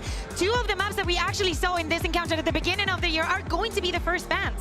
Yeah, it's really interesting, I think, especially to see that Abyss coming through as the final map. We're yet to see that one coming out from SEN, and for Team Heretics, even there, like, not showing that as a massive strength earlier in this series as well. Haven does feel like a big advantage for SEN. They love slowing these games down, playing into the mid-rounds, and I think they've looked right on that map. Yeah, I agree. I think that both of the Vetoes, they've taken out maps that they can both play well. They're just trying to target their opponents. So it's left you with some unknowns here in Haven and Abyss. I think SEN could 2-0 this. At the same time, if Heretics come out and they've got a great game plan on the first couple of maps, I don't think it's that easy. Got the hat buff, it's spreading. Benji Fishy is spreading. Benji's on his ultimate form right now. There's nothing that can stop it, and the rest of his team is just one up in him. I also to say, Haven, though, we're going from a Sentinels that decides to ban it against Fnatic realistic as to picking it right here. And that is also comes into the time that you had to prepare and how you want to play with your opponent's mindset. Is this a map that they would have expected to be playing at? Yeah, they're both very prep-heavy teams, and they finally had a little bit of time. We remember hearing Kaplan saying, we just want some time to be able to dig deeper and to prepare more, so we should get an incredible matchup here. And if you remember the run for both of these teams, when Team Heretics made it to the final, when Sentinels won Madrid, they had no time to prepare. It was back-to-back-to-back matches in that lower bracket. It was brutal on these players. But now they have that opportunity to come into playoffs with something new in these final 3 days. Well, let's see if we're going to get anything new in terms of agent compositions on Haven. That's what I'm expecting, and my goodness, we will. Oh my dear Lord, Boo on the stage. I mean, this is a complete revamp of the ideas that we had. We had not seen Heretics play on this map just yet in the competition, but we have seen it back in EMEA. And let me tell you, it looked nothing like this. Apparently, Wood, after trying the Omen, he decides is what he wants to go for. He said it himself, he loves this role right now. Yeah, I think this comp looks dodgy on Haven, though. Very dodgy. I'm looking towards Rienz to trade out Miniboo. I think that's Sova, or one of the best Sovas in the competition, and he goes for Gecko. Yeah, I think that he's fantastic at trading out Miniboo. Yes. He's having a wonderful tournament right now, Rienz. But how are the others going to get involved in this? Yeah, I can't wait to see, because this is the EMEA's last hope, and who better to take them through this than Pansy and Steel.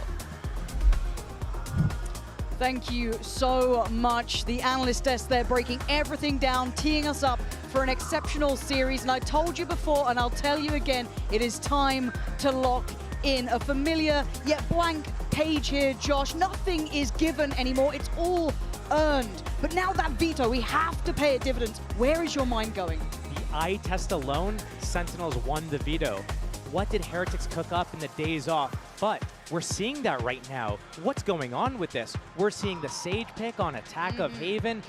They switch up there, not on their comfy agents of Benji, Cypher, Rian, Sova. That's a switch up. So is it going to work out? The last change they did was Lotus. They changed their comps coming into this. They changed who's on which role. It wasn't working out for them. They ditched the Lotus. They pick up the Haven. They know it's going to be played. They do a massive switch up. They need to get the first 6 rounds here. It needs to be defined. Yeah, this legacy is now tantalizingly close for both of these sides, and it's survival here. Sentinels on the defending side, Heretics on the attack. The comp switch up is something to note, and it's pacey. Straight towards B, we've got a plant from the offset, and I think that's going to be in play, denied. The breach util going to keep that in place and put Boo's body on the line. Can't get out. Oh, and they're still fighting for that space, Josh. They've already taken over the site here. A little bit of a flash to come. They've got to swing here. They've got to clear that back line. Zekken going to be flashed up. It's Miniboo to take him down. Time being bought on the spike. You can see the util coming in. That's another problem. Another couple of precious seconds. John QT, if he wants to break that back line, he's got to get a move on. You're right, the turret should note him, but it's chaotic. For the time, there's going to be so little left now. They've got to make a go of this sooner rather than later. Zelsis, Sarsi, quick back-to-back, but time is ticking. Tans takes away Benji, and it's close.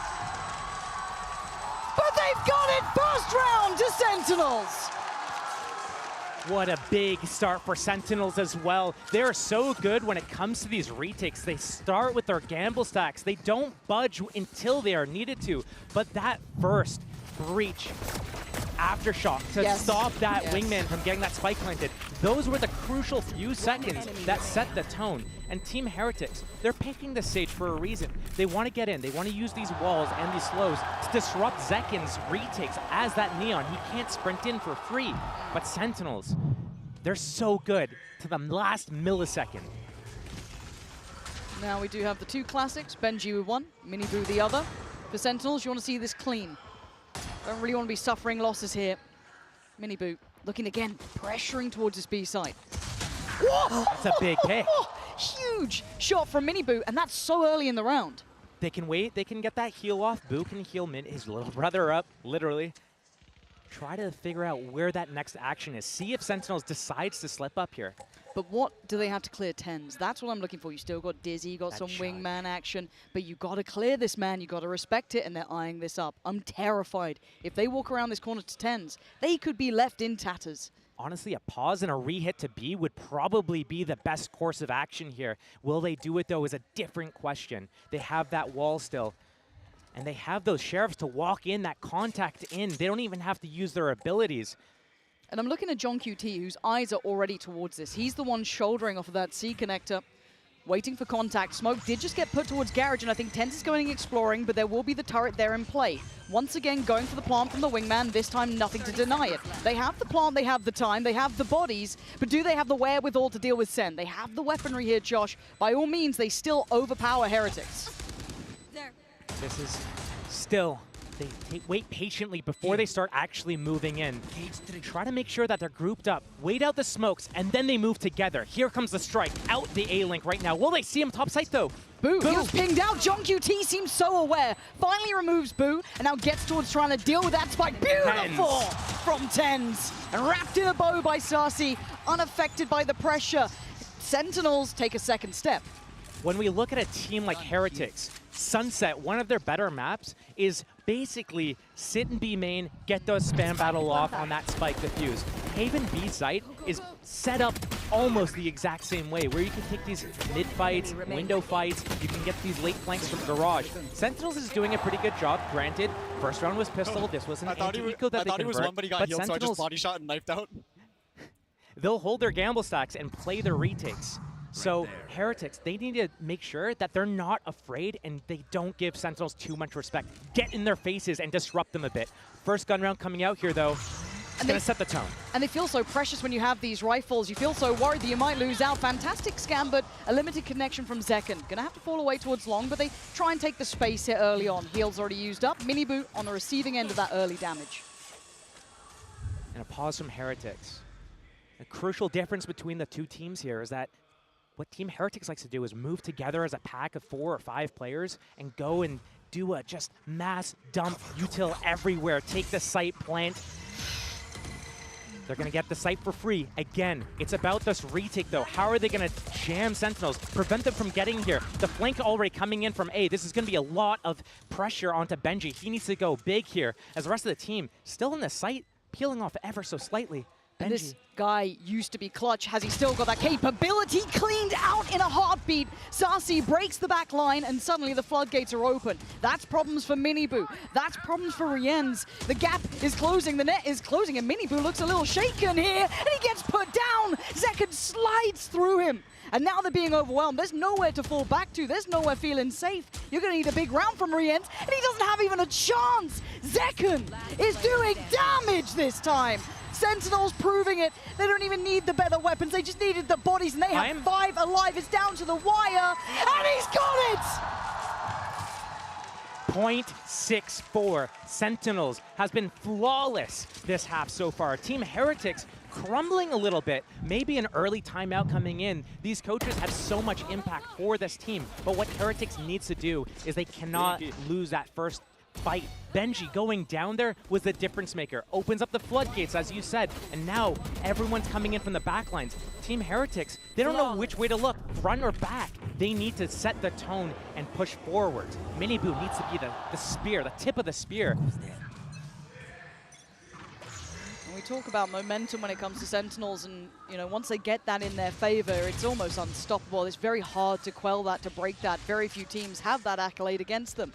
If you're watching Heretics so far, they've looked a little bit shaky to start with. I think that's a fair assessment. Couple of shots going here and there, these high-tempo hits. Yeah, they've been getting the site, but as you said, that retake has been elusive for them. For now, though, in this round, we've got Sheriffs out and Stingers. This isn't going to be one that you're going to be calling home about, but what a switch it would be for Heretics if they could actually do some damage now. This insert from TenZ down at the C cubby is what I look to. We're looking at a massive read from Sentinels here. Already 3.5 players towards that C site. It's only Saucy down towards A, looking at that long line. Heretics, though, they don't do these audibles that well, but this push, the timing. It might just start and end with TenZ. This round could be all for nothing. The one-way goes up. He's got him locked down in there. Paranoia primed, he knows exactly where the split's coming in from. Smoke goes up, this round's done. The threat was nullified the second they ran into tens. A little bit of damage here or there could be good, but it's not happening right now. Okay. All right, Boo, that's nice. Gonna need a lot more, though. And he's pretty much surrounded here. The slow eventual creep as well from Sassy closing that gap in. John QT just sitting a little bit safer on the corner. Lovely. Well handled, a little bit of a threat, but tens won them that round, what felt like a minute ago. Not just tens, though. Great timing on that push, gets those 2 kills. But look at how Heretics is setting up, though. Omen's got the smoke in their hand, Killjoy got the molly in their hands. They're trying to set up these elaborate plays. And when we get to the opposite side, Sentinels goes on that attack, you'll notice that they're only really setting up these small 2 or 3-man plays, trying to do these small incremental things to take the site control. They're not trying to full 5-man util dump on a site. Another thing, though, is they don't budge. They win the rounds just so easily. Yeah. They know next round, we're going to defend C.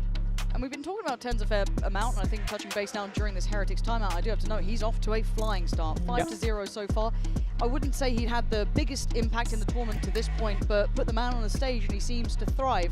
But for Heretics, stepping onto this stage has seemed to be a bit of an issue for them so far. It feels like they're not off those starting blocks.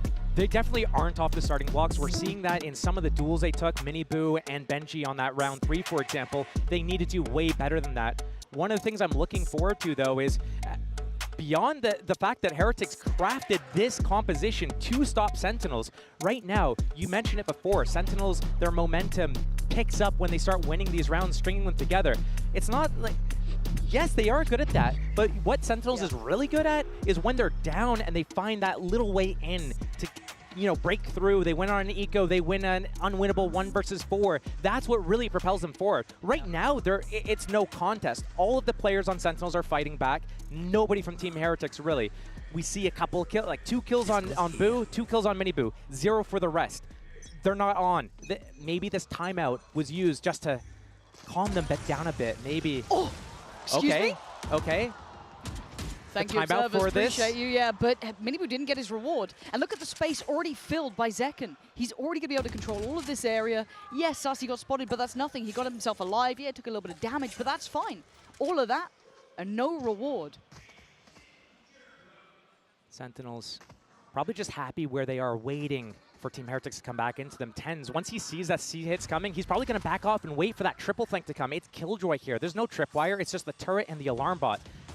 Easily bypassable, but Heretics just going to walk into a free site, and it's all on that flank. And how is Heretics going to press forwards and deal with that retake? Are they going to sit back, get split from different directions, or are they going to get in their faces right now? Benji already in garage here.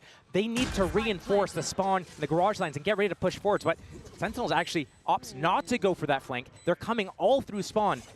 This thrash from Rians, that's what I look to. Yeah, huge ult could start this off them. Heretics are desperate for a round here. The Paranoia goes in, and as does Zekken. Contained, captured, and taken down. Rien's looking for a little bit more timing here. Invest Mosh towards CT. Woot finds tens. They've divided, and maybe they've conquered. Beautiful from Rien's on the follow-up. This is much better, much more composed. Breaking down Sentinels bit by bit, and suddenly only 1 man left alive is Zelsis. Clean work there, Josh. You take away all the names, take away the HUD from this round and round 1, round 3. I wouldn't even think it's the same team. Team Heretics looked completely revamped this round. They took a timeout. They go for the early fight with that Sage wall up at A main. They don't get it. They walk into C site, but it's how they deal with this retake coming in. The way that they use that thrash on that timing, the Mosh to follow up, and they're fighting together, and they're reinforcing each other, pivoting from that garage tunnel to help garage, help spawn flood. Very different look from Team Heretics. And they needed that. Now, it would be a miss to not note the ults coming online here. Tens, how do you want to handle this? It's a big pressure play up towards C, and he's stuck here, and he stands. He got caught up that time. Miniboo the one to connect towards him. They've taken down the tip of the spear, but John QT, the backbone of the Sentinel's side, still trying to do damage. He did a whole lot. He did the best he could, but Heretics again hold the site. The wall goes towards Garage. They've got the res if they feel it's required. Zekken still stands with the ult. Zelsis not too far away. Dealt with again. Heretics seeming to really come alive now. Out of nowhere, they're finding this form. This C site seeming to be maybe what they were looking for. The ult as well. I mean, Sassy better swing on this one. It's basically on him. They can't make the most of the ult that just came through. Not sure if that was the right investment here from Zelsis. One to the right, 2 down long. They're giving him no quarter, no chance. Zelsis can try as he might, but he's surrounded. There's no fight that he can truly win here. The bigger picture, that spike that's ticking away. And Wu just needs to do the dance, and he's doing it well, buying precious time for Benji, who's standing and waiting. Heretics have found an answer. They found a cure for their ills. Back-to-back hits on that C site, and TenZ, he had the good stall with the Paranoia, but misses his chance, his opportunity on Miniboo, who actually catches him paranoid, barely saw him at the edge of that Paranoia. And once that floodgate was open, it's all on John QT. If he can get more than one there, different story. But because he goes down, I mean, that's just such a big investment from Sentinels using that Rolling Thunder, not coming out with the round win. Team Heretics crawling back round by round. And it's caused a timeout. Sentinels have felt enough of a switch here that it's time to check back in. An early timeout as well. They're normally quite reserved for when they call them. We know that that momentum shift is very much in the playbook. Sentinels are very aware. But maybe it is the right time to touch base. Heretics clearly adjusted something during the timeout, 2 consecutive rounds, and there's a lot of ults on the Heretics side here as well. You've got the TP, yeah, with Wood, but you've still got the Showstopper, you've still got that Res there. They're only 2 away from the lockdown, and that was a lot of ults invested from Sentinels for 0 reward. Not only that, but now we're getting to the point where if Team Heretics is able to pick up another round here, Sentinels is looking at maybe potentially having to do a save here. The good news is they have economy for this round, including op economy. And if they're really able to get an early pickoff here, that can snowball things. Res in play can mean Team Heretics can pick up their lost soldier. But right now, I mean, I could definitely see a pace change from Team Heretics here. We've seen them go quick towards B. They have that Omen ultimate. They have that Showstopper. That's what I look to here. Are they going to go fast again? Really keep the pressure on right now off the back of the momentum of these 2 rounds? Or Sentinel's going to be able to crawl back and stop them? Now, I'm looking at that operator in play. I'm looking at TenZ here. Can he be the one? But you're right. The pace change is apparent, right? Right back towards B, right up the guts. Heretics instantly investing that Showstopper. Trying to hold back any sort of pre-take, but plants in. And SEN aren't really wanting to investigate this too early, and rightly so. No flank this time. Wall up for A main. That's going to take a little bit of time to chip down. Off also for this retake at B. Not ideal. No, this is going to be incredibly difficult. 3 through that C connector side. Boo, the wall gets broken, so he has to respect it. Back away. Zekken going to take the space that's been given. They're starting to clear house, but there's the TP. TenZ has to try and find the play towards window. That's a pixel. He knows it. Can he find it? There's still pressure on the side. They've got to find a body, and he does! Takes away Benji. Backline open. Paranoia sent. Wu denies Sassy. Good trade for Zekken. Trying to step down towards middle. Denied! Huge from Rienz! When Heretics needed him, he stood his ground and got them up to 3. When we look to Rienz, we know that he delivers this. Normally it's on Sova. We look to him to be on the maps where he gets to play Sova. He's in these late round situations after he uses his drone, his dart, and he closes it out so frequently for them. If it's not him, it's Benji. But here, he goes big. Oh my god, it was down to a sliver almost with the amount of defuse left. Sentinels almost stealing that away, but big. That's 3 in a row for Team Heretics, and Sentinels, they still have a little bit of economy, but they're bleeding these rounds out. The timeout worked for Heretics, and even Sentinel's timeout worked for them again. The pace change was divine. Ult back in play so quickly for Rienz, and he's identified players, but Zekken cleared in a heartbeat. Miniboo, quick as lightning, takes him away, and the site is 1 out. Heretics have what they want here. There's no lurk on the way, no, I guess, flank coming in, but they've got everything they require, and once again we rinse, we repeat. The wall goes up, they get ready to sit into this post plant. Still 1 more slow on Boo. So once this wall gets broken down, once the stun comes off cooldown, they start using the aftershock and comboing it with the fault line here. That slow comes in. Thrash also for Rienz. Sentinels realizes what's going on, and they're backing out. Thrash still used preemptively, waiting for, expecting and anticipating this retake, but Sentinels realizes what's going on, what the name of the game is right now. They've lost the site. Team Heretics, very pacey. Normally we see them maybe taking a little bit of map control first, waiting, pausing, going on that second interval. Around that 1 minute mark is when they're grouped, gathered, hit by 50 seconds. But now it's the first full motion, swinging all the way through into the sites. And if we kind of pause here ourselves for a second and kind of consider this, we were discussing this veto at the very start, Josh, how this feels indicative that there had to have been change amongst Heretics. You would not walk into this veto without a plan. We are seeing a very new look Heretics here. This is a very different look.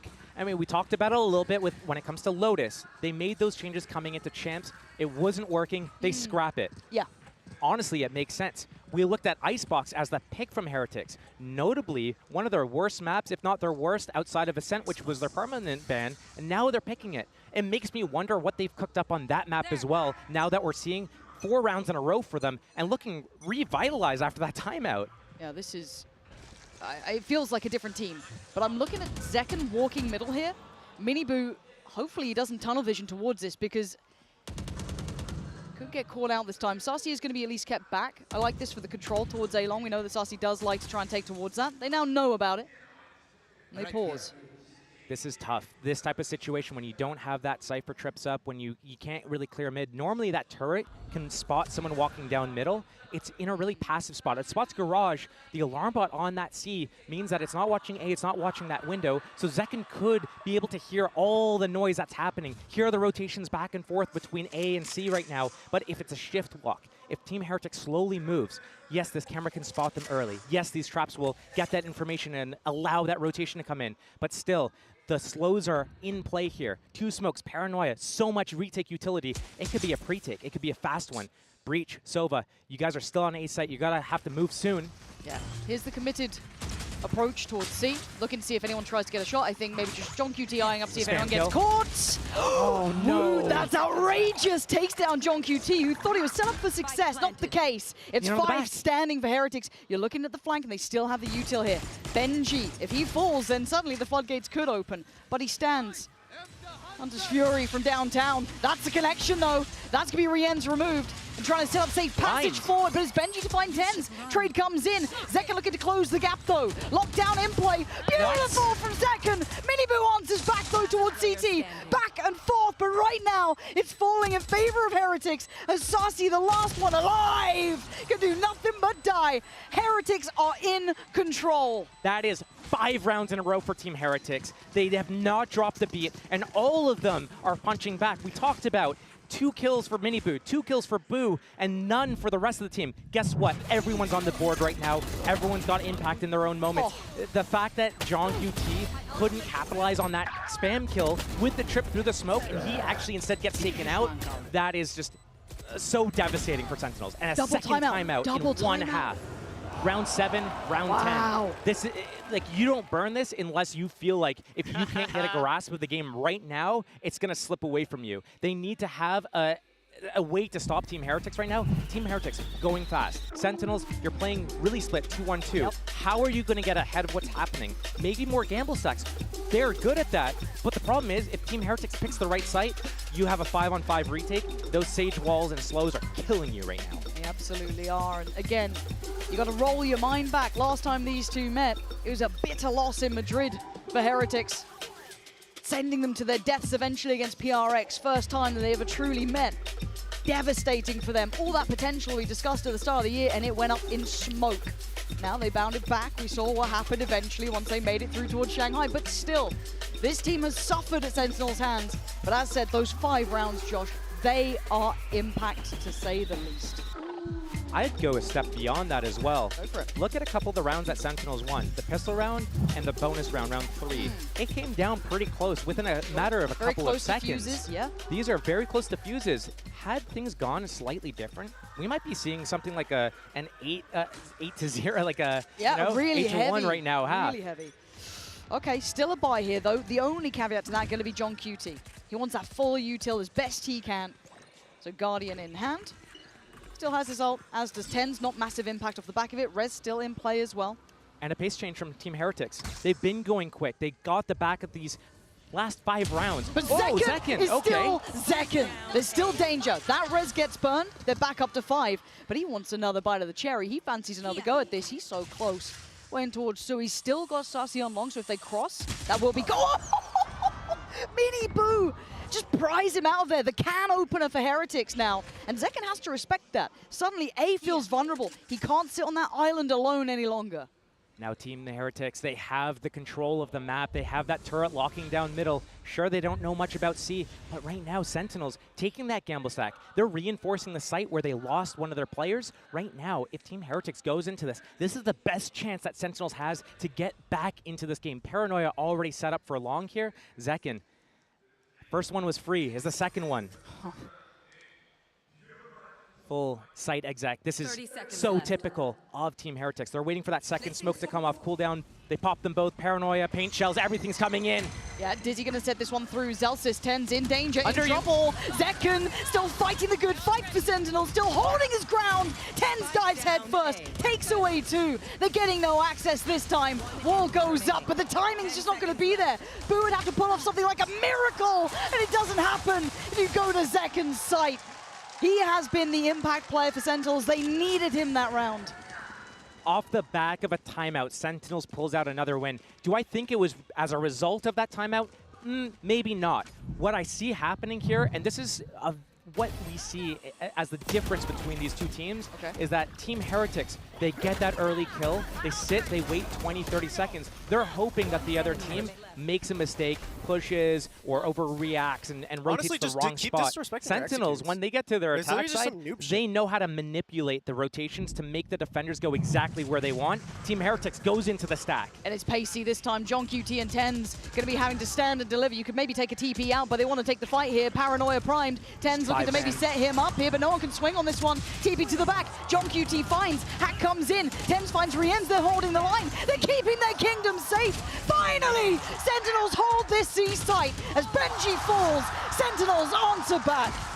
Back to back for Sentinels, and now they're getting back in control in the driver's seat. One more round remains in this half right now, and that first few rounds were going in the way of Sentinels. Heretics bite back with 5 in a row. They do the paciness for most of those. It's working. They slow down one round. It doesn't work. They go fast again, but Sentinels, once you give them an inch, they take that mile, and now scores closed down to 1 round gap. Yeah, again, then, yeah, see? Just disrespect it. Disrespect it. There That's it going is. to be the name of the game. It's a reminder of who they are. Sentinels, the team that you can't really doubt when it comes to it. But can Heretics give them that reminder? Can they put them back in place? Ten's showing off now. Picks up the quick pick on Boo. And then readjusts, repositions. The younger brother wants to walk in those footsteps, maybe feel advised against it. It's now with those 4 players standing, what do they do now? Sage down, there's no wall. IGL gets to spectate, micromanage a little bit more. A little bit of map control here. We haven't seen the side of Team Heretics yet. It's been these 5-man hits over and over again. But softening up that garage area, that front B area, pulls all of the Sentinel players over there. But again, Sentinels, they're stacked towards B, and Heretics is primed to go in here. The showstopper, Miniboo needs to land it on 10s, otherwise this could be disastrous for these guys. Could be waiting, poised, prowling above. He knows what's coming. Oh, he couldn't get away from that Miniboo. Starts things off with a bang. Takes B to himself, but look at the back of the side. John QT's still here. They have no idea. Zekin now tries to run around, keep them on their toes. Heretics being forced around at a quick pivot. You're right, Josh. That spike's heading towards C. 30 seconds They're making noise. They have an inkling about Miniboo here. He's going to go down, but still 3 versus 3 on this post plant right now. Still game on. Plant is in. Time's on their side. Held towards CT. Sentinels don't have that safe step back. Looking to maybe pivot through Garage themselves. Sassy just trying to keep attention, keep check on anyone trying to close the gap. The one-way cuts off the route, and now they can focus on Garage. The crossfire looks heaven sent. How do you get around it? The slide needs to happen. Zekin could. There's a chance here. Rienz basically could deny this, as could Benji. The time ticking. They got to make a move right here, right now. The timing is perfect. The synergy is off the charts, and Sentinels are never out of it.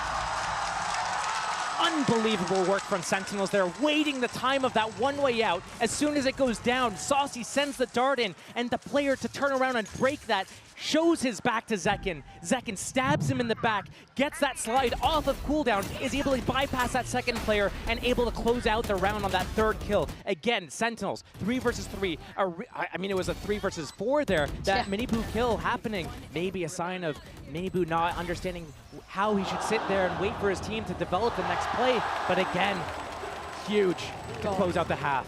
That synergy was just amazing. Love that. Absolutely love that. But if you like Heretics, there's a man you'll want to hear from right now. It's Patatek with Jen.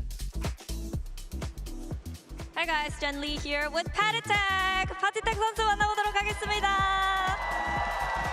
먼저 어떻게 지냈는지부터 물어보도록 할게요. Long time no see, Patatek. What have you been up to? I've just been sitting at home, playing ranked, streaming, and just chilling, waiting for a team to pick me up. I vouch for you. Best player in the world.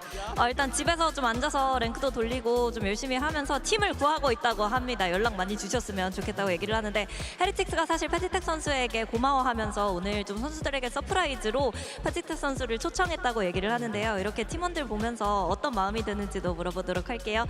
Now, Heretics invited you over, flew in as a surprise to the boys, because you're very much part of the success that they're having, as much as the other guys up there. So what's it like rooting for them and watching them play today? I just pray for the win for Heretics. As I said on my stream, they're gonna win that whole thing. And when it comes to watching them play, it's just insane, I just imagine myself to be on the stage one day, but I came here and I'm gonna support my boys to win the whole thing. Your time will come, for sure. 먼저 스트리밍 할 때 얘기를 했듯이 헤레틱스가 우승을 할 것 같고 그리고 정말 떨리는 마음으로 보고 있는데 본인도 이런 스테이지에 올라와서 언젠가는 챔피언스 무대에서 좀 경기를 멋지게 펼치고 싶지만 자신의 시간이 올 때까지는 좀 더 기다려야 할 것 같고 그냥 팀원들이 계속해서 잘해줬으면 좋겠다고 얘기했습니다. Thank you, Patatek. Thank you. Lastly, predictions today. 2-1 for Heretics. 오늘 2대1 예상한다고 얘기를 했습니다. 헤레틱스 승리. Okay, back we go. Thank you. What a first half we had there, 7-5, and it was swings and roundabouts. Josh, both teams runs, 4 rounds in a row, 5 rounds in a row, and then a strong close from SEN. It feels like this is still anyone's game. Both teams right now delivering the goods in their own respect. It's on Team Heretics now, though. They get to go in their defense side. They're really good on their defense because of their retakes, but they've cooked up a new comp. So I look to how they've changed that. Do they do something different with the rotations, with the gamble stacks?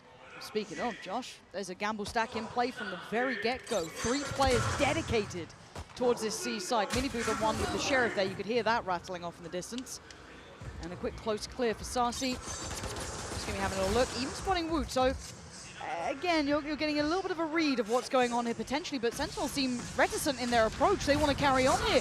They fancy going into this one. The paranoia might have slowed them down. The counter can't be capitalized on yet. And now it's standoff. Do they really want to go through with this? This is where the situations, when the rounds get to simmer like this, Sentinels does so well at picking where they want to go. Heretics peeling off, getting out of the site. They're going to re-clear Garage first for this retake. Yeah, I'm looking at John QT waiting there. His eyes are still on it. Miniboo, though, with some pace. Belting shot from John QT. But now there's too many. Tens, you can't really back away. He just about makes it out with the help of Zekken. But they do have the plant down. Sarsi going to try and be the kind of, I guess, the one to put a full stop to the round if they did go back through Garage. But he sees nothing. Sets them up to focus towards CT. 2 players waiting in the smoke, and look at that deadly little duo. You don't want that. You don't want that. It's Tens all day. Oh, Go for the knife. Do it. Why not? Why not? It is you, Tens. He's him. He's absolutely him. Give him a pistol, and he'll get you around. That Sentinels classic right click. There's something about it, man. Something juicy. Look at this. Stopping them, and we heard it in the soundbite before from Tens. Disrespect them. This is how you do it. This is what Heretics needed to do to Sentinels. Get in their faces and just pump them full of lead. Sorry if I punch your arm. Sorry if I punched you. Yeah, he's getting into it. He's feeling it, immersed. Dude, it's Tens. He is a big game player. That is what you want to be seeing. There's the impact off the back. But remember the first half. It started really well for Sentinels. The timeout hit, and Sentinels burned both of their timeouts in that first half. Heretics still, I believe, have that option available. So, it's not over yet. This is just a good beginning. But with the lead on the half, it certainly makes that scoreline look a little scarier now. When I looked at this game, I'm thinking, Haven, how many rounds realistically does Heretics need on that attack side for them to be able to comfortably close it out? I'm thinking 6, maybe 5 if they don't get pistol round. But losing the second pistol round as well, that's going to make things very difficult. And Sentinels, we're going to see why they picked this map right now. They start with that orb control. They get John QT here. 4 of them move together towards A, and look at the map. Team Heretics has 4 on that A site, and C site is open for the taking. Sentinels, a free round. Yeah, that's lovely. They'll be happy with that. Managing to navigate all the potential dangers. Again, there were a couple of sheriffs in play. This wasn't like it wasn't without a little bit of threat. So Santi looking to farm here. Nice opportunity for him. Lovely. Quick 2 kills. Again, only against pistols, so no need to lose your minds just yet. But you can see Zekken here maybe with his opportunity to get some ult orbs building. Ooh. Okay, or not. My bad. Sorry, Zekken. Any more? Can they cost them much? Again, this is quite an invested round. The 2 SMGs are still there, but it's that Bulldog, that Phantom you don't want to see being lost, really. Trying to slip away a little bit. Last-ditch effort. Try to take anyone down with them. Don't think you can get much more. Nice try. Not to be. Sentinels, 4 standing.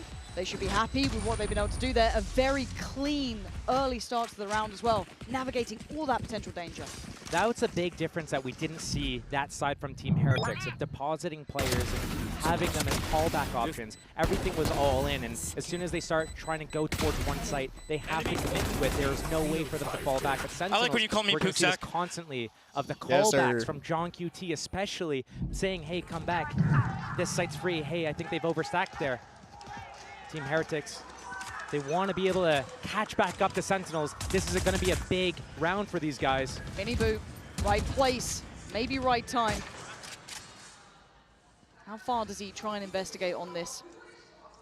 Boo doing similar things down towards long, but again, this is the bonus round for Sentinels. Drone and camera invested. Spots 2. You don't know where the other 3 players are right now. Chomping at the bit there, like he wanted in. See if they had an opening. But still, I see a couple of Spectres here, so maybe closing the gap at B through Garage, getting, just like if you get into C site and you have players in Garage and Garage window, getting those flanks, stopping that rotation, that's so difficult to go through. B, dangerous with that wall and the wingman. Yep, waiting to see when the alarm bot gets triggered. It's a fake. I've seen this before. They're going to send Zekken in. They're going to take all this pressure, but it's going to be a C split through Garage and Zekken. The pressure was made. He kept his life. He didn't destroy that alarm bot, though. That alarm bot and the turret still being up. This setup from Team Heretics, that triangle, Bermuda Triangle, Sentinels is going to disappear in it, but 30 seconds left. They're running low on time. They've got to commit somewhere. Are they opting to go back towards A? The walls should be dropping, I imagine, soonish. I don't quite know when it was fully invested, but still, finally they clear the alarm bot. But that's late. Wall's still there. Breaking now, but the slow. And there it is. Time, 20 seconds. They're running so low here. Sentinels need to make something happen. They've got to try and face the music. Miniboo gets away with robbery. Boo, the wings! Back to back impact for Boo, leaving just John QT irrelevant to the round as Heretics make it past the first big threat here. It was their buy round, it was the bonus from Sentinels, but the way they approached that, Josh, they missed a beat on that. The alarm bot's still there, the turret in garage. There was security for Heretics the whole way through. Sentinels is usually so much better with those fundamentals, breaking all the alarm bots, getting exactly what they want to manipulate the rotation. And for the most part, it still worked. Yes, it got a little bit low on time. You get nervous when you see that clock ticking down, but that's still enough. That's 10 seconds that you have to take out 2 players and get the spike planted. You can do that. That's loads of time as long as you don't freak out. But Miniboo and Boo coming together through smokes and getting the shots, the kills they got in that fashion, unreal. Here we go again. Now we get into the fun of it. John QT still down though on the SMG. Not ideal. I like how loose Team Heretics is getting right now, though. They don't normally get this loose, these players especially. We saw on Boo, on Fade, on Lotus maybe. He's taking this deep line towards A right now. And the adjusted turret as well for Benji, not letting them even get to spam that, trying to remove that easily. That's still in play deeper on C, yes, but still serves its purpose, especially with Rien's keeping control here. They're going to hear all this, they're going to see all this. That's at least 2 players noted off. just Dizzy and Benji Reclaimed. backfilling this. This could be perfect from Benji. No. Pulled the trigger on the first. I thought he could have waited a touch longer, but no. We're getting to 50 seconds, and they don't have a full foothold on either site. Pressuring Garage short with a double stack on long.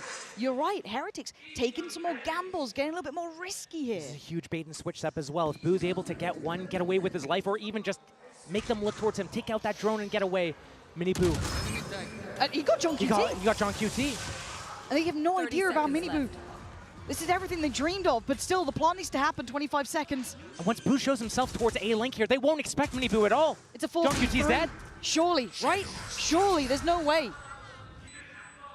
They push through. This is good from Sentinels. They're alleviating pressure. And it's Woot who has no idea. He has no idea. Now he does, as if he still gets 10s. But they've made something out of nothing. A 2v3 is still doable. Mini Boo. Rez on Boo, but the timing on Mini Boo should be the death of Sassy, and it is. All on Zelsis. Rez as well. The salesman or the soldier, let's find out. But now he falls. Mini Boo there.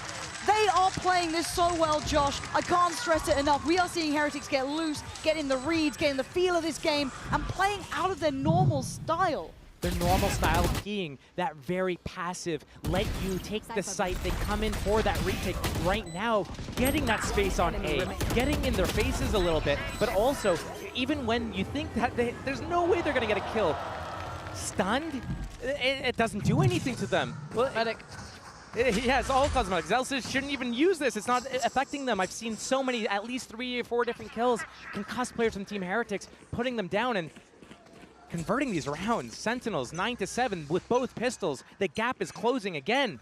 If you're a Sentinels fan, you are eyeing up this round. This has to be a big impact round for them. Heretics finding success back-to-back here. Mini Boo, ult in play, and that's the site they lean towards. Caution has to be aired. They're all going to be invested over towards Sewer, but it gives them a nice angle towards long. You know the time, that's 45 seconds, it's going to break. You see how Zekin's sitting here with 10s. They're waiting here for any regress at long, but what's going to happen is the fake's going to come in from Sentinels. They're going to put a lot of pressure, maybe even tap the spike in that B site. They're going to go back and hit that A site on that timing. It's got to be the play. 10s has that ultimate as well. Get that info, create that pressure, break that alarm bot though. John QT, there you go. And Okay. here comes the next step of this fake. Yeah, starting to put the question marks around the map here, giving themselves options, but this time a different look towards Garage. That's 2 players. Someone to work off that Dizzy if they decide to invest. And it's getting tense now. Wall breaks. Smoke goes back up towards B. Showstopper still on Mini Boo, and he's on top of that sewers box. Trying to get this fake off. They still have a stun. Full abilities on Zelsis. Add it with a stun, a smoke. Try to create this pressure, but it might not be enough. 25 seconds, they slowly creep, they can disrespect the smoke, they're going to give away the game a touch here. Now, Mini Boo decides to move. 20 seconds. Where are they going? Back towards B. At this point, they're walking into the unknown. They can a ult him. TP, where is he off to? Over towards B. Going to try and quickly get that plant secured by Zelsis. 10 seconds left. Spikes down. He's done his job. Dens gets out of danger. And now the bedlam begins. Boo, you nasty boy. Waiting. Checks to make sure there was no one else here. Waits. This is a dangerous game to play in an arena, folks. That's a dangerous game! The crowd honoring. But that could have gone completely haywire. But a 5v4 now.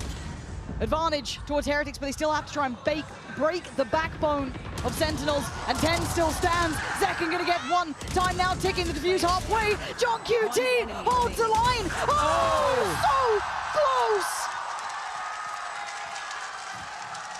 Re-ends one around there, 1v3 or a 3K at least. Here, John QT, couple bullets in the smoke, no problem.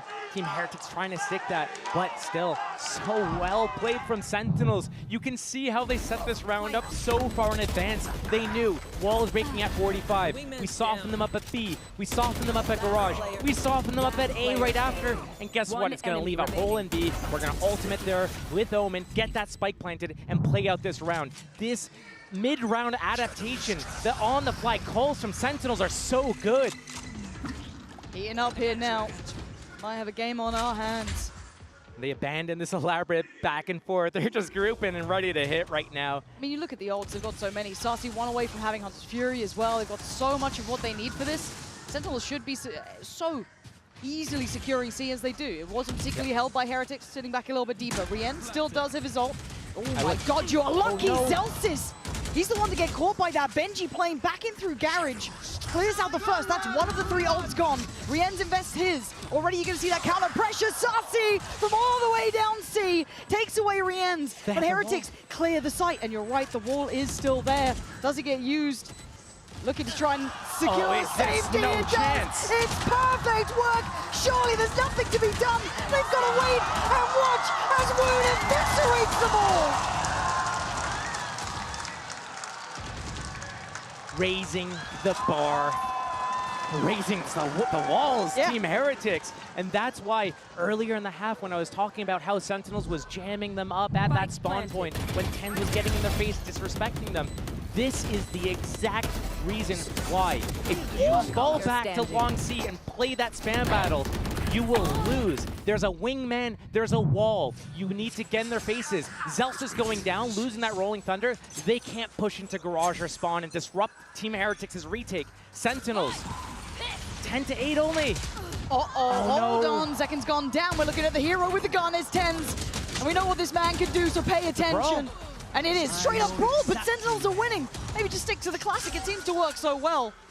And a 3v3 in this situation, Zelsis has his ult, as does TenZ. They've got information on their whereabouts. And now they can let this simmer for a second. Zelsis even getting the upgrade. So much time to let the round... Wait, TenZ just used his ultimate a couple rounds ago. How's he have it again? It's TenZ, telling you. The alarm bot, But the timing. Gonna be able to clear that. He's gonna put a question mark to it. And look at where the other 2 are, Josh. They haven't even fully moved.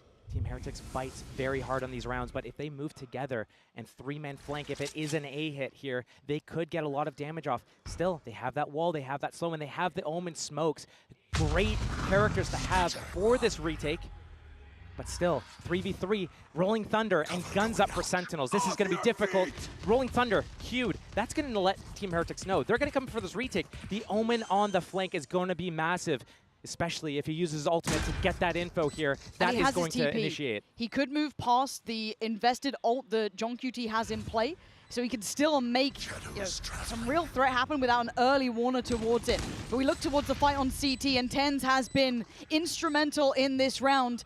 He's down on 41 HP though, still has a smoke to play. Where does he opt for? Looking to be set up by Zelsis, and TenZ waiting. They got so close, but it's Wu closing the gap. Great shot. Oh, but TenZ! You gotta keep this man in mind! Perfect impact. He came in with the gun. Zekin was taken out in a second, and then that classic of all things was gonna do the damage. That full-on brawl at A. Team Heretics not getting ahead of that to the likes of a classic. Zekin getting instantly taken out as well, but again, maybe getting a little bit too ahead of themselves, feeling themselves too much, getting too loose, potentially. Team Heretics, this is a side of them we haven't really seen before. And this timeout is everything. Let's simmer it down, focus in here. If you weren't paying attention before, now you should. Heretics pumped the Absolute break cinema. at 11 to 8. Now, the money. The money is the issue here for Heretics. They're going to have to do basically what just happened to them back to Sentinels, but without the ult from Zekin, without that sort of tempo, they can. It looks like they can afford 1 rifle so far, Josh, and that's it. That is not the round that you want to lose. This could be 12. This could be 12%. That is a bad round for Team Heretics to lose. Those are the rounds that Sentinels have been winning all event to get to this point here. It's been these big swing rounds where not only do they win, but they're at their disadvantage just in terms of economy. They're doing it with classics, popping whatever ultimates they could to make it work. Then, not only do they win that round, but they're also able to pick up the following round because the economy on the other team isn't good enough to string together a proper buy. And here, a hero vandal for Rien's. The rest of them budgeting themselves to play for that OT. They know it's potentially likely it's going to be a 12-8, and they're going to have to crawl back and bring it to 12-12 unless Rien's goes huge. He's the only one to watch here, really. I mean, Heretics are good with those sheriffs, but this is a lot to ask. Zekin set into motion off the back of Zelsa's utility, at least to try and test towards A-Long.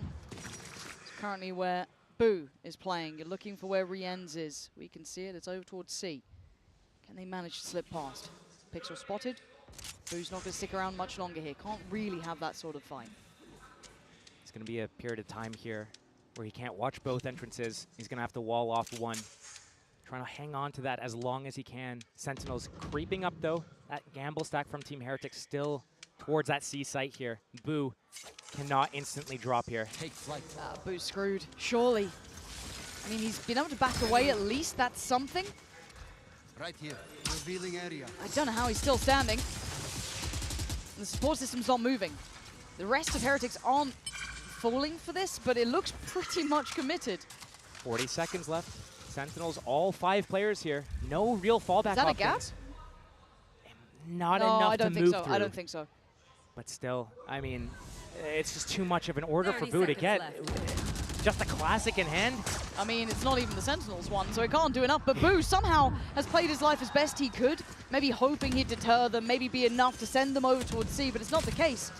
12 looking so likely as Heretics have to do that long rotate back. Right here. Every step arduous on the way. And they cause chaos now, though. 5 to find. And so little time to do it. And away we go. Sarsi instantly gets Benji, excuse me, Mini down. Hold on. Rien's still alive. Maybe. Wingman's still in play. Time, though, it's so low. Trying to swing off the back of the Wingman is a nice idea. But John QT, the mastermind behind Sentinels, not going to let this one slip. It's 12 in map 1 for Sen. Rien's the man with the Vandal. Last to fall there. 10's 27 kills. Huge. Multiple times he's had his ultimate. But I need to highlight how he's getting to these kills. It's not like he's sitting in the back waiting for things to happen. He's I love the getting in their composure. faces. Oh, he's an instigator. Yeah, he understands his mission right now. Yes, he's Omen. Yes, he's on those smokes. But he's getting in the faces of Team Heretics, not letting them have a chance to be able to get off their elaborate plans, disrupting them. We go again, this time with guns though, but Lifeline starting to be flattened out a little bit here for Heretics. Held on 8. We haven't seen a change up from Team Heretics' game plan yet. Same players, same spots. Now lockdown in play as well. That's going to help with a retake if they need it. But gambling towards the C site, Sentinels has been so good with their audibles. Once they get certain information, they know when to pivot away. They know how to use that time, squeeze out the last second. Zekin coming into Garage. Benji. And Benji's been having a nightmare this series, fair to say. But this time he's saved by Woot. Second goes down, and now they can maybe live for another second or so. But it's Zeltis to trade out, at least take away the first. But Tens then takes strides towards the site, disrespecting the Mosh and the man behind it. Rien just falls, and Tens is just on an absolutely nuclear level performance here. 29 kills. And now Mini Boo and Boo, brothers in arms, might have to watch map 1 slip between their fingertips now. Forced to fight forward and forced to fall. It's all on Boo in a 1v4. Map 1 surely sitting with Sentinels. What more were you ever meant to do against this side? Map 1 is in the books. You put them on a big stage, they just keep stepping up. Great performance from Sentinels there, and Team Heretics trying to change things up with their agent composition, throwing in that icebox pick as well for that map too. So what have they cooked up there? They need to slam back as hard as they can if they want to be able to stop Sentinels here and go into that third map as well.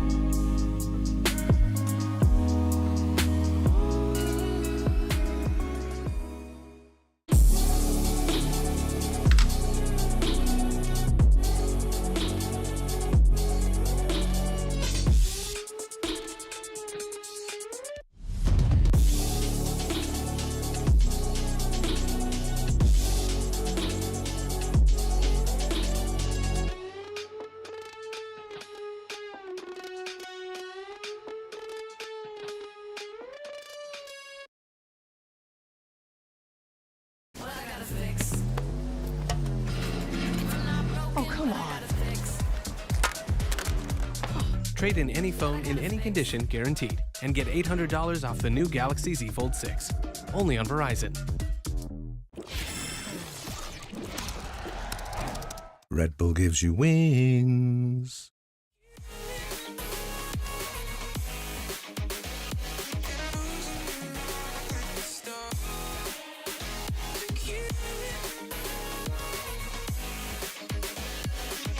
Just let me fall to my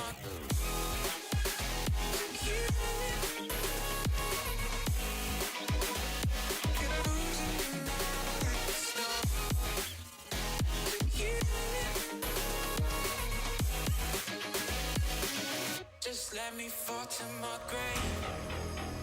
Heart fails under pressure. Wonder if these bad days will last forever. So pessimistic from the past. All the good things end up in caskets. I'm never feeling okay. Good days are so hard to find. Just help me know more the pain. I'm one step from dying. My angels keep it at bay. Can't blame the people for trying. Just let me fall to my grave.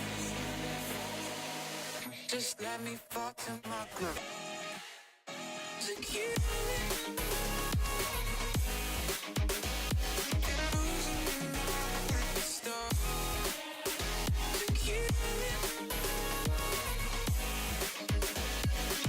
Just let me fall to my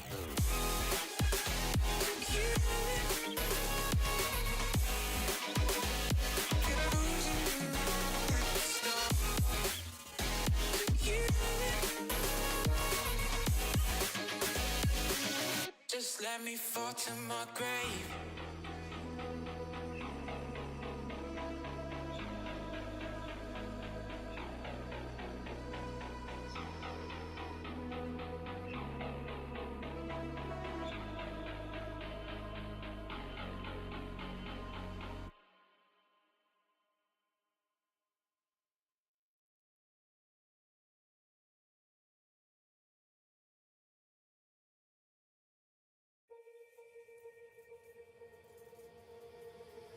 Don't forget about me and all the things I could give to you, baby.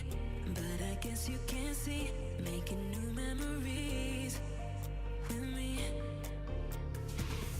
Oh, yeah, I'll be okay. I'll be okay. I'll be okay. Oh, yeah, I'm good either way. I'm good either way. What happened to forever? Now we're not together. I know it's time you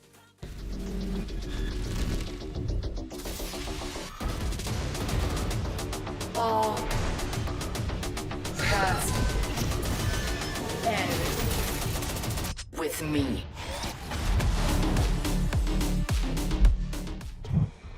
Taking a break from the chocolate factory to chat a little bit with us is Kaplan himself. So Kaplan, the team seems really, really hyped. Help us get a sense of the vibes of the team right now, especially since it's an elimination match. And did Haven go exactly the way you prepped for?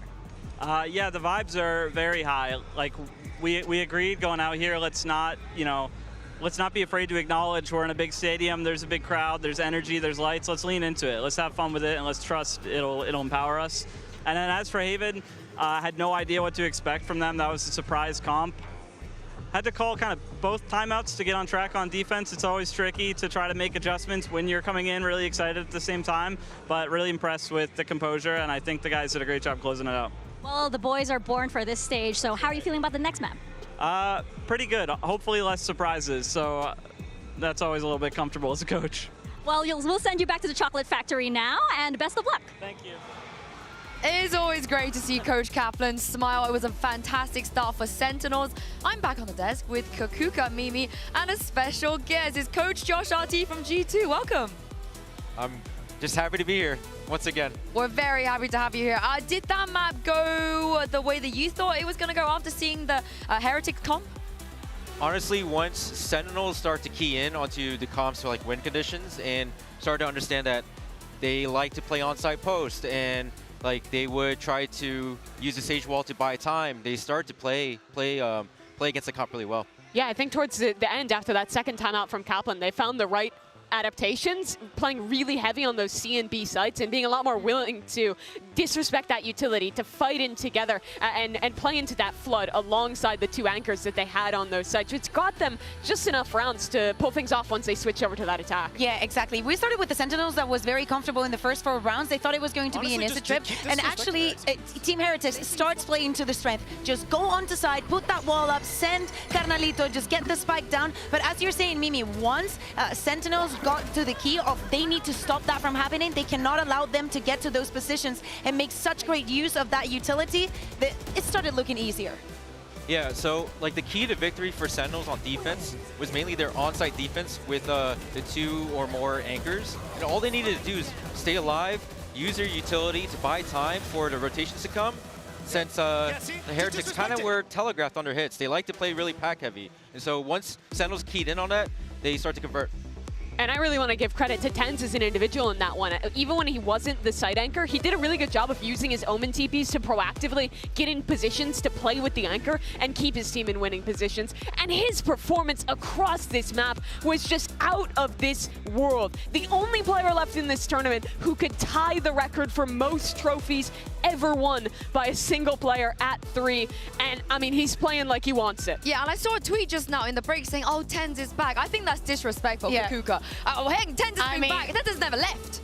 Totally, right? I feel like throughout the tournament against Fnatic in the most important matches, that's when he shows up. But another 2 people that show up constantly, regionally and here on the big stage, it has to be Boo and Minimo. Even though they did not win this map, things were very complicated. Imagine that you take this composition out. First played ever in the history of Valorant that this comp is played on Haven. You take this risk and you put this 2 to support each other. Miniboo just going in crazy, and Boo, not only the IGL and that he's been having throughout this entire tournament, but especially being put in these situations, it looks like he's been doing it forever. Yeah, you can see the chemistry of the brothers, Josh, on the server. Yeah, for sure. Since that was their first time playing that with that composition, you would notice that they were playing Raze and Sage together at A site, and they were actually 2-man hold the site.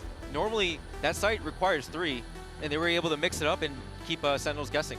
Yeah, and going into this next map as well, we were talking about this a little bit, likely to continue with those 2 playing together. It must feel incredible to get to be up there on this big stage, even in these tough moments, with your brother alongside you, and they'll need to rally back here. This team has made lower bracket runs before, they've bounced back before, but this is still a big task to come back in this series and stay alive. Yeah, my hopium is Kakuka. Heretics should not have any issues on Icebox. I mean, are they going to change the composition? I do not expect it, right? I think that the moment that they decided to stick with this Neon, that is what they were going for. They decided to come here to Icebox. Out of all the options that they had, maybe even some bind after how comfortable they said they were feeling, they decided to go for this one. And I feel like the head-to-head between Second and Miniboo, I understand that it is something that we want to see. We wanted to see flashy, but the style is very, very different when you talk about entering the site. Yeah, Miniboo's Neon. You like it? You're a fan?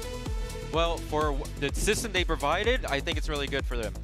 They already played that comp that Sentinels runs, the KO Sova, multiple times already, previously against DRX. So, like, I would like to see Miniboo like rotate quickly based on like Boo's information and Rian's information, and based on that, their defense like works for them. I do think they need a good start on this attack. This is one of those maps where Miniboo is going to be super sacrificial, going in first, going for those openers, and it relies a lot on players like Benji to come online for Team Heretics to trade them out and stay in it. It does indeed. It might not be another chance here, Pansy, and still Heretics, they have to win if they want to keep their champions' dreams alive. 1 life left for Heretics. It all comes down to this.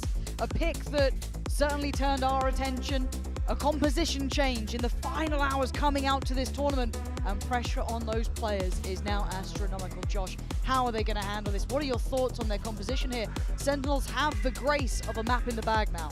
When I looked at the Icebox pick, I thought maybe they were switching something up to get a little bit of a curveball that Sentinels wouldn't expect, but they're sticking with the same composition. So what they could do is change up how they play that composition.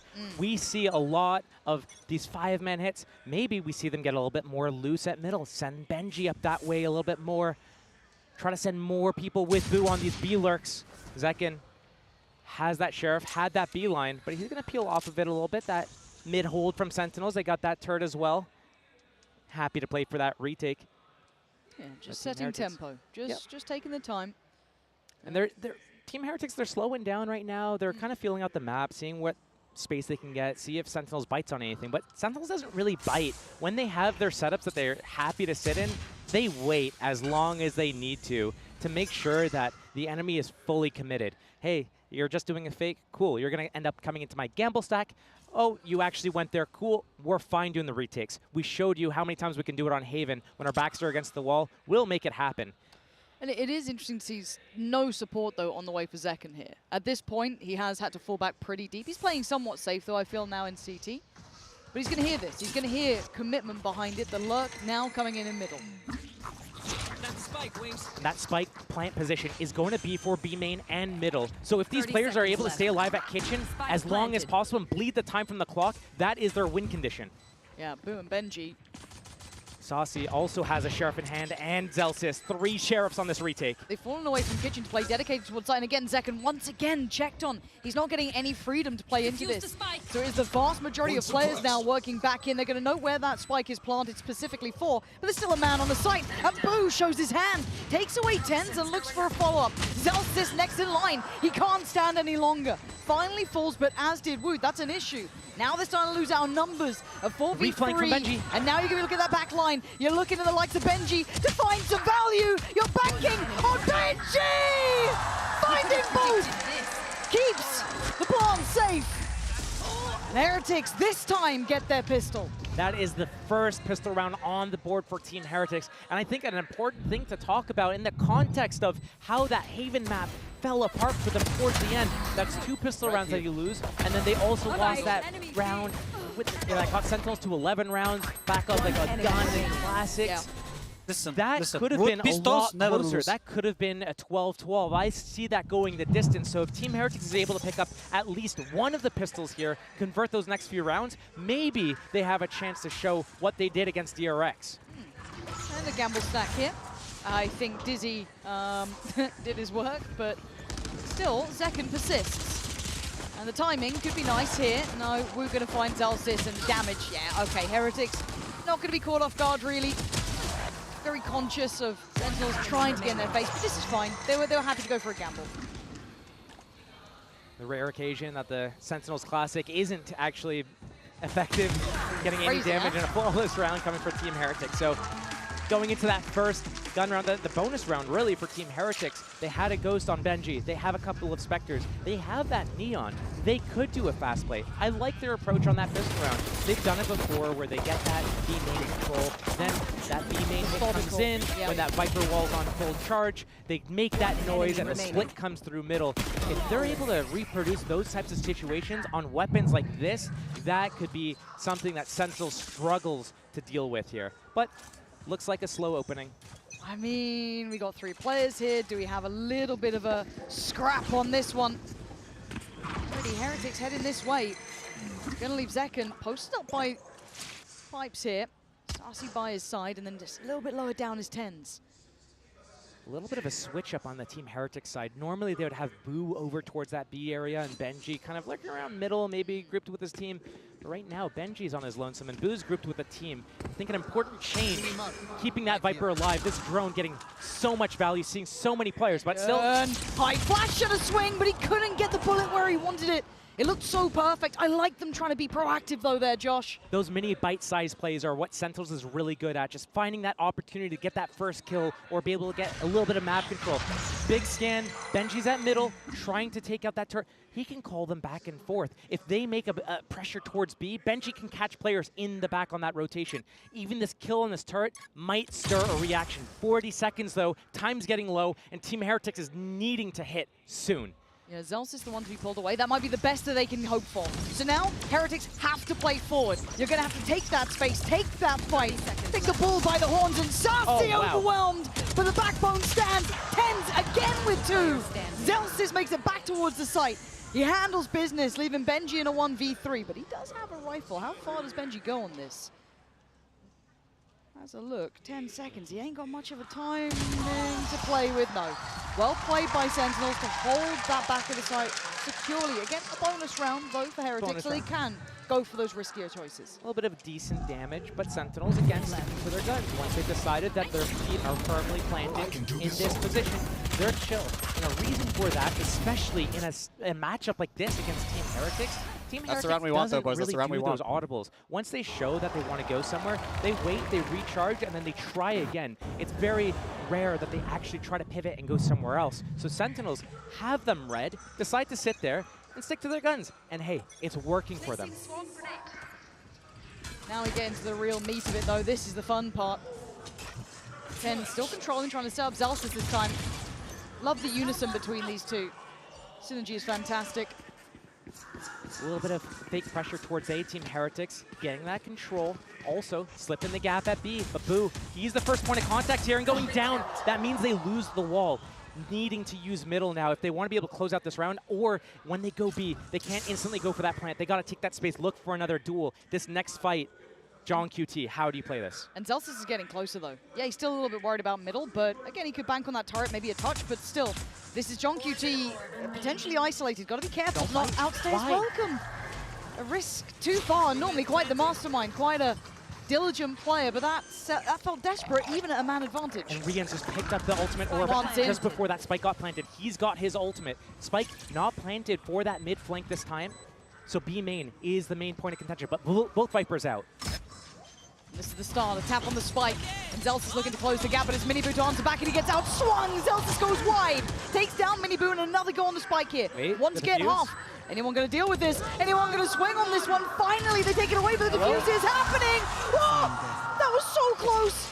And again, he has to try and close the gap, but there's nothing more to be done. Right under their noses, a fumble from Heretics. No other word to describe it than a fumble. And those types of rounds, if Sentinels is able to steal it away, that is when they start gaining that momentum. And right here, you can see the body language on the players of Team Heretics, how Boo is talking to the team, the rest of the team, not animated, quiet. It's just crazy. A gift from John QT, peeking from Snowman. Gustavo, 5 versus 4. I love that sacrification from you. Good job. For that retake. Sacrification. They don't even have that in play, and they still close it out. Team Heretics needs to do better. They might just get punished here. Look at Zekken, Outlaws out, and you can look at the light shields. Struggling financially, Heretics. This Outlaw is going to be devastating. Rien's, he had full HP. He has that Vandal, or he had it. He passed around a little bit to Miniboo in this situation right now. Creep up towards A, but again, Sentinels on the stack. They have that line at B on Zekken. He's on top. No threat. Alarm bot, turret, active. Zelsis pivoting, ready to be that fourth player on that A site, and this triangle setup again from Sentinels. We see them stick to these types of setups, and yes, they have this pop flash as well. So as soon as this execute comes in from Team Heretics, they're going to use that orb. They're going to place the shocks, the Viper's Molly, the Wingman's going to come in. Oh, wait, that first kill though. That's huge, that's his ult now. He can cycle that rifle back, but 10 stands in their way. Does he commit to this angle? How long does 10 stay in the danger zone here? Still playing up towards those rafters. Miniboo waiting, but the flash is perfect. It's on the money, and 10 is doing damage! Oh, and a third! That's what you need from him. Big players making big plays in big games, and now Benji can do nothing but die! The ace taken away, but who cares? Tens. Grown man plays right there. His team's backing out. They play their retakes all the time by waiting and slowly getting a concave, crushing their opponents. But here, he's like, dude, you saw me on Haven. I don't care. He walks out. One at a time, just deletes them from the server. The Terminator's in the server! Yeah, not wrong, not wrong. There's something about Tens when he gets on stage, is give the man a crowd. He deserves it, and an instant pause from Heretics. There's blood in the water. There is blood in the water, and Sentinels are circling. It is worrying. Because for this roster, at least in my mind, for this composition to work as well, you have to be confident, selfless if you're Miniboo as well, taking this space, getting those reads.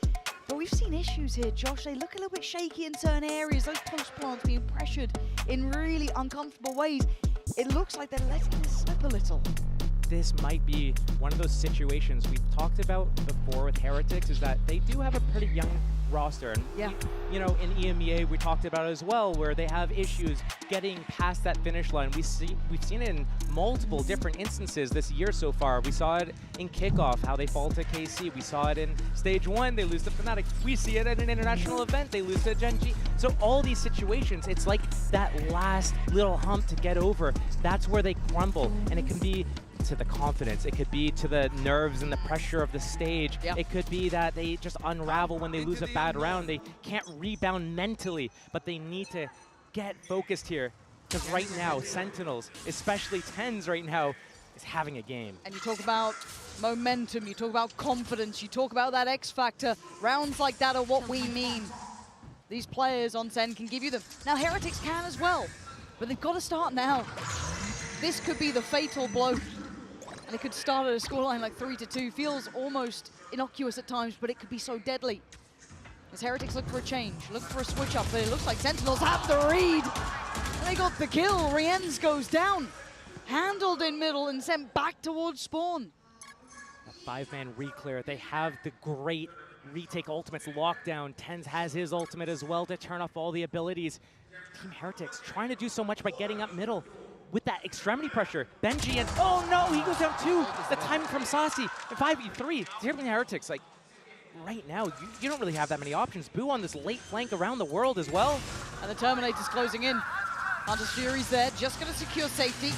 And they're running out of options. This map is just closing in on them. You're banking on Boo here. Now, John QT made a little bit of an uncharacteristic mistake last time. This time, I doubt it. And Zekken getting curious. That's a big swing right there, Boo. And John QT, this Viper. But they, oh, an opportunity missed and a lifeline made for Boo. The lockdown's there, 15 seconds.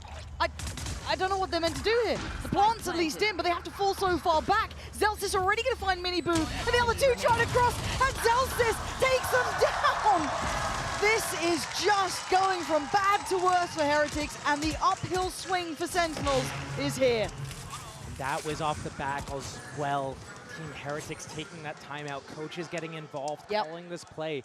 Everything was about that 3-man pack in middle to cause enough of a disruption, get the kills, get that map control to make Sentinels feel very uncomfortable. But what happens is a 5-man reclear from Sentinels, get that kill, find Benji lurking through that A site, and are able to just close it out.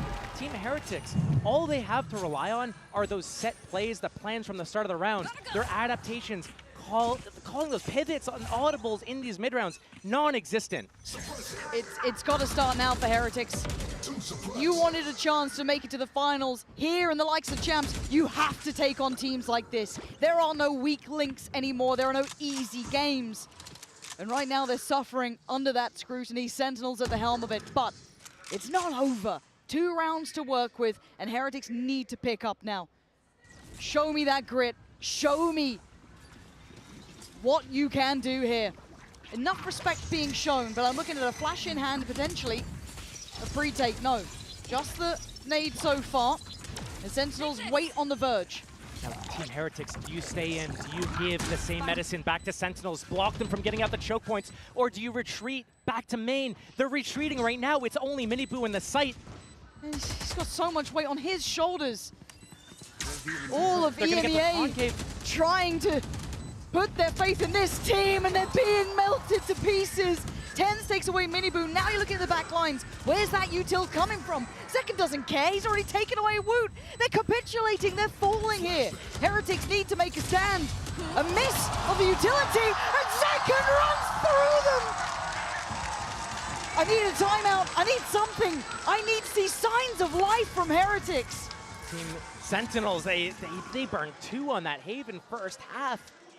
7 and 10 were the rounds that they called them in. Right now, are we going to see the same thing from Team Heretics, burning both their timeouts just to get signs of life right now?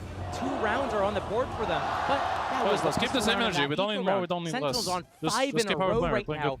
Unbreakable at the moment, especially Tens is going in. He has that killer instinct right now. He's hitting his shots and he's feeling confident. And when you have a Tens that's hitting hard like this, that is scary. Oh, you know you got hell to pay when that's happening. And rinse and repeat. What breaks the trend? Sheriffs? A new idea from Boo, something, who knows? Again, you're gonna have to start digging deep. These are the games that test you the most. As I said, 1 life left. You don't have a map to depend on to fall back on. You took a risk in the veto. I respect it. You took a risk with the compositions. I respect it. But then you got to stick the landing. When Sentinels went up against EDG to get knocked down into this stage of the game, EDG disrespected Sentinels, got in their faces, did not let Sentinels come in on these retakes. Team Heretics giving so much respect to Sentinels, letting them go wherever they want. Again, another A hit. Boo trying to get a lurk timing, but he's going to get caught in the back in a second here. Oh, and wait. Hello? Sassy hasn't turned. Suddenly, he's got a surprise. Sassy goes down and Boo's broken through, but there's a flank on a flank here. The turret does give it away. But still, do they even notice this when they've got 30 seconds to the Terminators here? 30 seconds. He's still holding this one. Wait, they don't know. They still don't know the plan. They don't know. Oh my God, Celsius is behind every single player. And look at the patience. Look at the pedigree. He waits and he strikes. Taking down Heretics piece by piece. Just down a Boo and it's all but done. They are going to be in tatters, Josh. The crowd, the joy, Sentinels, they're all unleashed right now. Such big plays from everyone coming into play. Boo thinks he's got them on the ropes, thinks he's got them at the back lines, but Zelsis one-ups him, says, hey, you know what? Yo, you like how we're on the same page? They're beating, Guess what? I'm right behind them. Motherfuckers. The trigger discipline on them too. Hey, he's swearing, I did it. Yeah, well, you so did, look, we can share the fines, no worries. I mean, look, there's no two ways to say it. The scoreline almost feels not as condemning as the game has been. It's where the 6 rounds have hit, and you were discussing it. Once we got into the buys, once we got into the real meat of it, where the hell have Heretics been? We know they're good. I don't need to say it. I think all of us at home know that they are a great team, incredible individuals. They've been in finals. They've made it that far, didn't quite get to touch that trophy, and again, that elusive victory might evade them once more. And you can't discredit what Sentinels do. People have doubted them every step of the way here. Coming into this, I certainly did. I didn't think they were in form, and God was I wrong. Jeez, they have absolutely run through regions at this point. They've taken away Fnatic, they've destroyed anyone who stood in their path. It's time to respect them. It doesn't matter who they are or how they're performing. On the day, they turn the hell up. I don't know what Heretics are meant to do. I genuinely don't. This is the X factor. This is those unknown moments where you can't contain them. They've got ults though, Josh. They've got a buy here. What the hell does Heretics do? There's chances. Look, this half could end up 6-6, and that's respectable, right? But right now, Team Heretics, when they're given the site for free, they back off and let Sentinels create this concave move back in. But are we going to see another switch up here, another flash timing peak? But look, Tens is already here. They just doubled down on the aggression, trying to face Heretics, crush them under their heel. This time, though, they stand, and they stand tall. Ults to work with. And if Sentinels stick around on the side too long, they could get punished because of that. Oh, the re-aggress from Zekken, I told you, they don't respect you. You got to bring them to heel. Zelsis is leaning forward. Heretics this time, defending themselves. Sassy takes away Miniboo, but it's all Heretics thus far. This is better. The best look we've seen from them as to date. Life still in them. A 4 versus 2. I've seen Sentinels win like harder rounds to close out. So, but Spike being planted, front generator. This is going to allow them to play this actual safe, fall back, play this post plant. But Heretics not knowing where they want to play. Do they want to play up? Do they want to play back? Sitting in maze, ready to strike on a timing. Wait for that wall to drop and do a triple peek, but here comes the molly. It's going to stall a little bit. Saucy. Nah, not gonna get it this time. I respect them trying to double down on the aggression, really offset, get in the heads of Heretics. I like that. This time though, Heretics keep themselves secure. Safety. And you said it, 6-6 is a respectable scoreline. It can be achieved. There's nothing stopping them there. And they kept 4 alive, they kept some of these ults. This is a really clean and good, respectable round to walk away with. Especially if they're able to pick up that second half pistol, there's suddenly a game on our hands, especially if it does end in a 6-6 or 7-5 scoreline here. So Team Heretics gotta stay in the game mentally. And Sentinels, off the back of that Heretics timeout, decides, okay, you know what? They're probably gonna call an elaborate play. Let's just walk up, try to fight them. We've been winning our fights. Why not? But they lose them for the first time. Unlucky.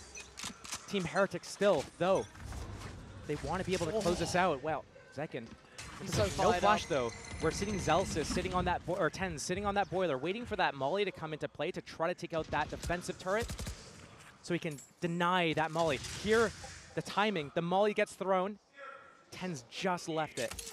Now this turret's going to go down. This is going to cause pressure. Sentinels last time, they went back into middle together as 5 to re-clear this. This time, they stick to their guns. They don't move at all. They don't care. How is Benji on 10 HP already? Spam battle, I think. Must have been. Or outlaw. Zelsis outlaw shot. Oh, you're right. There it is.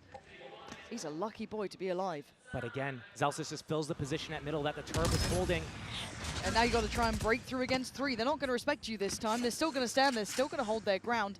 Do they back away because of the ult potentially, or do they double down? This Thrash, if he gets it perfect at Maze and catches Zekin, there's a chance. But right now, it's another 3.5 player stack on this A site for Sentinels. Team Heretics hasn't been able to break through like this before.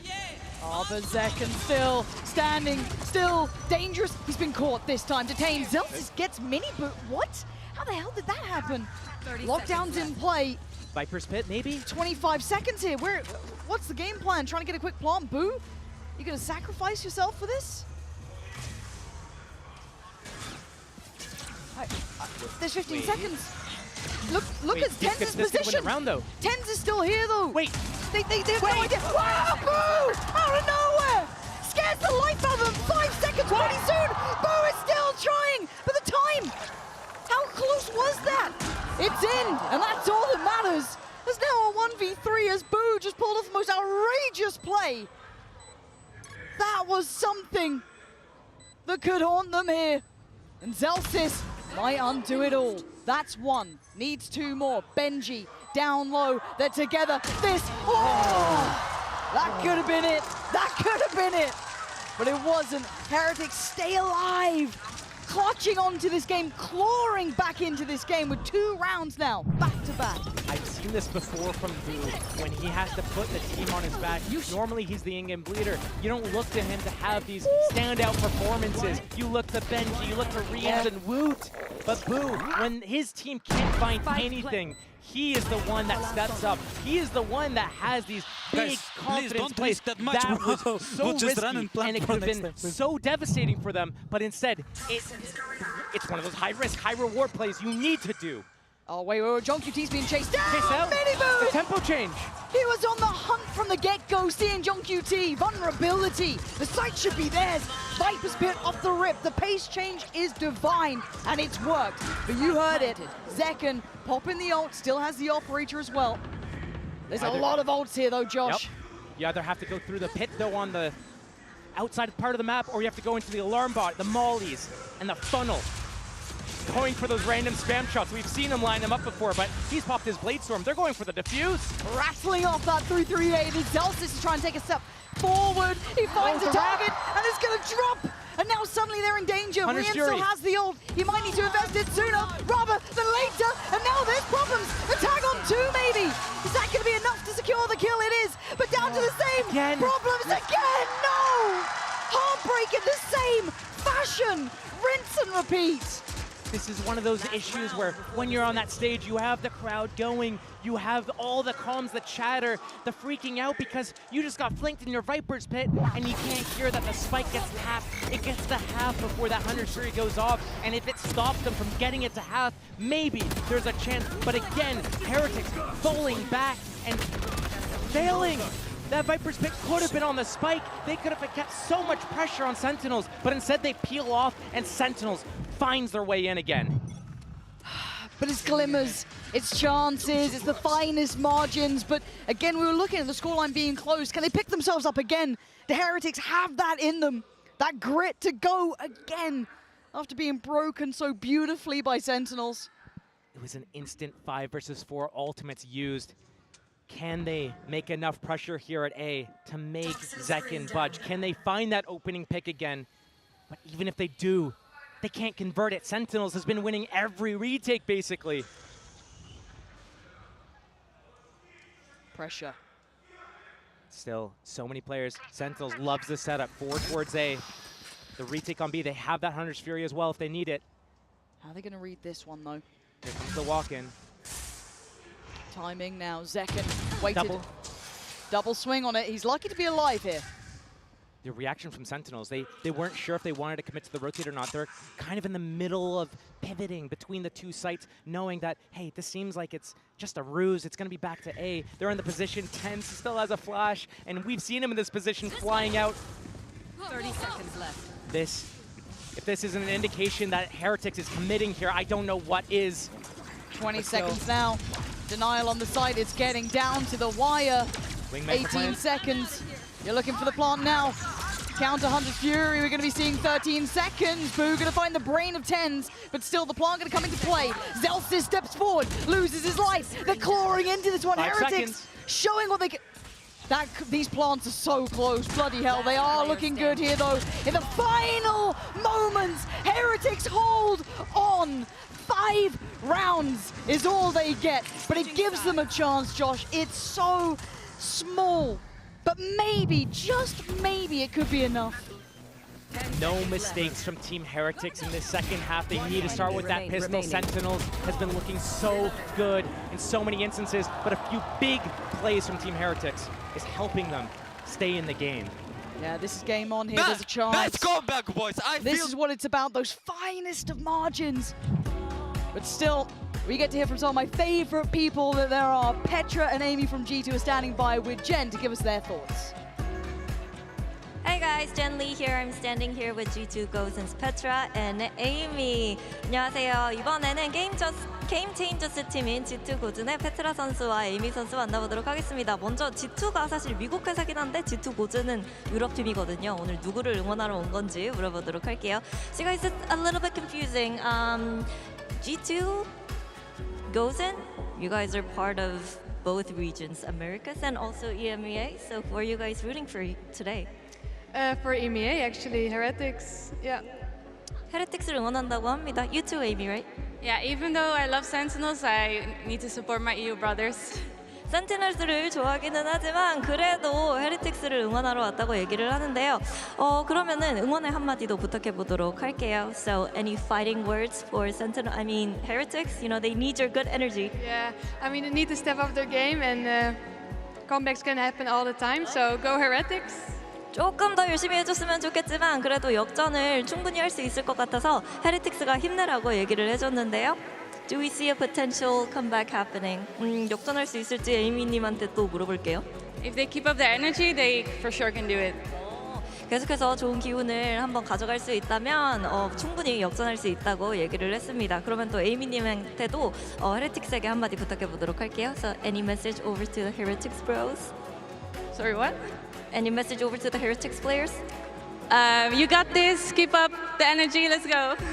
열심히 해주시고 화이팅이라고 얘기를 했습니다. Thank you, Petra and Amy. 네, 이렇게 해서 페트라 선수 그리고 에이미 선수 만나봤습니다. 7-5. Heretics now have their work cut out. Sentinels, they have a map in hand. They've had the lead on the half here. They probably feel a little safer, but if you're Heretics, it's do or die, Josh. What do you do with this? 5 rounds here, you do the side switch. Where's your mind going? What do you start with? When we came into the series, we looked at that map pick of Icebox from Team Heretics, a head scratcher. You think that they've cooked up something new with agents. They haven't. You think they've cooked up something new with game plan. They haven't. They've been looking shaky individually, not closing out the rounds that they should be. Mini Boo, trying to find that early contact. He doesn't get punished. a 3-stack on Maze, a 4th player coming in. And look at the pace. Sentinels mean business. They want in. Rien's the first at the door, going to send Zekken away. Takes him down at 20, and they got to respect that. But they double down. Sentinel singular in approach almost here. Held back currently towards Maze at 410. Nice from Woot. Big opportunity now. This is getting scrappy, getting a bit messy. And Zelsis, I told you that classic has something in it. No way. No! Miniboo, not like that. Not like this. And look at the HP on them, Josh. They're barely breathing, but they're still alive. Rien's, that could have been heaven sent. John QT down to 11. Bloody hell, this is just taking lumps out of each other. 3 versus 3. The round slows down. Killjoy down for the defense. That's going to cause some pressure, some strain. Team Heretics, though, they're moving together. They're reading this really well. They know exactly where Sentinels wants to go here. Yeah, there was no finesse to the start of it, but maybe the end could be a little bit cleaner. Look at that Viper wall for the attack side. It's on that A site. They have nothing to 30 work with seconds here left. except their guns. They need to move in so well together. But John QT, 1 shot, he goes down. Zelsis, 2 for him. It felt like they're second guessing, they're drifting away, but maybe not. Maybe just the one man, Boo, the one who sacrificed everything, gets a double! He's given them the hope, the chance here. And Sussy has to go for this plant. And he's actually been given it an opportunity made out of nothing.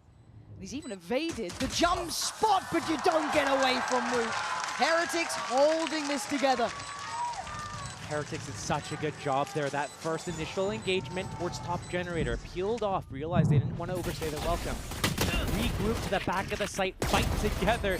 Benji out on his own. He was reloading his Sheriff and his teammates weren't swinging with him. And it got a little bit dicey for a second there, but the recovery was good. And this timing of this orb, there's 20 seconds left when he pops that leaves them with 5 if they wait it out. So perfectly timed from Boo, getting that second. And you're wondering, why did he not stop that plant? It's better to play that 3 versus 1 and secure that round than to go for stopping that plant. If Saucy wasn't committing to it, gets the kill on Boo, gets the plant, he has a 1-on-2. Okay, just classics. SEN bundle classic, however, so a little bit risky, but should, by all accounts, be comfortable. And I've got to say, when it comes to Boo's performance, because he is the one kind of anchoring this B site, he has been a safe pair of hands here. Really. Saucy down as well for 17. Yeah, down. beautiful, beautiful from Boo. Doesn't even need to see them, just knows where to spam, knows what to go for. And he plays his life well here. They'd love to take him away. He's not letting go. Beautiful. Again, backbone, safe pair of hands. He's the ice-cold leader, and sometimes you need someone like that. Rallying the team behind, we talked about it before. 7-7 is the scoreline off the back of that pistol. Yes, they have both in this game to be able to keep them just barely alive. But, I mean, hey, Sentinel did that to them on David. So right here, this is where the game really starts to separate. Does Team Heretics get to... That's all she wrote. They have That's all she wrote. They get this bonus round going. Sentinels, what do you have in play? Because right now, maybe if you were thinking, let's go B, guess what? Boo's been having a belter of a performance, as I think you would say. That certainly would. Unable to... Ooh, did he recalled recall? it. Nice. I think he recalled it. Yeah. 20-second cooldown. Perfect. So you have to keep a little bit of an eye on it, but at least there's a chance. But it looks like the hit's coming in already. I'm looking at Rien's here. Does he get cleared? Saw the setup from Sentinels. It was so strong. Woot though, high dizzy. And Miniboo on the re-clear. Beautiful approach toward the maze. Oh, and moshed on the... What? How did... John QC's having a nightmare. No, he's like 1-12 right now. Yeah, he's having a rough go of things. And we know what he's like. We know what he can do. But this hasn't been hitting for him, at least in this map. Zelsis, Sussy, and Tens left wanting here, barely making it past Maze at all, barely making it towards sight. Boo, keeping them contained in here. The can of sardines, he's got them in the back lines, garage jump spotting. The Team Heretics stacked on the back of the site here, but Rien's goes down. Hold on, you can't doubt him. Miniboo could do really nicely. Oh, he absolutely can, in unison with Benji, beautifully timed. Team Heretics is not only collecting these rounds, Miniboo standing up there as well, but the fashion that they're doing it, they're fighting together. They're making sure that they are in the same area. See this re-clear at Maze together with the Dizzy and the slide in. We're seeing this early aggression towards Pipes and Maze. We're seeing that there's so much confidence in leaving Boo on an island. He's doing a great job of surviving and getting kills through the walls as well. Right now, Sentinels pumps the brakes. Round 16, let's take a timeout. We just lost our first gun round against their bonus. They're catching the lead now. What do we need to switch up here? What's been working for them and what's not been working for us? Well, John QT, I haven't really seen him have any impact. Right now, it seems as a... Which is rare. It is rare. And when we look at him and what he does and his impact as a player, he is able to close out rounds. Oh, he's a but all of Haven, TenZ is just in their faces, killing everyone before they can exit a choke point. John QT is not even needed there. So maybe he hasn't had a chance to warm up, but he's going into this game. He's taking these weird fights from Snowman in a man advantage situation. He's losing his duels and he keeps going for them. Very sloppy work. Maybe as an in-game leader, that's affecting him, and it's affecting how their game plans are, where they're going, the tempo, and everything. Maybe he needs to lean on his teammates a little bit more. Zelz is another very vocal player. He's doing really well right now on Killjoy. He's got 17 kills already. He's got a pretty good read of what's going on. He's in perfect positions all throughout that defense, pivoting. Yeah. Maybe lean on your teammates. Get them to chime in with a little bit of input of what you need to do to get through this. TenZ picking up that. I think that's a Marshall, but still just as deadly as an Outlaw sometimes. Yeah, looking to scout things out. Benji, please. He's toying with them a little bit. He's not, maybe not in this round. Maybe yeah. We just chill. These are the dangerous rounds. When you these highlight are the Sentinels, ones. Yeah, this is the round that you don't want to lose. This happened on Haven as well. Yep. This is when you play it by the book. You know what I mean? You cross the T's, you dot the your I's. Yep. You're going through every protocol because there's certain teams that have such high potential for these rounds. I mean, even statistically. So I get a little scared. SEN is certainly one of those. But we'll see. As it stands, Heretics are I guess not really going to be caught unawares by that. They should be very aware of it. Knife goes in, clears yellow, nothing there. He's going to catch the timing, get the kill on Rians. No, no. Christ, look at this. Zelsis cracks it open. Does he get traded quickly? No, he's away like a thief in the night. He's out of there. They're doubling back though. Ooh. And they never broke the alarm bot either. So I'm surprised that they pulled so many players away of A, like from towards B. This is a big gamble from Heretics. It's the wrong read. Sentinels, yes, they're on eco, but they have that Phantom. And with a plant, he's got lockdown. That orb is still there. He can get locked down off the back of that. Do you ever feel like you're watching a disaster potentially happen? Yes, I feel slow like motion. this could be happening here. But back on site, quick rotation from Miniboot. There's still support here, 10 seconds. Gotta wait for the plant. They're not gonna go ahead of this. Question mark, they shouldn't go ahead of this. Okay, there we go. Woot keeps himself calm. And now I'm looking to see if that lockdown is in play. No, Zelsis is still one off from that. Miniboot backs off. Zelsis is your danger man. Does he switch that rifle out? He does. Yes. Zekken with the armor. With a full HP, high dizzy, and suddenly you're under the gun, you're under scrutiny, and you're put 10 feet under by John QT and a Ghost. He wants more, he gets more! I told you John it was a disaster, and we just witnessed it! QT, the closer, Zelsis, getting up Maze, finding that gap when Rians was on the drone, dodging it, taking him out, getting that Phantom, and it's again, those are the rounds you cannot lose to Sentinels. That is what gets them into the game. That's what kills your entire confidence. Momentum, everything. It's gone. It's dry. And Sentinels runs with these rounds. We talked about John QT. Welcome back to me. He was at one kill. A bit late. 3 kills on that round to take him to 4. Sentinels. Oh man, that is a must-needed round. That could be the swing. Will that be the one? We're still all even. How is that mental for Heretics now, though? This is when it brings it into question. And they feel that pressure. When you make mistakes, Sentinels, as I said, you give them an inch, they'll take a mile, they'll run with that. This time it looks committed, at least to start with. Want to see them remove alarm bot. That's gone. Even spread so much faith on Woot on this A site, even though he's got that Thrash. The bait setup trying to come into play here. Boo wants to get behind yellow, but knows once that knife or dart comes off cooldown, he can get caught. Zelsis has his lockdown off the back of that. It's going to be instantly invested.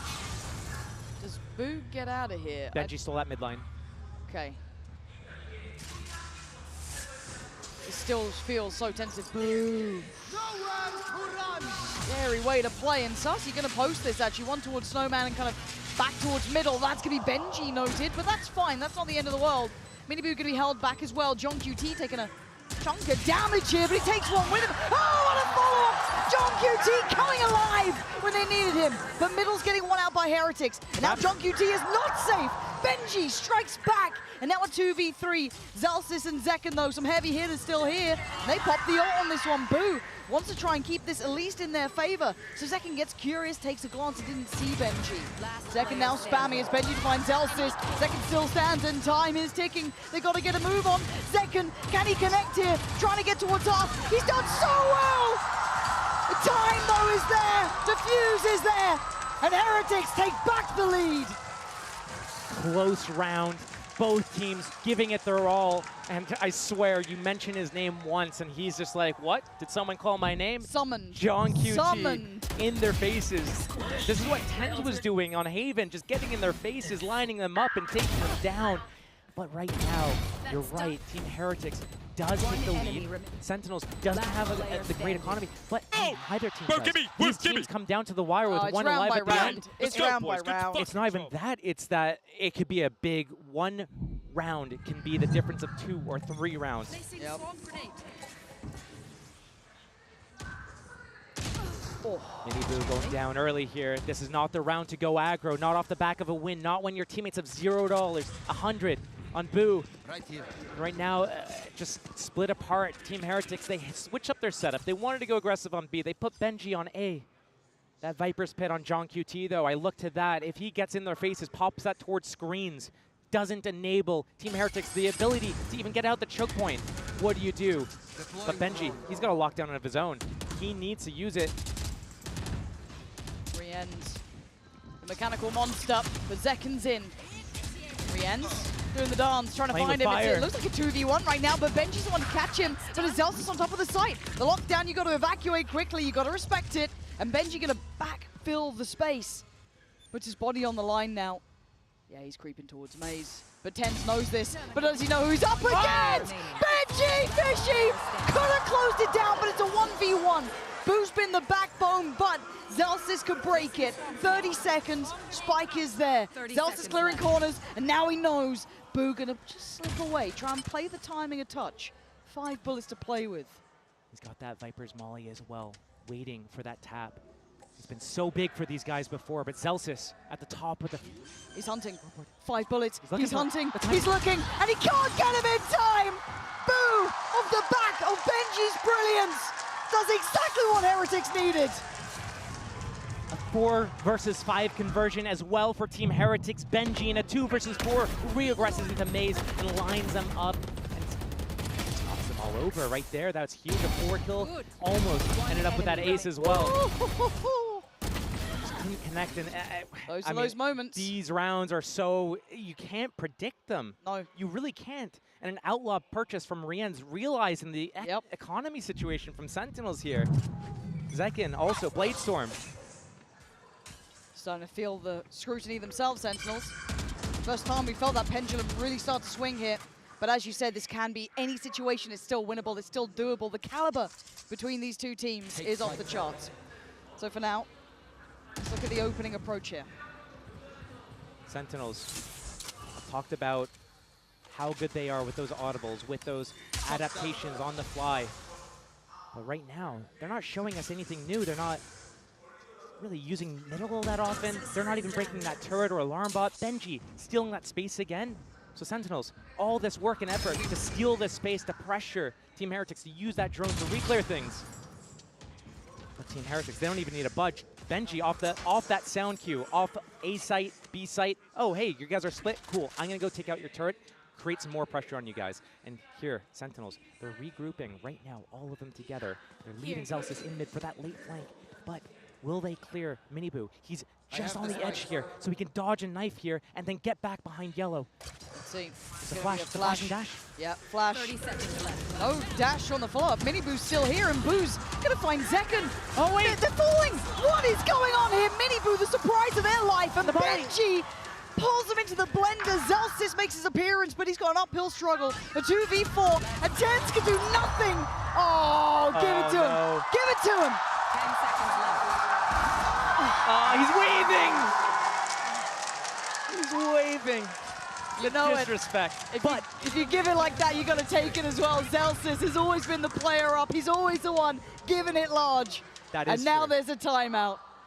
A must-needed timeout as well. 30 seconds left. Looking at round 20. They're down by 3. Team Heretics.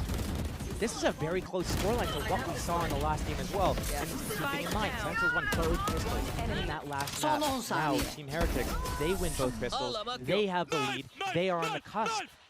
Sentinels stringing together these buys, but still, we talked about how good they are at making these adaptations, figuring out where the enemy is, manipulating their positioning on the defense. Right now, Team Heretics is in full control. As soon as Sentinel shows their hand, Benji disrupts it at middle, and then that bait and switch setup with Big Bro, Little Bro, it was so good. I was wondering, like, wait, they don't know you're here, and you're using your wall and everything. They still come out on top of the situation. But still, Sentinels need to do something a little bit different. This timeout from the coach, maybe he gets involved. Maybe he tells them which parts of the map to utilize a little bit more. Because Team Heretics, they're just locking it down 2-1-2. They are, and they are in control of this. We asked at the half, how badly do they want it? They clawed back some key rounds from that first half to give them a lifeline, and that's all it needed. A chance given, a moment. They took it with both hands. Tournament life is on the line here. There is no going after this. You don't win, you go home. That's it. And for Heretics, it came down to this map to try and stay alive. SEN could have closed out in 2, but we're not there yet. 8-11. Heretics do have the upper hand, but a timeout comes. Does it answer their problems? Does it find solutions? They're trying to isolate Boo at the start here. He's not going down, though. He's playing a really balanced game. Oh, Zekun, though. Still wanting to follow up. And he's got support. Waiting for that flash. He's going to activate his dash with that flash. Try to punish Woot there behind that yellow. The 3-man stack, though. Does one play anti? Anticipating. They have to read again. Flash, dash, we're away. No one playing anti, and the body's going to... What? Whoa, whoa, whoa. Something went wrong. Something went wrong mechanically on that one. Mouse problem, don't know. That's... Not happy about whatever that's happened horrific. there. That could be a mental breaker too. We'll come back to that. For now, it's a 4v4. And it's a pivot. Zelsis could still give them the golden path here to go ahead. He's got help as well. Sarsi's with him. Trying to clear some of this utility. Benji on the verge! Big pickup! Benji's starting to find his footing here. A quiet series until now. We saw him pick up that 4, almost 5 earlier on. And 10 struggling to find safety. He's banking on someone to save him, and there's no one coming. Look at Tens be the one. No, it's all on John QT in a 1v3. And he's dealt with it. 12 for Heretics. And I feel like we might have a tech pause, but who knows? Match point. Game wouldn't be a game without... We'll see. I'm interested. Because I don't know if it went off the mouse pad, something. It felt like so many. Froze. I've had that happen to a teammate. They swiped so much and it went off the mouse pad. I've seen sensor issues. I've seen everything. But right now, Team Heretics in their faces, disrespecting Sentinels, not playing to the normal game plan they have, is waiting for everyone to group, then doing the retake together.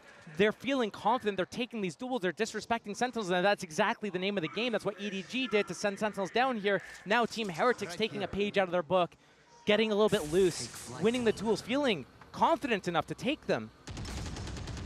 And again, another 3-man stack here on that B site for Team Heretics. Another good read. A site completely undefended right now. Lockdown, Hunter's Fury in play if they need it for that retake. Looking at Tens' ult as well, though. That's huge. And Saucy. Yeah, now that ready. Kind of a bookend, really. Start and end. We get to see a lurk this time. John QT, like we haven't seen them go through mid yet. Start the round now with commitment. And look at the utility. This sets John QT up. This could be massive. Benji spotted it! That could be so much. That could be near on everything. Tens goes down as well. It's falling for Sentinels. That lifeline, that grit, that determination we asked for, but the res comes in. He's back on his feet. A 5v4. It ain't over yet. Zekun on the site has to play this smart. Benji with the lockdown. Tens, he's not moving. He's not moving though. He's still standing. They're still fighting. Zekun trying to back away play here. He has to respect this to an extent. Wood trying to play forward. We're going to have the Hunter's Fury lockdown destroyed. And now we've got the pressure building here. How much is left in the tank for Sentinels? That's how much. Second, still going. Sassy taking them away. And down is Don Zelsits on second here, and it's all on Boo on the other side.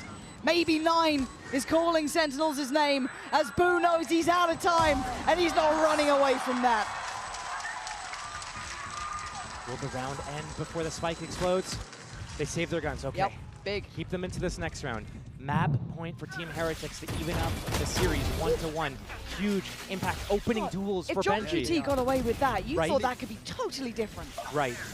But so far, so many rounds, Team Heretics is finding that first kill and converting it. And even the rounds that they haven't, when Miniboo died on that garage push, pushing Comeback QB, starts here, whether it's this map or the next. converted. Zekin looks like mentally he's rebound Back from in. whatever happened. Yeah. That shows a great deal of wherewithal, even for a young player like him. Good info for Team Sentinels. I wonder if Team Heretics uses that to kind of get in front of where Sentinels is going to go next. Change the setup. It's curious, isn't it? Do they then expect it to be this fast BP, so they even though layer ahead of that? Who knows? For now, what we can see is that Boo's already expecting this to an extent, sitting deeper by Snowman, sitting a little further back. But still, they've conditioned them to have to clear yellow like this. They have to invest, show their hand early.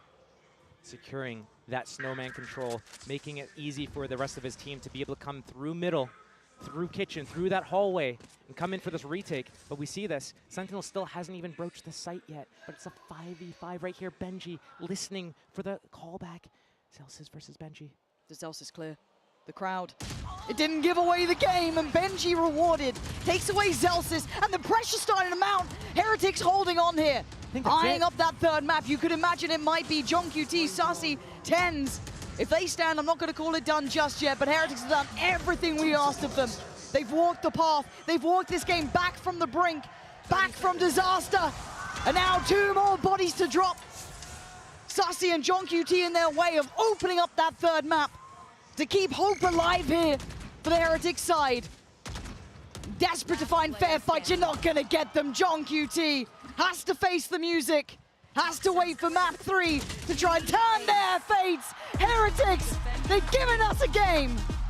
Team Heretics delivering the goods. They pick Icebox, their worst map statistically. They come back into this with just intensity.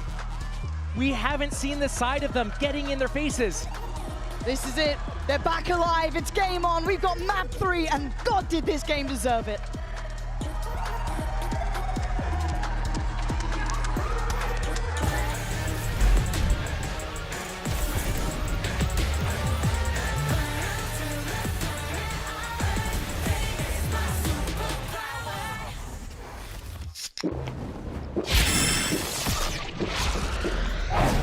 Red Bull gives you wings.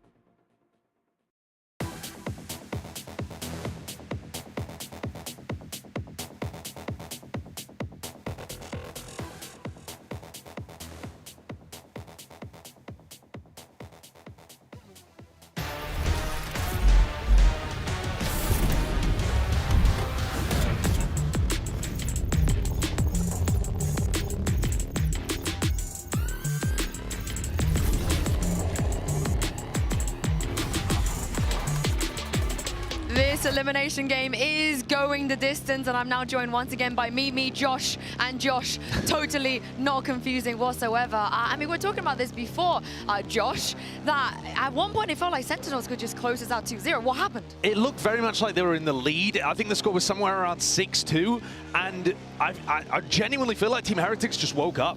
They started playing incredibly well. They got a clutch in a really important position, and they turned the game completely on its head. Yeah, I mean, a huge step up from a guy like Benji Fishy as an individual, and also from the Boo brothers having some great moments throughout this one. I think their defense looked really solid, especially having a lot of these ideas for the fast re-clears off that neon stun, off that slide, looking really well executed and so much more comfortable than the start of that map. I think this next round is the one that changed it, though. Boo detained in a corner, able to kill a couple of players, time super low on the clock, 6-3. This is where the game actually turned on a dime, right there. Yeah, they did, and Josh, why do you think the Sentinels weren't able to capitalize on the lead that they had and allowed Heretics to get back into the game? Honestly, it came down to the second half where on Sentinels attack, I feel like they didn't do enough to provide that misinformation, to pull the rotates away from their ending site. So I think Heretics' defense just proved too much for them. Yeah, and how exciting was this round 19 2v4? I mean, that's when you get like the two young aimers just cracked out of their minds, just holding it down in that one spot, getting 3 kills. Benji Fishy, he's just phenomenal. They don't lose those. Yeah. No, they really don't. And I think that Team Heretics are a team that in a lot of ways are known for the set plays, for the early ideas there, but I think have really proved a lot of the depth and also just the ability to pull off these incredible hero moments, which on map 1 of this series, we're so often going the way of Sentinels. Think about how many rounds TENS was winning with a 2K, with a 3K.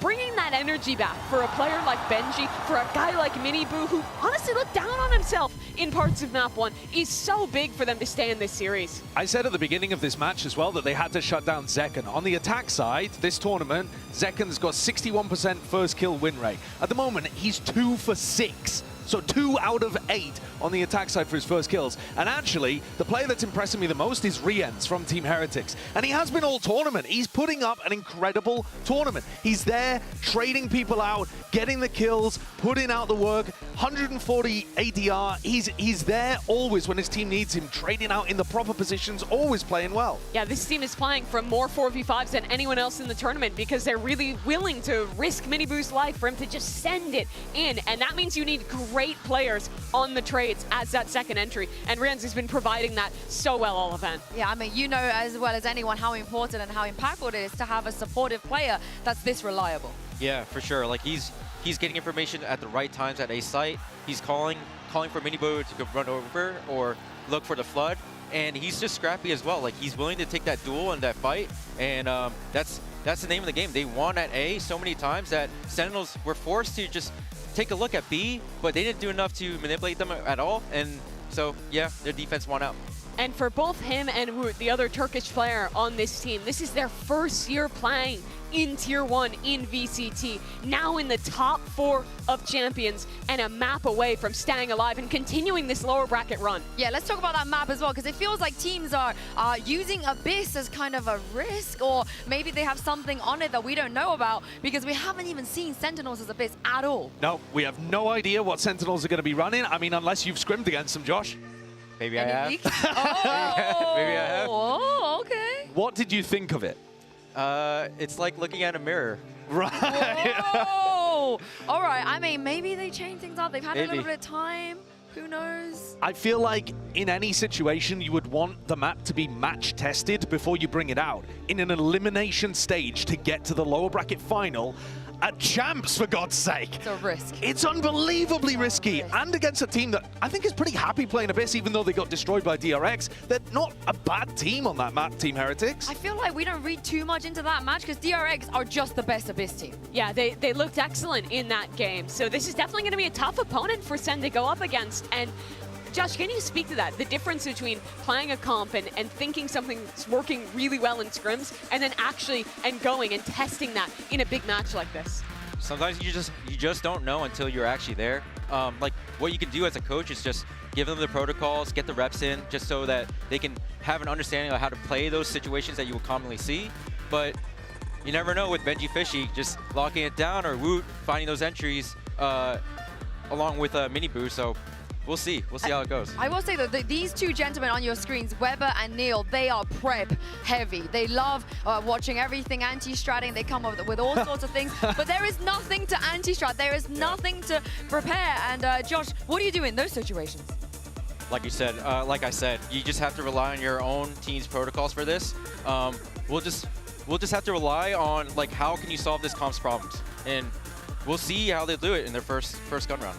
Sentinels, though, have been really excellent at finding those adaptations when Kaplan calls that timeout, and also when John QT is just making a lot of these ideas on the fly. I think if you're looking just at like the pure ability to adapt and come up with new plans, Sen has looked better than that this event overall than Team Heretics.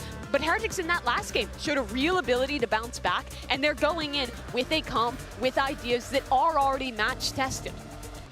And I feel like to a degree, DRX have done a lot of that homework already for Sen. We saw what they did against Booze, Astra and stuff, and all of the post-spawn stuff they were able to bring out. Sideshow, there are ways to take on this Heretics comp. There definitely are ways to do it, but you have to be comfortable in your own play before you can start taking down another team's play.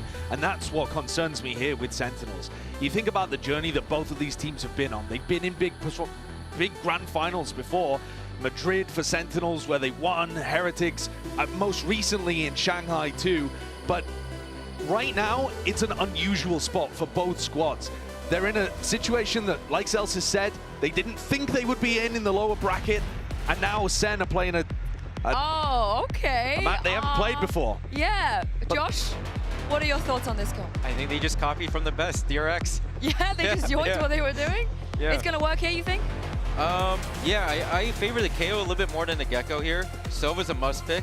The Omen could be kind of funky with like the one-ways, but there's like the limited range in the map like this. It's giving, we lost to Deadlock, so we copied it, but they didn't work on it, and it lost them a lot of games early on in Champs. I think that's a real worry here for Sentinels. You can't just copy a good comp and expect to be amazing at it. You have to put in a lot of the work as to why it works as well. This is one of those maps where we are going to see opping from both these Jets on the defensive side, shutting that down. And for Second, once he's on that side, getting those opening picks is so crucial here. They've never played this comp before, and they're staking their year on it. Yeah, this is do or die for both of these teams. The winner will move on to tomorrow's best of 5 lower bracket final, and the loser will be heading home one last time. You guys, Pansy and Steel, take it away. With absolute honor, this is what it comes down to, the complete unknown. We don't know what to expect. We can theory craft, you can practice it, but you don't know until the day, until you walk on a stage like this and have to deliver. Heretics clawed back map 2. They brought it back from the brink. Sentinels took a stand on map 1. But now, what on earth do we have here on Abyss? This series was in Sentinels' hands. Now on Abyss. This is on Heretics to lose. It's in their wheelhouse. Sentinels, they're debuting their Abyss right now for the first time. Untested, but... Blood's drawn. Mini Boo, getting the first picks, and the dark skin! It's huge! Heretics off to a flying start here. Tens and John QT, have fun. 2v5. Team Heretics looking to pick up a third pistol round in a row right now. Sentinels, you might be losing this pistol, you might be losing that next round, but it's time to dig deep. Tournament life on the line. We've already taken one EMEA team out. Can you claim the second though? Ain't claiming that second. Talked about it before, the kind of old gods of Fnatic, the newer look of the Heretics. Tens. An opening. We call it too early. Disrespect this man. That paranoia looked absolutely gorgeous, but spikes in hand. Look at the HP though. That's what scares me. 54, 13. It's not really enough to imagine you can turn it on. Reminiscent of that Icebox as well. So low HP, Boo accidentally getting multiple kills like on John QT through the wall. Just so low. A spike plant, maybe, perhaps it's in the play for Sentinels, but if they cannot find a way to isolate all these players, to split them up, to find a first kill or two untraded, they don't have the health. They don't have the players, the bodies to put behind this. Team Heretics, yes, they have to go for this retake. Yes, it's going to take them 10 seconds to get to that spike to begin with. But oh man, they're healthy. You talk about miracles. This would be one of them, but TenZ, strange things have happened. John QT, Clutch King himself. Steps heard, no body dropped. Had to be clean, still has to be clean. 54 HP is all they got to. Someone gonna keep an eye on TenZ? Is someone gonna keep an eye on TenZ? You don't. Someone please turn and deal with that man. John QT has to swing, and they keep it safe. Why are we the ones to tense up in these situations? Team Heretics, maybe the communication slipping, but Sentinels, they had 2 great maps to start the BO3. They had Haven and Icebox. They could have closed it in 2. They were unleashed on Haven, getting into Heretics' grill, not allowing any entry into the rounds. But somewhere in the early stages of Icebox, they got turned upside down. You know, off the back of Boo's heroics, Heretics, they regained their footing. They feel unkillable. They keep taking these duels. I mean, it's starting out here on Abyss as well. Early fight, 5 seconds of the round. 2 of them getting the kills. Early drone out. They want this spike plant. They want to be able to get some sort of pressure onto Team Heretics right now with these classics. Yeah, gap closer and audio. And opening. No one seems aware of the potential of this. And it's a problem. Oh, a second. Shot. Second. That was so clean. It's 2v2. Okay, Spike's still down. But they've got a minute to play with, right? Like, pause in the round, and the weapons weren't recovered. Still on classics, TenZ and Saucy, waiting for that flank to come around into play. Gonna get that spike. Spike's back. Okay, but keep your eye on Saucy. If he taps this, oh yeah, he's just gonna back. He has no idea. They have no idea about Saucy. And if TenZ can just keep them guessing, or maybe make them doubt that it's this B side, back away potentially, Saucy could get played in, or he just looks for a free kill. You can see the paranoia in Boo. He's spotted now though, and he falls. The chances dwindle. Opportunities now back in Heretics. Oh my good God! Why is this so close? Almost caught sleeping at the wheel again. The classics from Sentinels are so scary. And the fact that they can get this close on 5 classics, just a drone invested on a round like this, makes me fearful for what might happen in a few rounds from now. Heretics, they can't have rounds like that. They need to wake up. Maybe the gap between the 2 maps iced them a little bit too much. They lost that form. They lost that confidence. Something's going on with the comms where they almost slipped. Yeah, it's getting a little bit, it feels really messy. It feels very unstable. It's okay, here's our draft. I know, well, look, I get nervous, all right? Okay. Just Boo here to defend this site, like he's Viper on Icebox again. Drone coming out. Okay, but TenZ already across. No!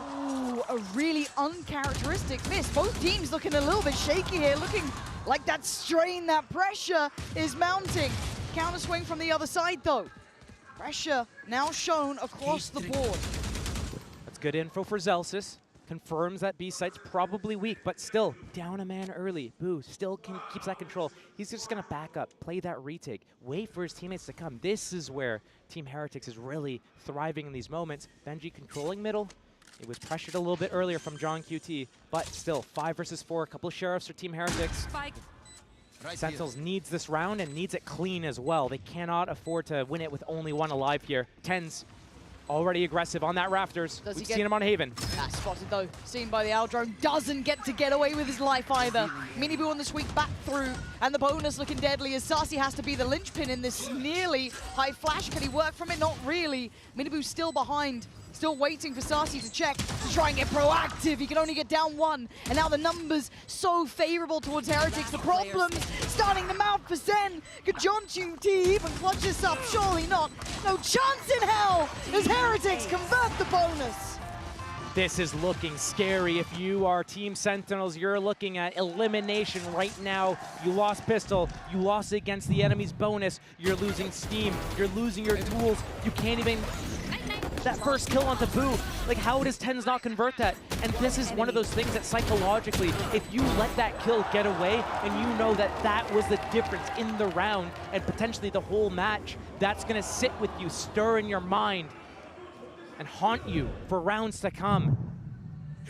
But it only takes one round to reset. It only takes one moment to feel like the wind's in your sails again. But Heretics look more comfortable here for now. Back in we go. Zekken just brought to his knees by Miniboo, and he's just not going to be moved. Miniboo knows it all so well. Backs away, the damage is done. And Sentinel's struggling. This was an investment from Sentinels as well. They purchased weapons here. It's a 3 versus 5. They're going to try to pivot around. Benji on that A site. He's alone, yes, but he's been feeling so hot, so like on Icebox. Okay, here comes a little bit of a mid walk. Hey, he's back on Cypher. He's back on Cypher. He's fine. He's back. Yeah, true. And Rian's back on Sova. Yep. We're chilling. If they can win on Gecko and Killjoy, they can win on Cypher and Sova. Yep, spot on. You see them in their stronger roles here, really. Same could be said a little for Sentinels to an extent. But we have to see how comfortable they look. It's not an understatement to worry about this sort of map coming out this late in a series, in a map pool. It's not in the wheelhouse. Now they're struggling to stick the landing, but they don't. The player he ends. Capitalizing on what he has, but couldn't quite turn the flash enough, but he keeps his life. John QT needs to play forward, gets noted. They keep a track on him every step of the way. Heretics, flawless round, flawless start. Constantly just subverting expectations from Team Heretics. I'm looking at the veto, I'm looking at that first map, I'm thinking, oh, they're kind of down in the dumps, especially when we go to Icebox and they're looking sloppy. Yeah, you worry. But then, what happened? They're revitalized. This is the Heretics that got to this place in the first place. Yes. These guys are so, when they're on point, they are so strong, especially when we look at Rian's on Sova, Benji on Cypher. I'll highlight it constantly because, honestly, we're going to see it over and over again. Oh, yeah. Oh, yeah. I mean, Rienz, I love him in this role as well. He's so impactful. And it's a pause from Sentinels. Round 5. There's enough going wrong, they don't like it. This is when we talk about what you can see in practice, picking comps that other teams run. Bring it in as a final map in a tournament life affair. And not just any tournament, it's champs, you know, you don't, this was such a risky veto. And I think a lot of us thought, hey, that's front loaded. SEN got the better of Heretics early. And I think that's a really fair assessment. But that Abyss pick was always gonna be so weighted in the unknown. Yeah, we know a little bit about Heretics on here. It wasn't maybe something you put super high up, but they were willing to try it out, play it a bit. Sentinels, it's the complete unknown. The only other option they really had was forcing it to bind. Yeah. Possible. If they banned out Abyss, they could have gone to bind. They must have felt that they were more confident here on Abyss than going up against Team Heretics on bind. Yes, Sentinels lost to Fnatic on bind. Yeah, it happens. Heretics is a decent bind team, but man, to play your first time on in a match like this in these stakes. Yeah, it's unbelievable. So much on them.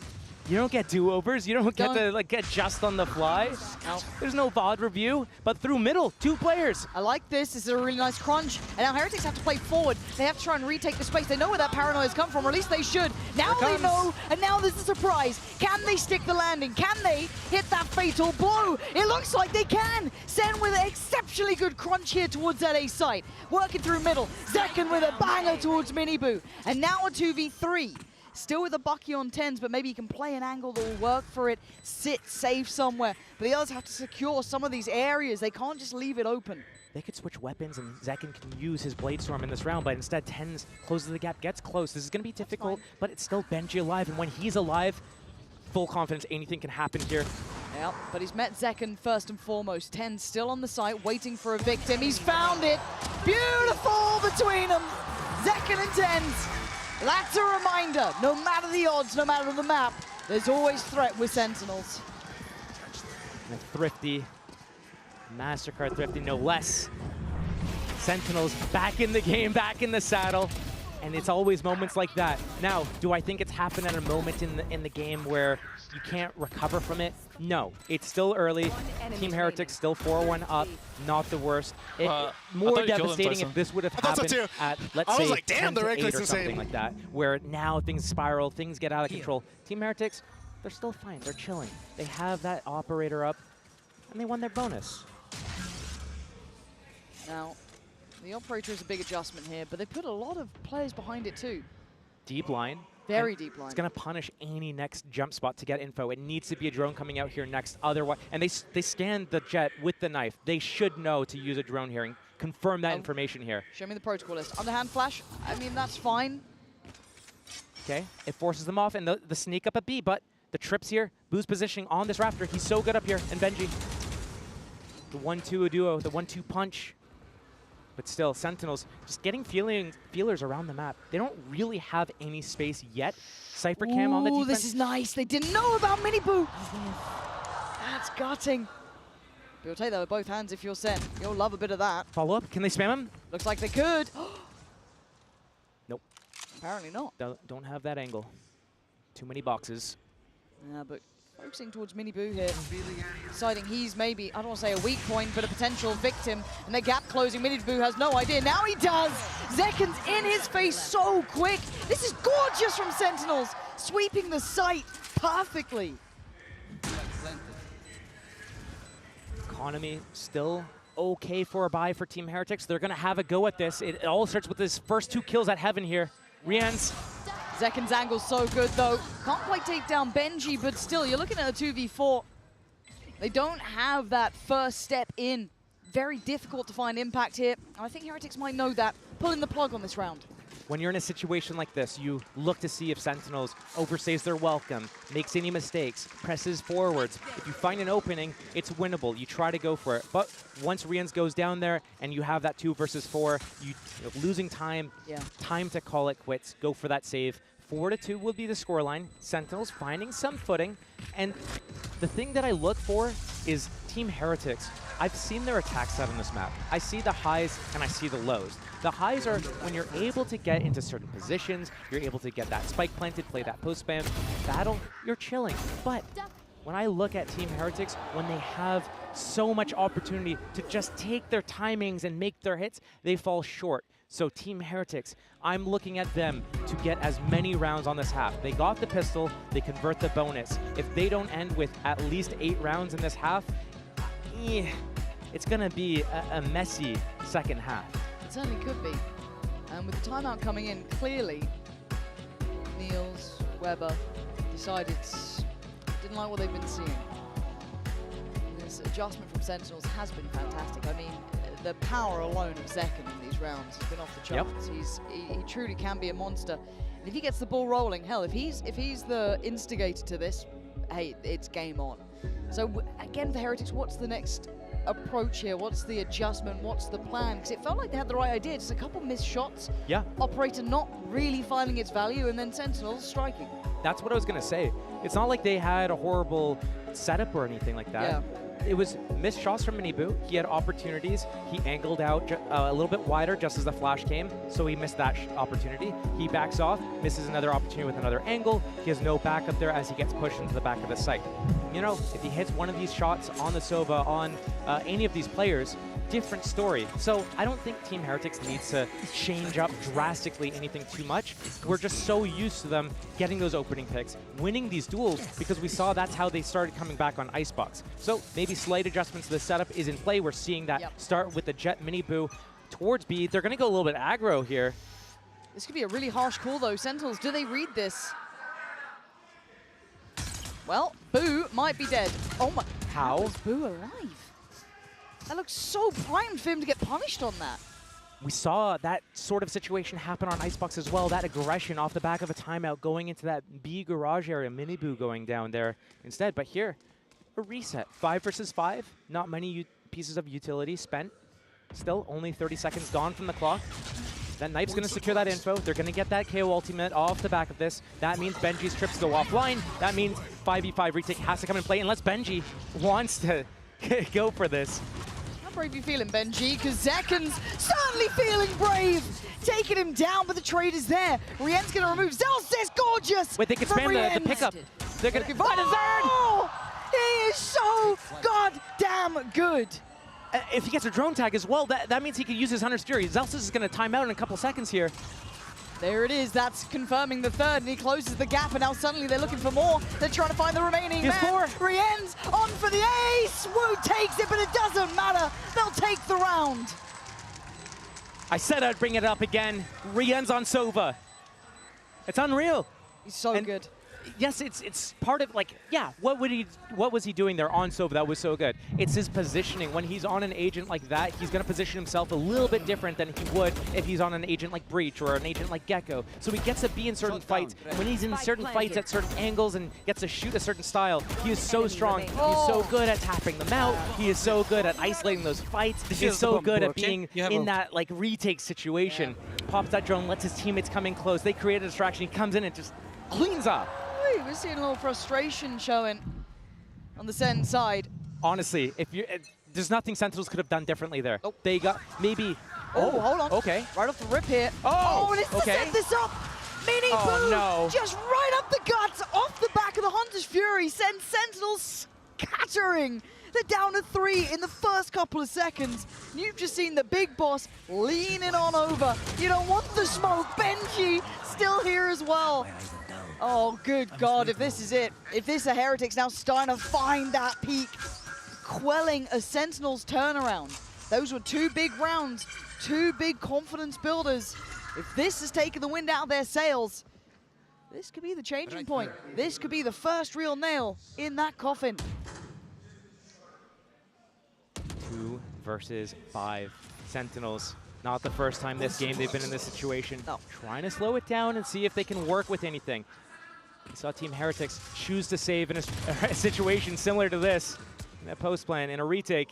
But now Sentinels looking for that first opportunity, a first kill to give them any sort of opening into the round. But with 30 seconds left on the clock and no opportunities given, 30 seconds left. likely a save. Maybe they tried this pivot all the way back to A. Hey, it's just Boo there. He's on his lonesome. He's such a good anchor, though.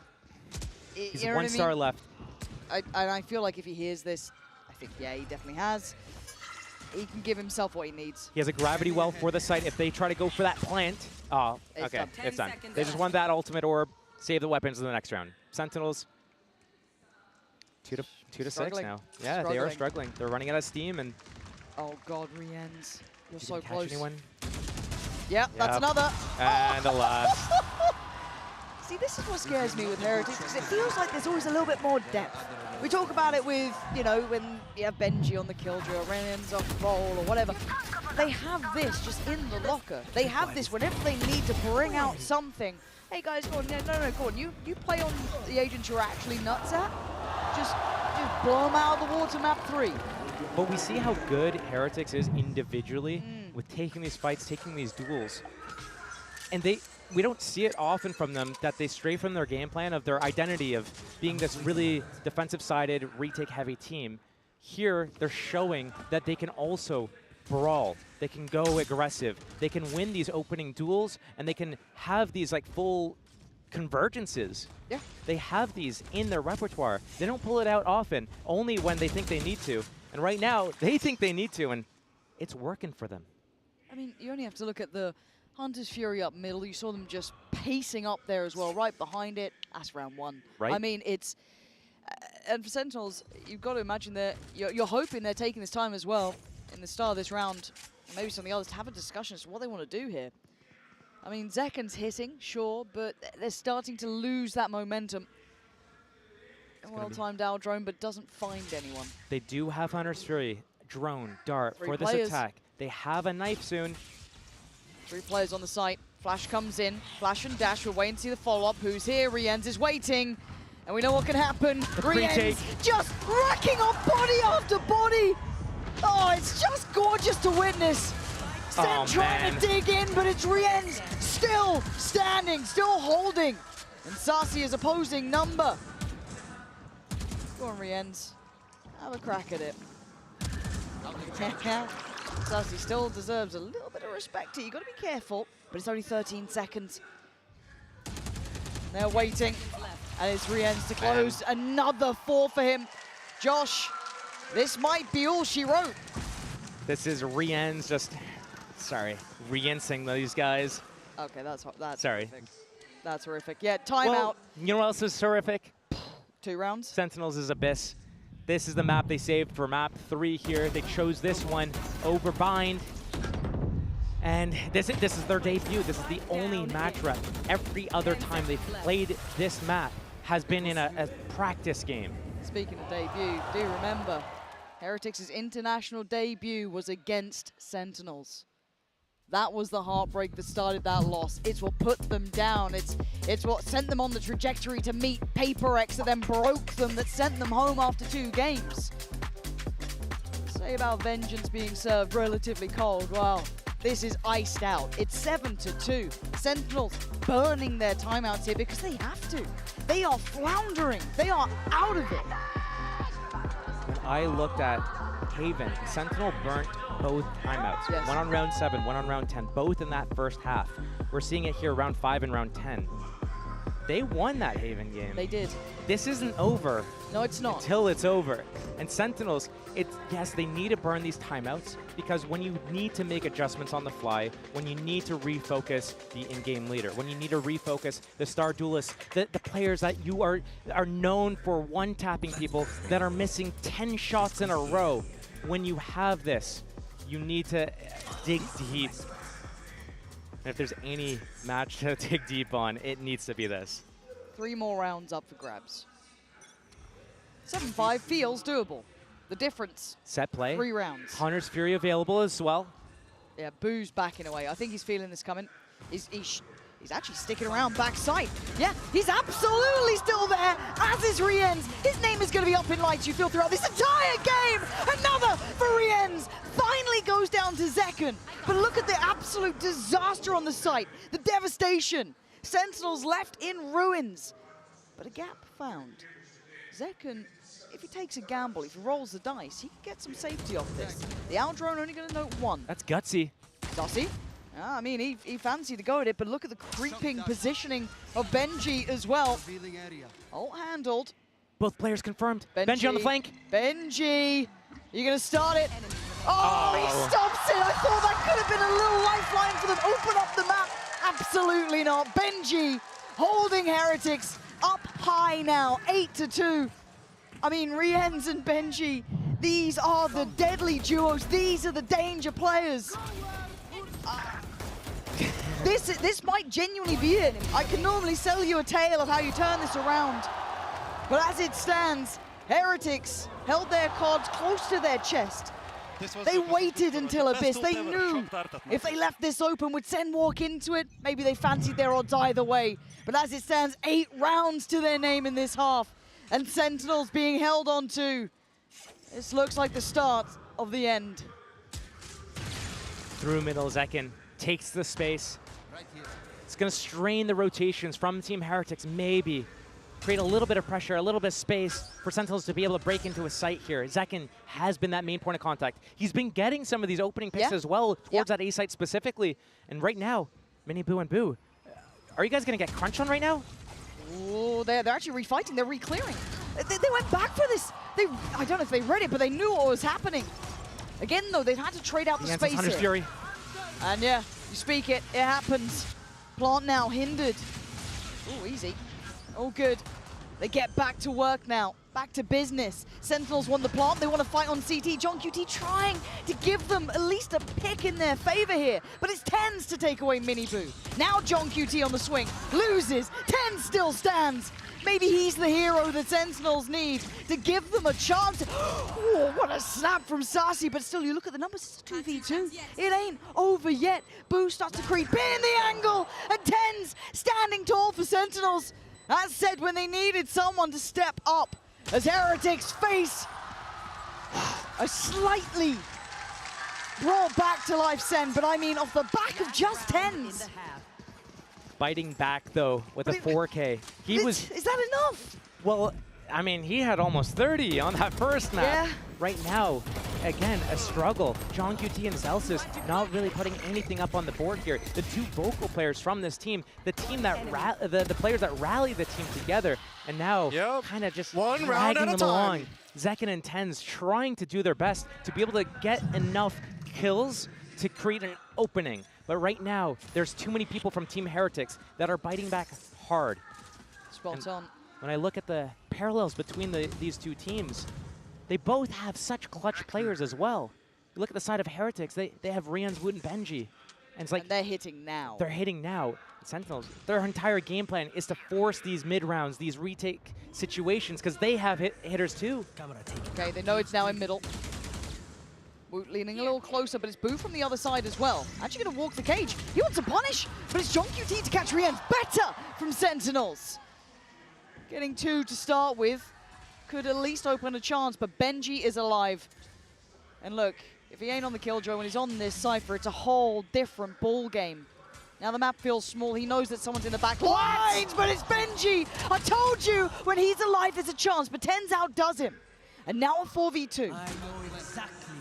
Ult's coming in as well. Layers upon layers that makes this nearly unlosable for Sen. Zekken doing well. Patient display from him. Mini Boo can't make the attempt. It is the finest of margins, Josh. 4 rounds. 8-4. That's the number that Team Heretics needed to get to. A pistol round will help them close out that second half. But right now, it's difficult. Sentinels, you need that pistol. Sentinels are on the ropes. Heretics up at 8. Do not go anywhere. This half is meant to be.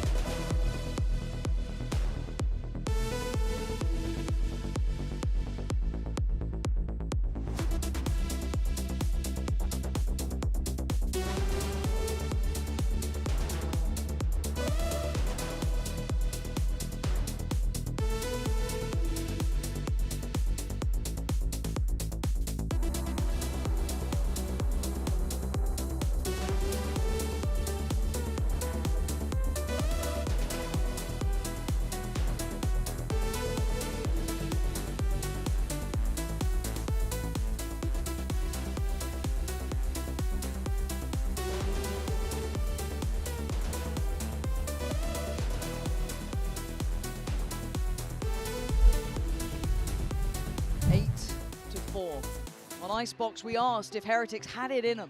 Did they have that grit, that determination to draw it back from the brink? And the answer was yes. They had it. They had what it needed, that X factor themselves. That will to win brought them back in that game. And we ask the question now to Sentinels, with 4 rounds to your name, is there depth to you? Is there that call for blood here? They've got to turn up, Josh. There is nowhere else to go now. It's win or die at this point. Team Sentinels have these X-Factor players that can bring up these huge clutches in certain moments that get these swing rounds where they get the momentum, a tailwind.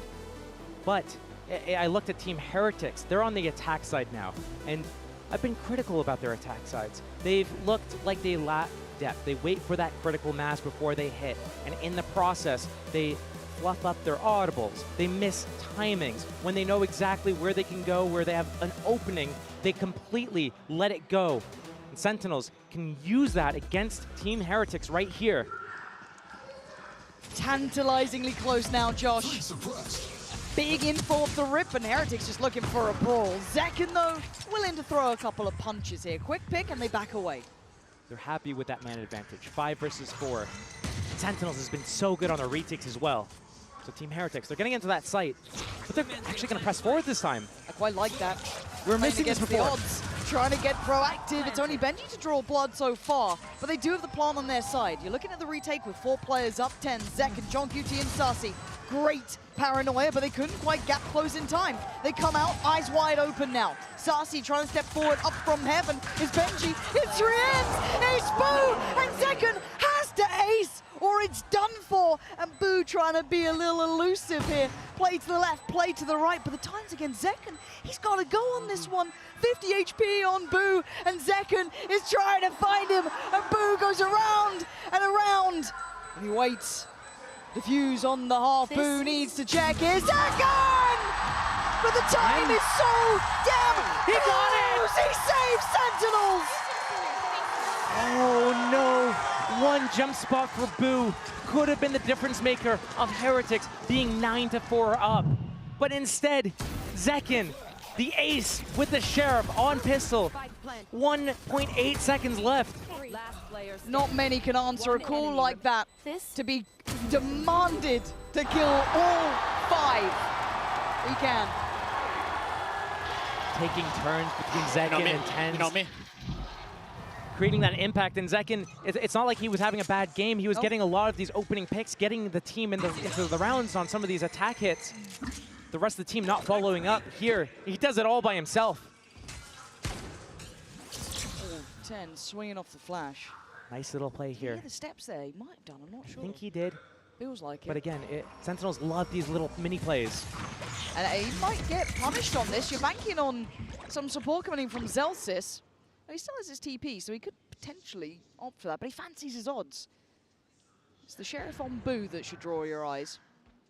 But that's about it. The rest on Classics.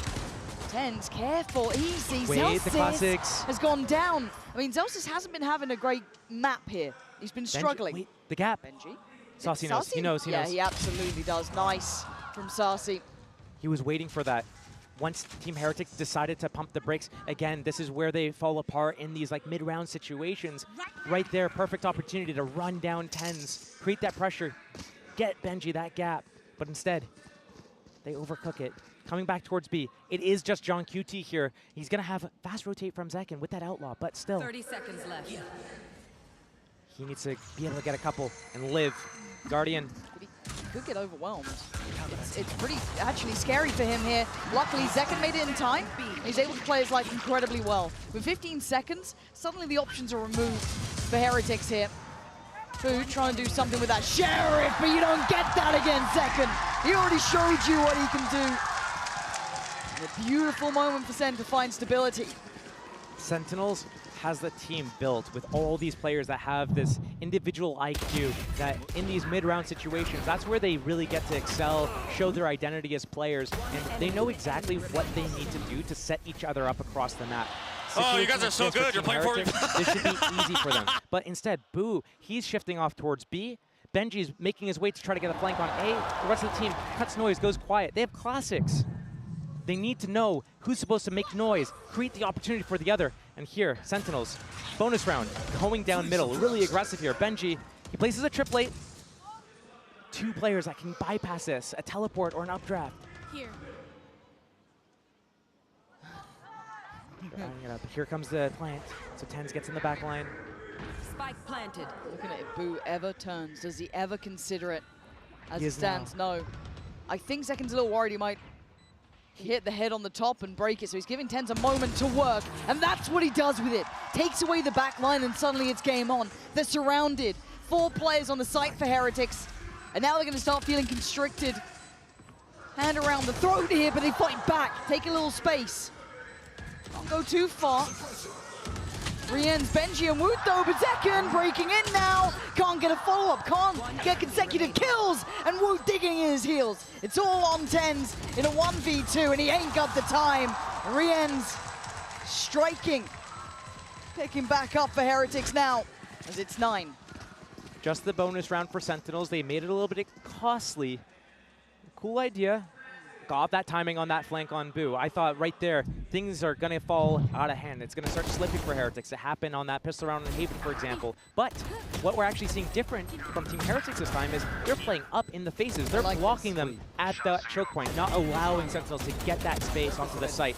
Very different approach to playing these post plants from these guys. Yeah, because we saw them kind of falter in that situation Yes. before, where they wouldn't play deep, they wouldn't try and pry them out. Hold on, is this a pace change? It certainly looks like it. I'm seeing Zekin taking the fight if he can. Smoke goes in, we got a brawl, looking a little like a death match, but you don't want to take on Rien's right now. You saw what he did before, and he might just do it again. Heretics dropping bodies. It's down to Zelsis and John QT, and Zelsis is having a nightmare. 1-13 ain't the scoreline you want to be trying to hold the line on, leaving just John QT. And you try to take a fight, you try to be confident, and you just get crushed. That might have been a really bad call from Sentinels there. I look to their economy. Zelsis on 0, Tens and Saucy combined 14, 15. Like, they're not in a position right now to be able to afford another buy. So doing an all-in risky play like this, getting punished in this fashion, means that it's going to be so much harder to get back in the game. You're going to feed that 10th round to Team Heretics. Your economy's not good enough to stabilize. Yeah. It's going to be an 11th round after that, and suddenly you're looking at elimination. These are not the rounds where you can take these risks. You need to build it back a little bit. Did they burn both timeouts in the first half? Yes, they did. So what do they have to bank on? What do they have left here? Use this 30 seconds while this guy's saving to be able to talk about something. Because realistically, Sentinels, we haven't seen their defense yet. So maybe they're trying to catch Team Heretics off guard with this a really aggressive play. But if it backfires, what you did, what's the recourse? Is that the beginning of the end for Team Sentinels? Is that they're undoing a very high-risk play? Some other teams, that could shake them to their core. That could be a step in the wrong direction here, but a buy still to be had. It's not good, though. I'm seeing Stingers, I'm seeing Bulldogs, I'm seeing Guardians, I'm seeing Light Shields, I'm seeing Sentinels falling. Hey, if there's a team that can make this round work, Sentinels is towards the top of that list. And that's a start. Benji's gone down, that's TenZ. We said before when they needed a hero, he was the one to stand, but Miniboo's already found him. Sassy on the trade, but the site now looking to be slowly waving the flag. Sassy is so hungry for more. Boo almost giving up his life for it, but they can't find comfortable post plants. You're still going to see Miniboo on the site. Boo tucked down below, doesn't get pried out, but they've got to know he's there. Zellsis trying to set this forward. When does Sassy go? The timing is everything. Miniboo takes away John QT. It's Wu on the follow-up. 2v2 now. Zellsis, Sassy, and Miniboo in their way. Leaving just Zellsis alive and nowhere to go. As Miniboo takes them another step closer. 11 rounds. They can feel it now. Team Heretics taking turns, every player. Whose 4K is it next? We've already seen Woot with one, Rienz with one, Miniboo now with one, Benji with one. Like, everyone's contributing. They all want this. They're sitting at 11-6. Sentinels, their economy feel it. in the toilet. Yeah, the coaches are feeling, everyone's feeling good about this. They're so close. Unbelievable for them. And now they start that momentum themselves. They start feeling untouchable. Can Sentinels bring them back down to the earth? We wait. Rienz, Miniboo, Woot, stride in. Zekken still desperate to try and fight. He's putting up numbers. Zellsis with a follow-up, finally. Taking away two of the big hitters. Miniboo gone now. Woot removed as well. Plant is in though. And if there's Benji, if there's Rienz, there's a chance. Pay them respect. You pay them mind, because they do that. They've already taken away Zekken. They don't respect you right now. They're going to make this hurt with everything they have. Rienz finds Sassy. They're desperate to do damage. And now the problems start to mount. Rienz waiting, evades the flash. He can set Boo into motion here. The hat's going to come down, but they have no idea. Rienz could be the end of them. He could be the death of them. Put them on 12. TenZ is down so low. He's on 5 HP. Oh. And he lives. He has to let him die. Hell, TenZ, 5 HP is the difference there. Anyone else, you might have called it quits on that, but Heretics stopped at 11, and Sentinels start on 7. That KO ultimate, the pulse, meant that Rienz couldn't bounce a shock dart onto that spike.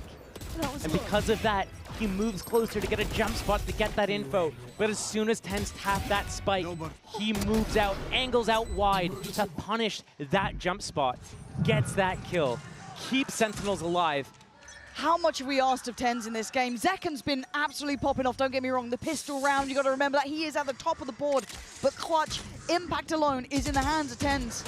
So many rounds off his back, but Heretics as a team, as a collective, as 5, have taken this map by storm. It's 11-7. We're starting to heat up here a touch.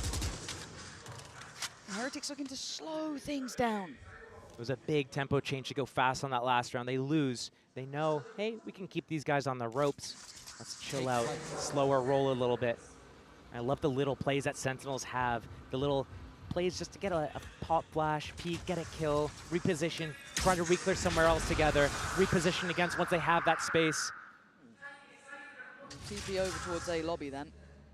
Not sure if it saw both or one, I'm not certain. This is a big flank timing on A right now from Benji. He needs his team right now to create some sort of pressure. It gives him an opening. He still has to break this door, but if his team... Oh my god! Shot in the dark and it lands! 3 ends! I mean, it feels like he can't miss. Still, the team needs to Are they going towards make the A pressure out A main. Once they get spotted, then Benji from the sidelines while all the chaos is happening. But Saucy... More than a thorn in the side. He has a read. But Saucy is feeling this. It's correct. It's absolutely correct. The paranoia just got posted towards main, trying to offset the tempo. What? He got to see it all happen in slow motion. But Heretics, step by step, move closer towards 12. As Zekken is nowhere near to this. He might have to bow out and give them 12 here. And there's something so devastating about knowing what's about to happen and being unable to stop it. Zekken, it's so important for him to keep this Vandal, not to get hunted down. If he can stay alive, he can drop another Vandal to his teammates. They're dry for cash. 0 credits on 3 of the players. This Vandal, it's the only saving grace for Sentinels right now. Otherwise, they're packing up and going home. Team Heretics knows this. They're on the hunt. They don't want Zekken to get away with this weapon. They have the economy. They can go and try to take this. But also, it's the mental aspect. Hunting down that last player, getting that kill, the psychological effect on it. Rien's. Okay. Nice. The only agent you can really do that on. I mean, it's what they need though, and we've got to look at the buy they're coming in with here. Josh, what do they have? So he buys a Vandal, he drops that over. He had all of his abilities, he kept his shields. So that means TenZ. The 2 players on the team that are basically getting kills. I mean, Zekken's got more kills than the rest of the team combined almost. Yeah. TenZ has, you know, as many kills as the other 3 as well. You can feel it in the atmosphere in here. The crowd knows. And so it begins. Zekken, we ask a lot of you now. Same with TenZ. For Sentinels to live for another round, it has to be here. It has to be now. But we're on the trade. Oh, this could be all but over. Zekken, all on his shoulders, and he's still standing. He's still fighting. He will give everything he can for his side. He's not ready to go home. Maybe there's still a chance on this one, because look at the backspace here. Saucy creeping closer. They're gripping into this. They are clawing into this. If Saucy can find impact. But Boo's reading it. Boo's waiting for it. Turned around. Boo might know what's going on. Saucy, he's got himself a rifle. He can back away. Now, the space is getting filled here. You're looking at where Zekken's going, where he's parting. Yeah, it's just Boo's noted though. But here, Zekken moving around. He's not ready to go home yet. He wants this. Yeah, but who gets the timing? Zekken waiting. Just turned around. And is that enough for the crowd? You can see them double checking now. They're still going to know. Zekken, are you the man to step up to the plate here? And once again, we ask, can the man become the monster that he did before? And they're around the corner. They have no idea.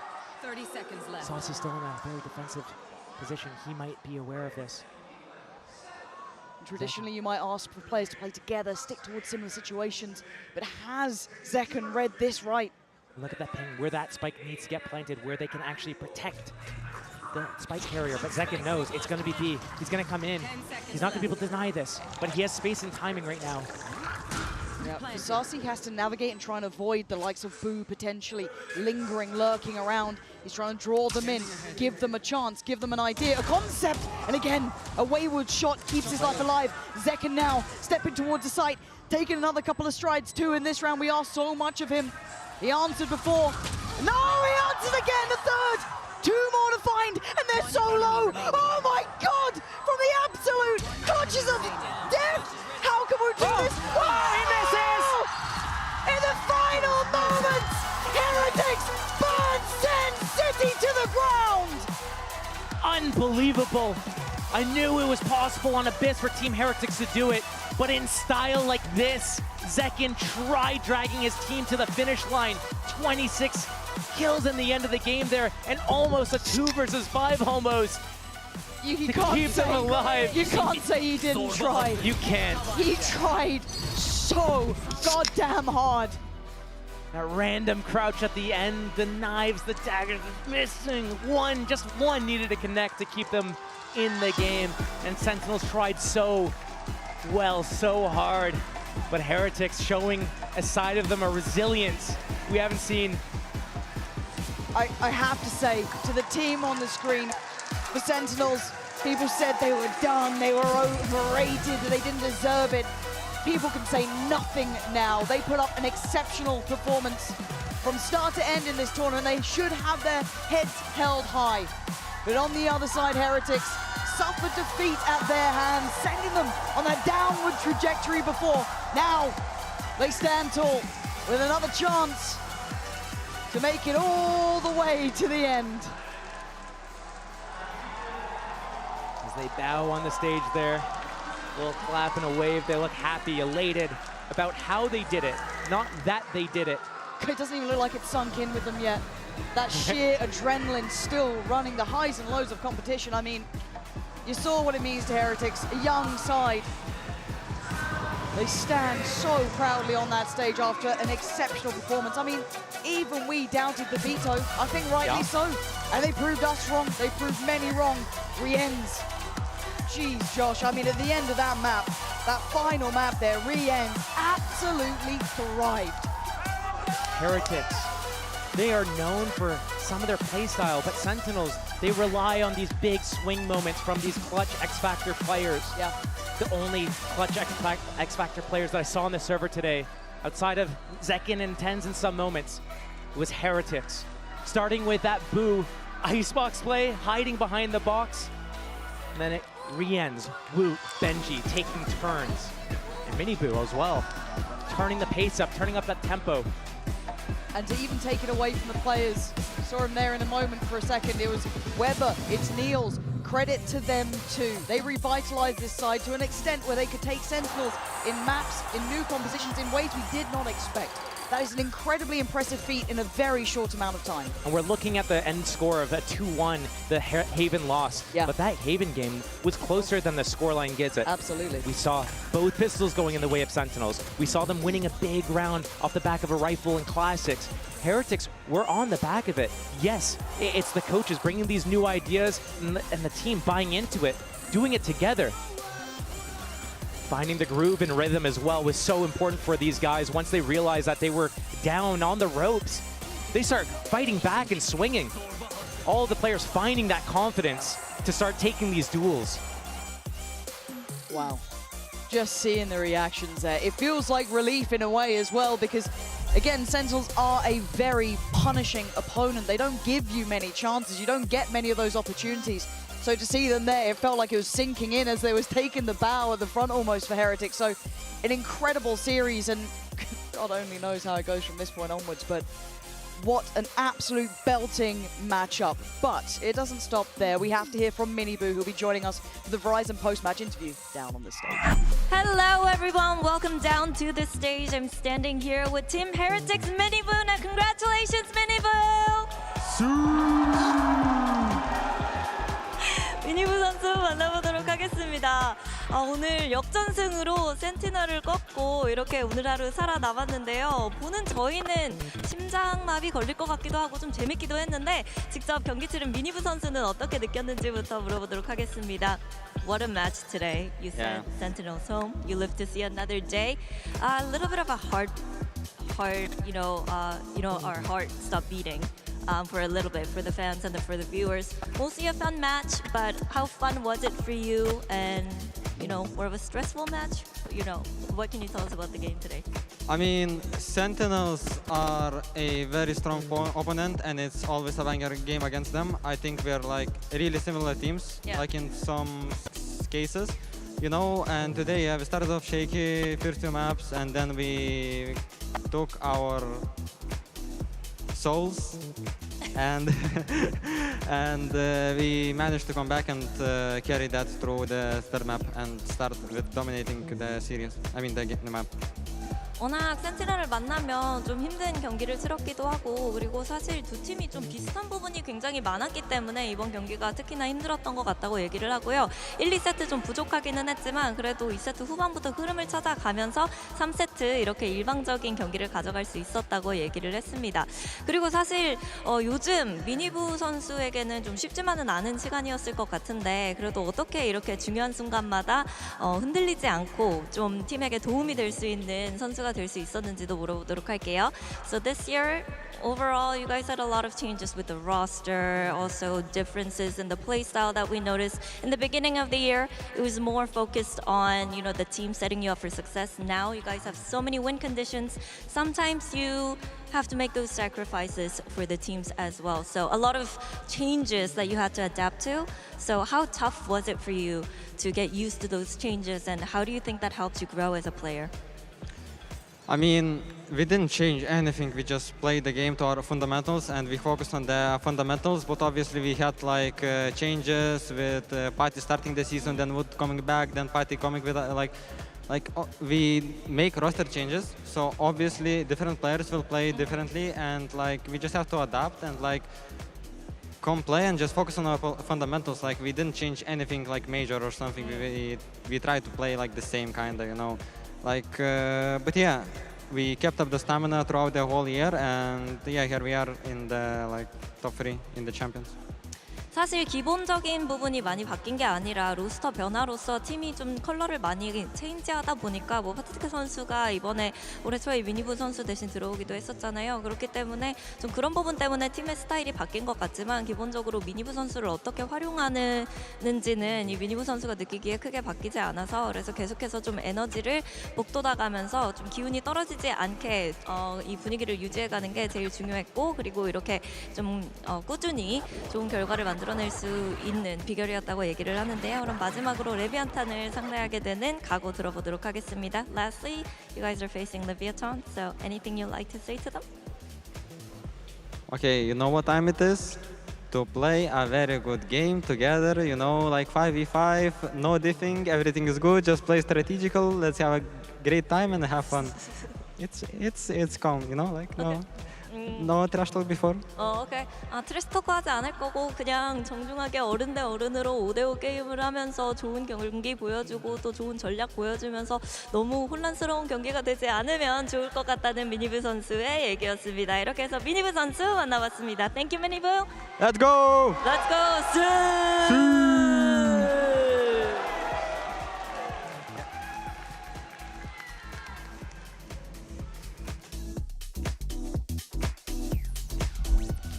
Let's go! Team Heretics, they survive another round. I'm Youngsu and I'm back here with Kakuga and a very special guest. It is Rians. First of all, huge congratulations. Second of all, how was it to play against Sentinels in front of a crowd like this? It was really amazing. We played them in Madrid. We played against them, but there was no crowd at all. I'm not gonna lie. But here it was so fun. Like, they had a lot of supporter, I'm not gonna lie, but I think we had a lot of supporter as well. So, like, whenever there is something in the game, everyone was like screaming and we could hear them in game.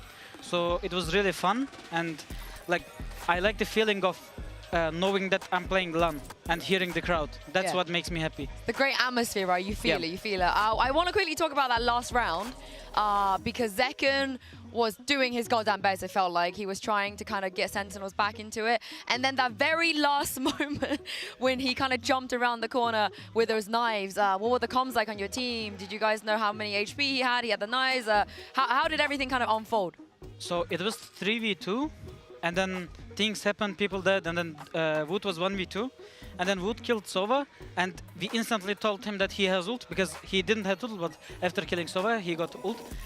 But when he was about to ult, Zekken just updrafted, and in my mind I said, okay, GG, because Wood kinda had no gun in his head, but he just whiffed the right click, so Wood just killed him. Yeah, we didn't know how much HP he has, by the way. So. Oh, okay.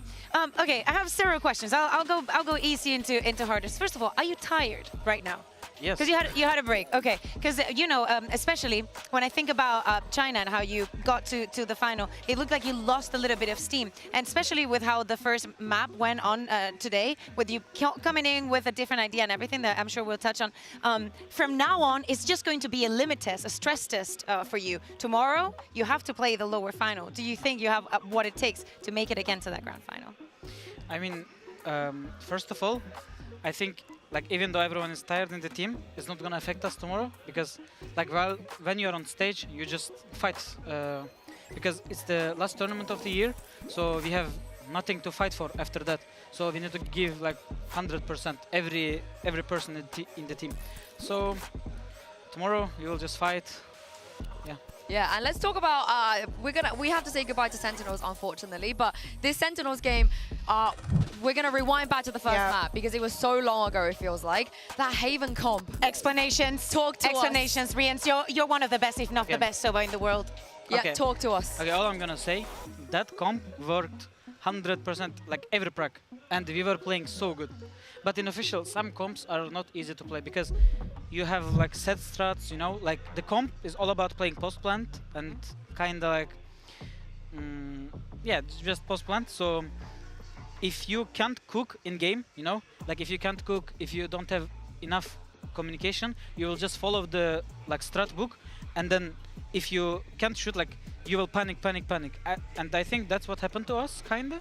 Because we had a playbook, it was good, it was working every single prac, but in official, it didn't go well. So, and we couldn't cook in the game as a team. Nobody was giving some good calls, you know? Like, I'm not talking about Boo, by the way. Like, in our team, everybody needs to do their job, you know? But nobody was doing. Do you think that's what happened for Sentinels as well? Because they're a bit similar situation. You guys maybe, I suspect in their prac, that comp maybe went really well. Maybe they kind of were confident on Abyss, but they've never played that map before. How big of a risk do you think they took? I mean, I think it's really risky move by them because we played that map a lot, even with different comps, you know? So we kind of understand the logic of the map in officials because pracs and officials completely different things. So, like, if they confident in pracs, it's not gonna be same in officials if they like choke kinda. So we knew how to play the map. Comp doesn't matter. I think we like the map as a team. Everybody likes the map. So yeah. Yeah, it was a great showing. Let's take a look at the bracket because we've got 3 teams left now. We started the day with 4, only 3 remain. Congrats on the top 3. You are going to face a familiar opponent. First of all, what happened last time? How do you turn this around in a best of 5 as well? Last time we played them, we had the advantage actually. Like we kind of choked on Icebox. We were losing 1-7, I remember, and then the map was 11-8 to us. Like we had the great advantage there, but we couldn't keep our composure. You know, like they just come back again and then they beat us. And then the second map, I don't remember anything. I'm not gonna lie. So this time, I believe that we will play so much better because kind of these tournaments, like we learn every single lose, you know? In Shanghai, that's what happened. We lost games, we learned. We win games, we still learned, you know? We fixed our mistakes. So we lost again against them, it doesn't matter, we learned. And then tomorrow, I think it's gonna be a good game. I'm really confident. Yeah, I'm confident in you guys as well. Very quickly before we wrap everything up, Paddy, he's here. What happened? How did you guys bring him? And how does it feel when you saw him? We had a reaction video of this. I was like so shocked. I think every single person in our team was shocked because we didn't know he gonna come. And there was a story that I actually tried to bring him. Like I was trying to talk to our manager, like can we bring Patty in grand final? He will be like so happy and it's gonna be good for us because he deserves this, you know? Like through the year, he worked hard with us and he deserved to be here with us. And then my manager first said, okay, we're gonna ask the team and then we will see. And then 1 day passed, 2 days passed, he ignored kinda. And then when I asked him, can we ask the team? And he said no. But it was already locked in. It was already booked flight and everything.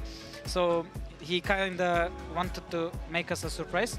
And I also messaged Putty as well. I said, bro, I tried my chance, but they don't let you come, blah, blah. But they were already locked in. They all knew. They were colluding behind you. But thank you very much, Rians. Congratulations once again today. Good luck tomorrow as well in that best of 5. Thank you, Kukuka, too, for being here. We do have another game tomorrow. It will be a best of 5 between Team Heretics and Leviathan. Have a lovely rest. You guys are home. Join us tomorrow, and we'll see you then.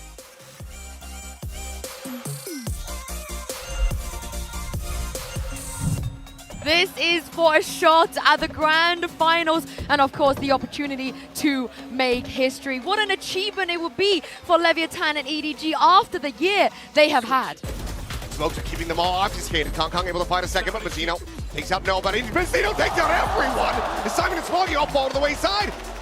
In the pit, just staying hidden where possible. And Mazzino, he catches a stray onto Smoggy. Kong will be able to put down King, but Ospas with his own knives is starting to take things down. Swap over Ospas a little bit faster on the draw. The push up onto the corner, the Shorty. He takes him down. Ospas dead. Shorty at the ready, and Kong gets the fadeaway double pump. Kong is dead. Your flush against the pit, pushes up, finds 2, and now it is all in Mazzino. But he's been spotted, dealt with, and it cannot happen. Smoggy will be able to come up with 2 here for his squad, but Tex finds 3. 16-14, Lev pushed to the limit on Icebox, but once again, they get the win. Onto the spike. Looking for the counter spray through, and they manage to find them both! Smoggy just barrel stuffs Tex. The swing onto the corner, a bit of damage going to be done, and now Smoggy able to isolate and just pick them all apart.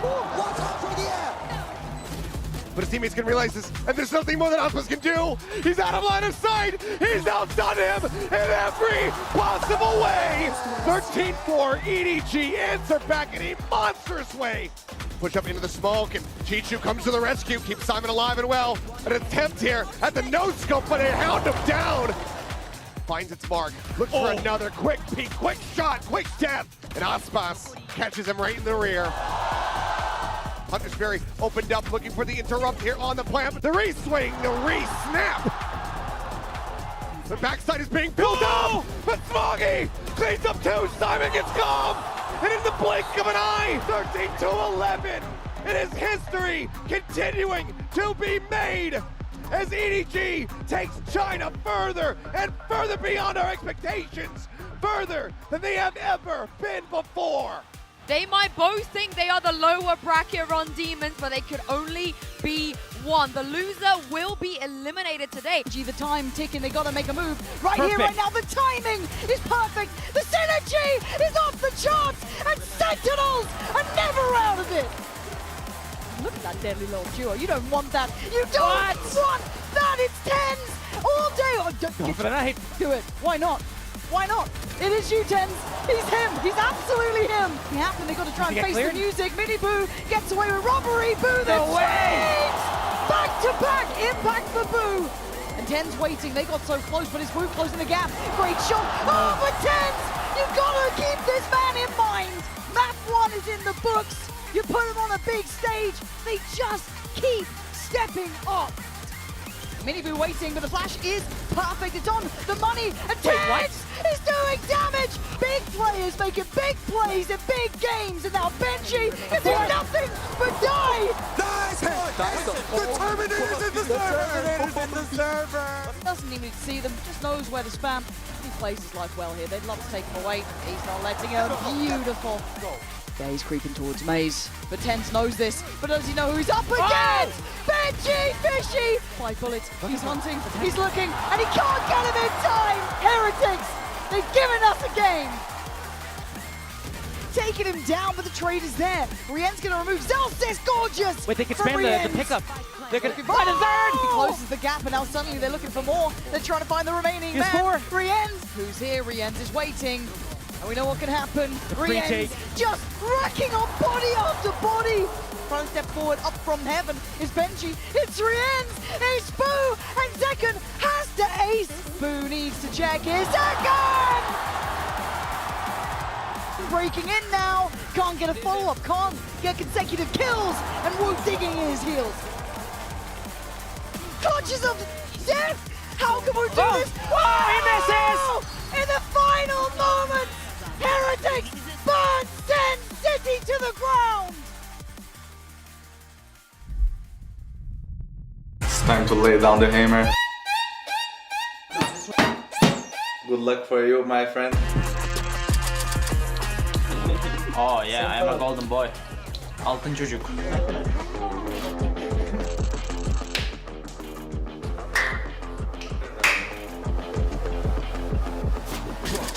In Valorant, it's kind of different. Like every team can beat each other. I just wanna go there and play in the stage. Can't stop thinking about it. Having more people there in the crowd sharing is like more fun. I think it's gonna be insane. Just a zero and go there.